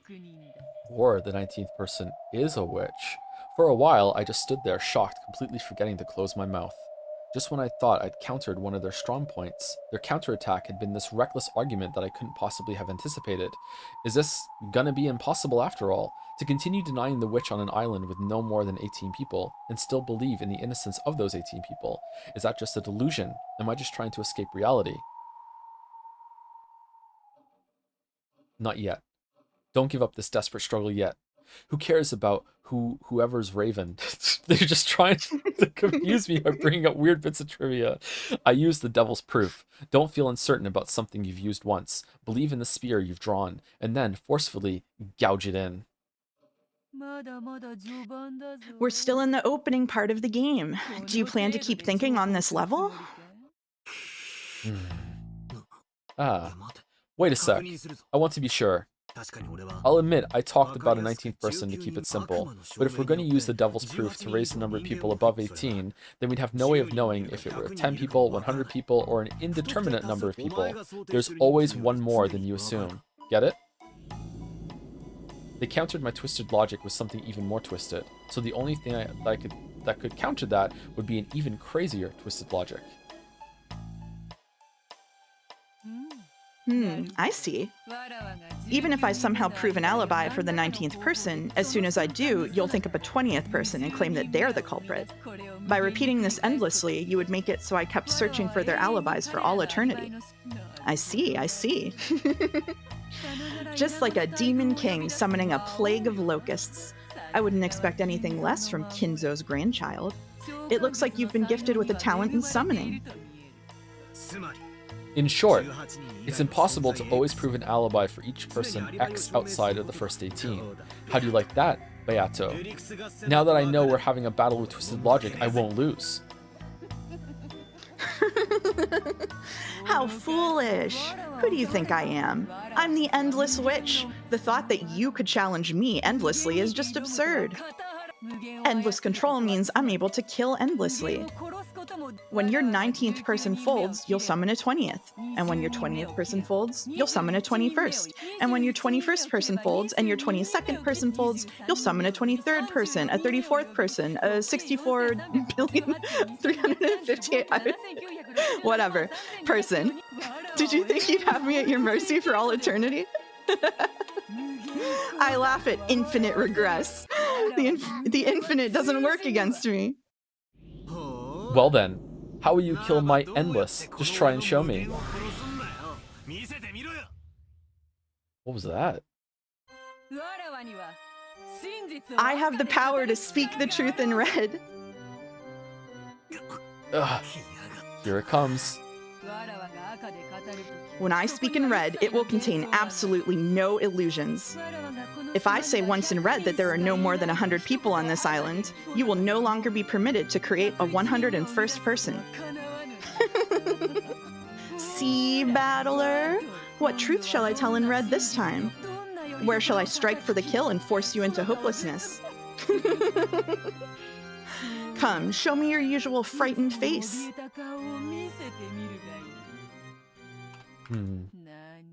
What? Oh, I read your line, I'm sorry. What?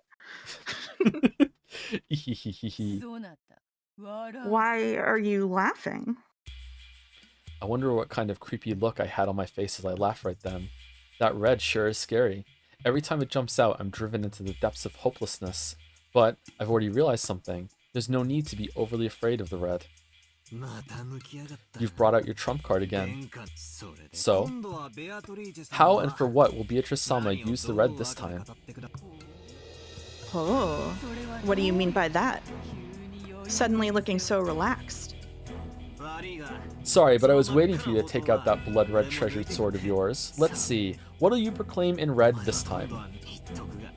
You aren't going to say the culprit was one of those 18 people, are you? Be careful, since that means self-destruction for you, right?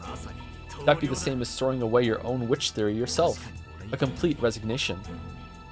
That's right. The red wasn't always a weapon that worked in Beato's favor alone. It was the other way around. If she used it the wrong way, it was dangerous enough that she could bring about her own death. And we just helped her. If she used it carelessly and said something that ended up denying herself, that'd be exactly the same as self-destructing. Of course, it'd be sad and difficult for me to accept if you told me in red that one of the 18 was the culprit. No matter who the culprit actually was, I'd definitely have to deal with some tough emotions. But before that, it would mean your defeat. Saying in red that the culprit is a human is equivalent to your proclamation of resignation. If you wanted us to finish each other off in a simultaneous clash, I'd say that's a pretty interesting move. However, this particular battle will end in my victory. Beatrice's red was her true trump card. When that person speaks in red, it's definitely the truth, and no amount of proof or counter-arguments can change that. Until now, she's used that to severely wound me, and each time, the tiny foundation supporting my heart gets split in half. However, if she uses it carelessly, then I can also glean a little information about the truth. In the last game, I used that to my advantage, especially during the chapel's closed room trick, and almost completely got her boxed in at one point. But she was pretty sly herself. She learned from experience, and since then, she started using discretion in the timing of her red. This feeling of tension was almost literally like a battle with real swords. This is a high-level intellectual battle. No, not an intellectual battle. This really is twisted logic. This was the world's craziest and worst battle of twisted logic. Okay, now it's time to hear your plan. That's right. To use your Hempel's Raven, first you'll have to confirm in red how many humans there are other than the 18. And after that, if you proclaim in red that none of the people in this group are the culprit, that's right, that might be a fatal wound to me. I'm surprised that you no longer have even an atom of fear for the red, which once terrified you so much. You're quite resilient. Try taking it out. That treasured sword, that trump card of yours. This time, you might be able to make me surrender with a single stroke, right? Interesting. I wouldn't have it any other way. Agitate her. Challenge her. Drive her into a corner and make her speak in red. Of course, her red's always wiping out my only rays of hope, but don't be afraid of that. On this island overcome with falsehoods and illusions, the only thing I can trust is the information she speaks in red. It's my only way across the chasm of hell. There's a single tightrope. Her merciless blood-red blade is the only way I can survive. This isn't just walking on a tightrope, it's like literally walking on the edge of a blade. Of course I'm afraid, because my victory condition is the denial of witches, then to use her contrapositive logic, the culprit must be a human. But I didn't want to search for a culprit amid the 18. That's what made me stick to a weak position, since I had to claim both that it couldn't be a witch and that it couldn't be one of the 18. Last time, I was unable to understand that, so that's where she hit me, leaving me tattered and defeated. But that's okay. Let her hit me. Let her attack. No problem. Someone said it once in an old sword-fighting movie, that a good fortress has one and only one intentionally weak point. The enemy would gather there, it would be lured there, and that would be where the actual battle took place. As long as I understood my weak points, and as long as she wanted to attack those weak points, it was as if I were luring her into launching an attack there. Gauge the distance between us with care, retreating step by step. Make them move forward. The more she recklessly flourished that red, the more chances I would get to strike back. Don't be afraid of the red. Keep her cornered so that she'll have no choice but to refute me with the red. No matter how oppressively she speaks in red. That's right, that red itself is the same as fresh blood leaking from her wounds. So, what's wrong? First of all, why don't you tell me how many people are on the island total? If you don't, your raven can't cut me up. How surprising that you can be this desperate and yet this difficult. One cannot make light of someone putting their life on the line, no matter what the era. It's no surprise you're Kinzo's grandchild. The more cornered you are, the bolder you become.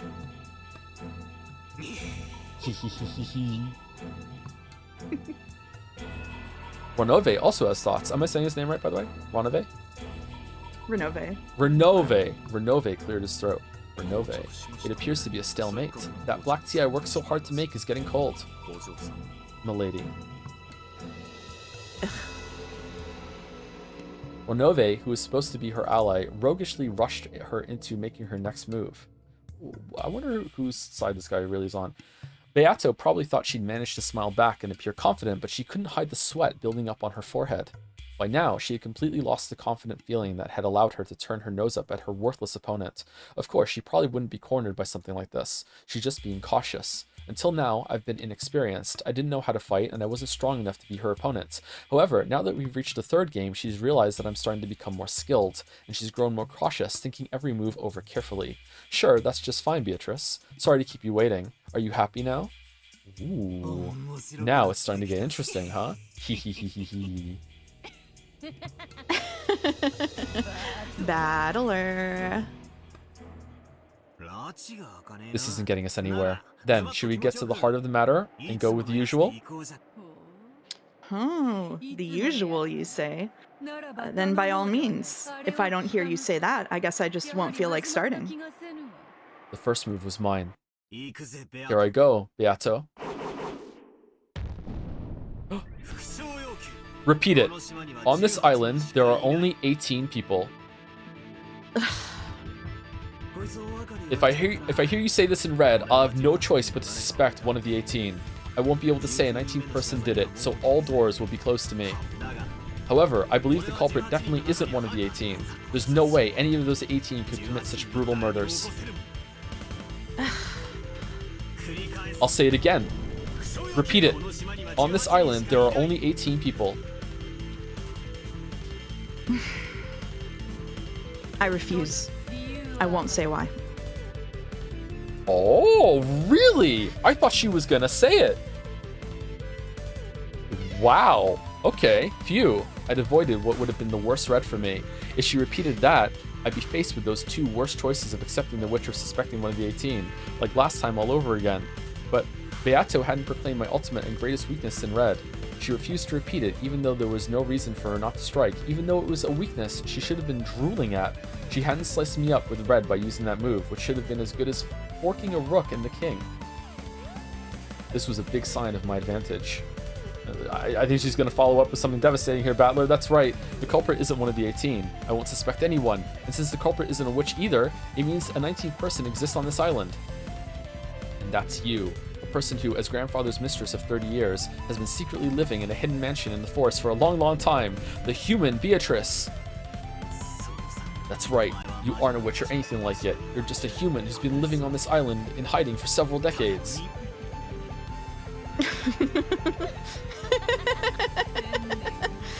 Did you just call me, the endless witch who has lived for over 1,000 years, a human? For a while, Beatrice continued to laugh unpleasantly and gloatingly, or maybe spitefully. Are you ready? I'll keep going. Again, repeat it. There are 19 people or more on this island. Beatrice fell silent once again.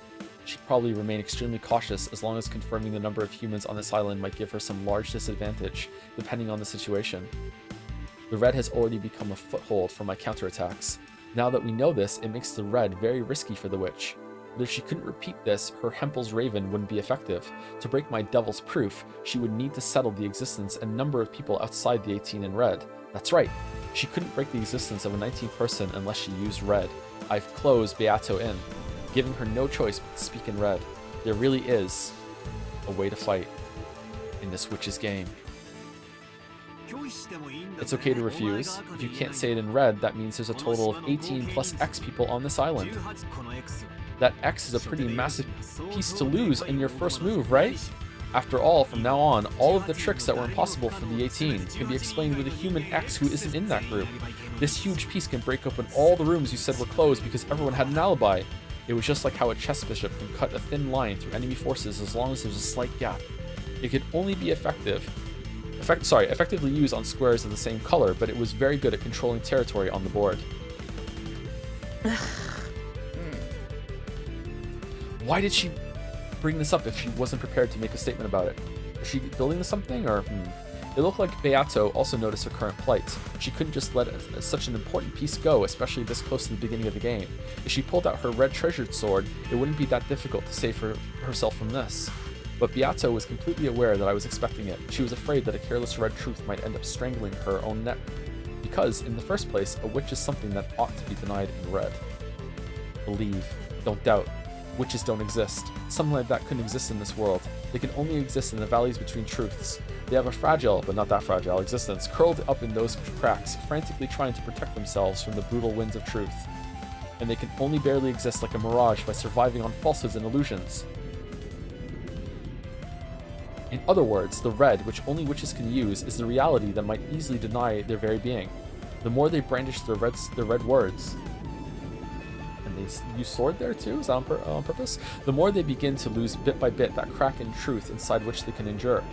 That's why they don't want to use red words and carelessly lose that crack in truth, which is based on fuzzy information, or illusions, in other words. That's because they understand, whoops. Okay, I have to go give eye drops next break, okay? That's because they understand that they're gradually being cornered. Of course, that bastard will never admit it, because if she did, it'd be the same as admitting that she's something that can't exist in this world, like an imaginary number. Don't be afraid. Stay strong. I know that she's the one who's really been pierced to the bone. After all, her red treasured sword can't be used without a lot of preparation. What's wrong? I'll say it again. Repeat it. There are 19 people or more on this island. We're pretty close to the end. Do you want to just wait or go now? If we're close to the end, it can wait. It doesn't have to be exactly on the time. Okay, cool. All right. I refuse. Really? At the end of Beato's worrying, she took a single deep breath and quietly announced her refusal. I thought she'd use it, but Beato refused to speak in red even though it would cost her victory in the opening part of the game. You refused? Which means that from now on, I can create as many fictional character X's outside of the 18 as I want? Just like you with the goats? Do as you wish. I've refused to repeat what you've told me. Isn't that enough for now? The reason for my refusal is... No, I won't tell you yet. Anyway, you'll know soon enough. Still acting tough, I see.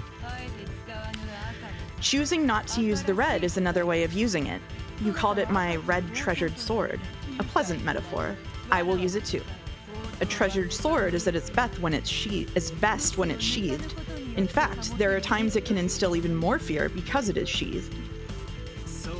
That's right. As I fight, I always have to keep in mind whether you might spin everything around with those red words. It's some pretty serious pressure. And there are also times when you make things pretty tough by refusing to repeat after me. Those times, I can't tell if you can't repeat because my guess was right, or if you're just misleading me and letting me flounder about. If you think of it that way, yeah, it's a sheathed, treasured sword.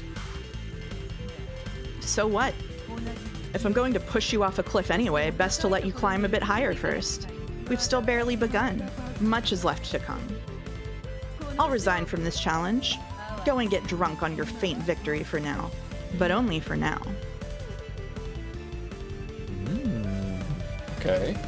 Okay.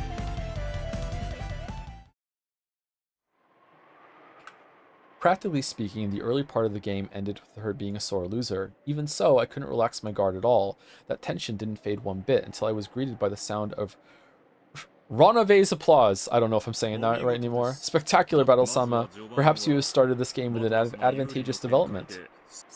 Who knows? I still don't know whether I've taken a piece by my move, or whether she guided me into taking it. After all, knowing you probably know I'm being led into a trap, and that clapping is just you mocking me openly, right? How could you think that? I am innocently celebrating your ability, which has enabled you to take one shot at Milady, even though it is only the first round. In any event, Milady is a person who is quick to become arrogant. I believe that a little encouragement such as this can be good medicine every once in a while. Kiria was right. This butler of yours sure has a vicious tongue. He does, doesn't he? Sometimes he ticks me off as well. My, how incredibly rude of me. Well then, milady, Battler-sama, how would you like some more black tea? The game has still barely begun. Please allow me to prepare all the tea and snacks needed to adorn this game. I ask that you continue your game without any reservations. I will. Let's move forward. Now is when it really starts. Very well. Let us advance the clock. Ronave, black tea, please. Certainly. How about a cookie? I don't need one. Give it to Beelzebub to keep her happy. Remain silent for now. While listening to the sound of the demon butler pouring tea, the witch closed her eyes slightly and fell silent. For some time she was deeply lost in thought, but eventually a roguish glint came into her eyes. Uh-oh. Very well. Why don't I inform you now as to why I refused to speak in red during that first move? What? Bring it on. Show me what you've got. Yes, that piece really was big enough that I'd hate to lose it. It may be hasty, but allow me to make my move. I won't use the red, but from here on, Rosa will explain on my behalf. Listen.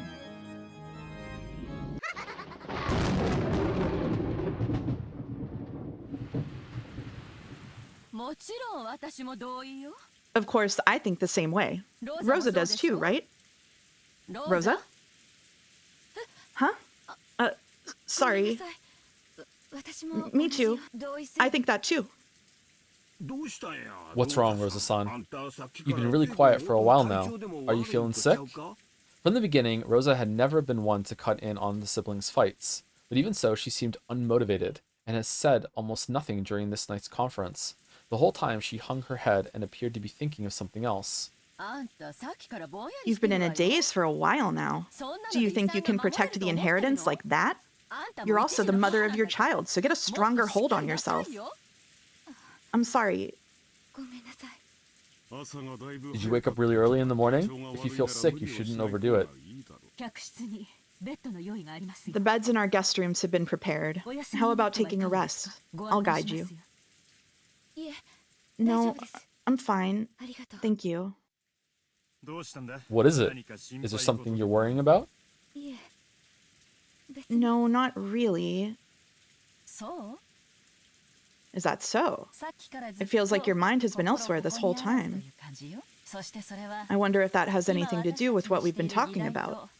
At those words, everyone stared at Rosa together. As if in response, Rosa's shoulders quivered.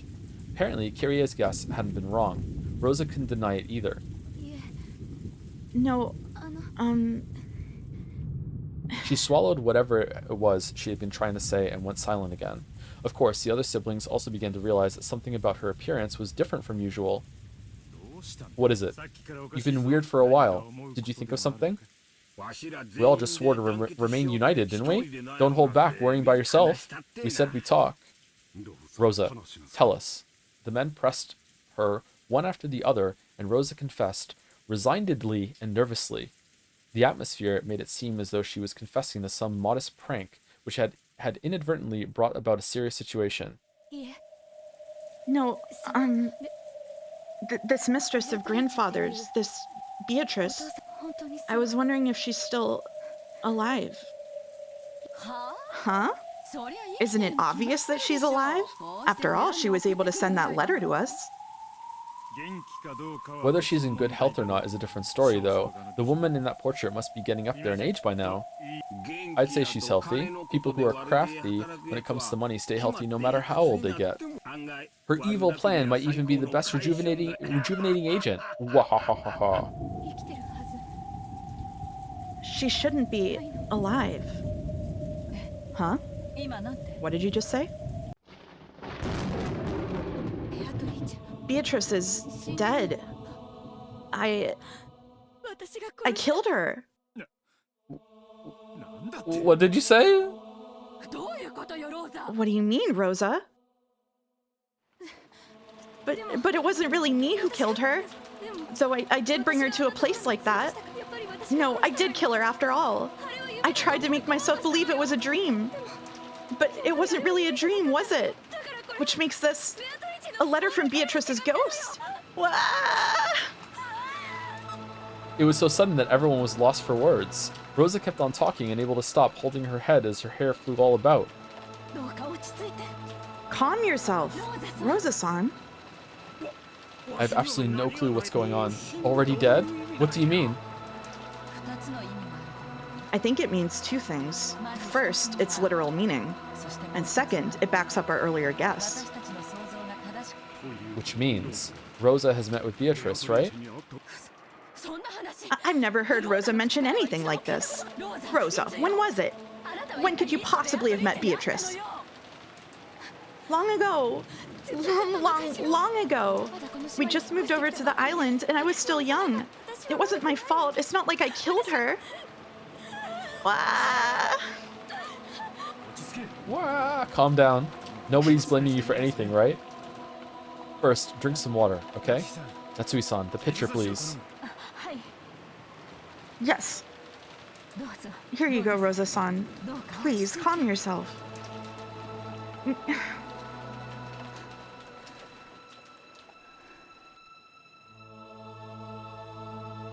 Until Rosa was able to calm her ragged breathing, no one was able to speak a word.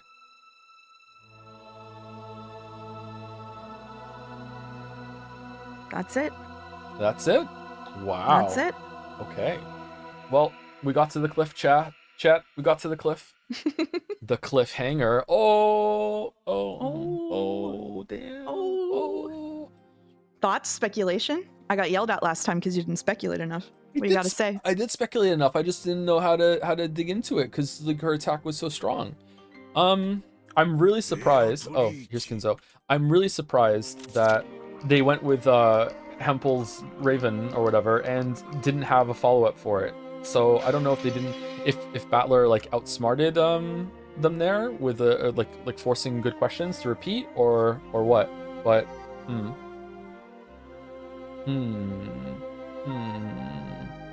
that opens up so much. She's right, it is a really big piece. So Rose is probably going to tell a story about how she found someone outside when she's wandering the forest and then she fell down or something like that, I'm guessing. That's the cliff. Huh. I also don't know about the butler guy, whose name I'm going to get wrong forever and ever and ever. If he's on Battler's side or Beatrice's side or both sides. Perhaps his own side. Maybe his own side, yeah. Because he probably wants to be out of the contract that he's stuck with Beatrice, right? Can't wait for the next stream with Greg Chun and Jalia's all-male voices and Mouse's all-female voices, starring Joseph Anderson as Chandelier. I don't know, do you have any speculation?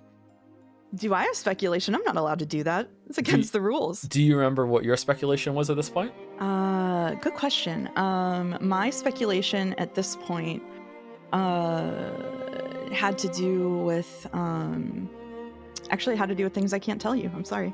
What do you mean? What do you? I had all the information you had. So how is that different? Oh, okay, all right. It's against the Jad's rules, okay? We've had a big problem with people who know what happens in Umineko going into the Umi stream channel and pretending and sandbagging people by saying things that's fake on purpose. They think they're clever, okay? I'm not gonna set a bad example by doing it live on stream. I'm not gonna say something that I might have been right about and inadvertently tip you off to the truth. I'm higher than that. I'm better than that, okay? I'm just here to be the witch, okay? Okay, all right, okay. The width. Yeah. Okay. Thanks for tolerating me, chat. We're cool. Thank you to Bongo Cat Feynman for the resub. Pincerata for the bits. Loving the Umi streams. My 22nd birthday is next Sunday, so I'll be around the age George was when he decided to date a 15-year-old. No, we don't talk about that. We don't talk about that. Thank you, Dickler for the bits. 7 pegs of purgatory. Purgatory? I don't have it. Yeah, I don't think so. And then a follow-up too, another 500 bits. Joe, thank you for Ushi no Mia Maria the other day. I burst out laughing at many inappropriate places. Did you get to ooh for them this stream? I think I did, yeah. That's important apparently, right? It is, yeah. They love that. You should give them one more ooh. Come on. Ooh. Does Ron and Avon have a tip? I don't know. Let's see. It's probably gonna be on the second page, right? He does. Ronove, one of the 72 great demons, works for a master in exchange for various forms of compensation. He currently has a contract with Beatrice as her butler, head furniture. He's become proficient at housekeeping after serving in many households, so his ability as a butler is very high. Surprised he has the golden eagle. What's that all about?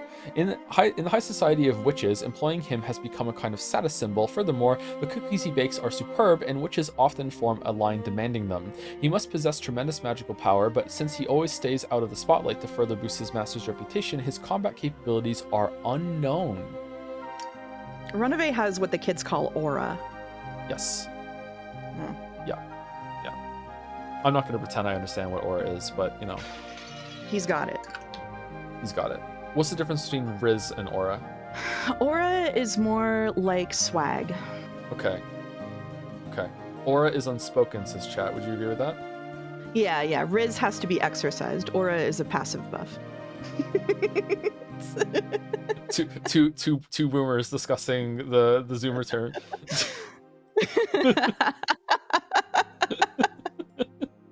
Say it in red.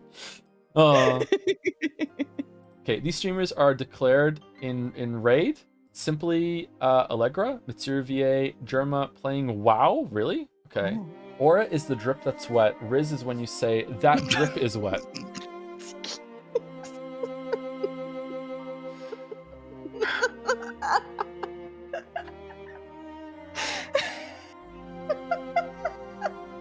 Bullied. Just keep getting bullied. Bullied. All right. What was Simply Allegra? Simply Allegra, right? What was it? I think so. All right. Thank you for cackling, Mouse. Thank you. Absolutely. See you guys in 2 weeks. See you later, chat. Hope you enjoyed the stream. Managed to get like another 45 minutes with you helping me read. Thank you. Yeah, absolutely. All right. See you later, everyone. Bye. Raid is out. Okay. And anyone who didn't go for the raid, see you later too.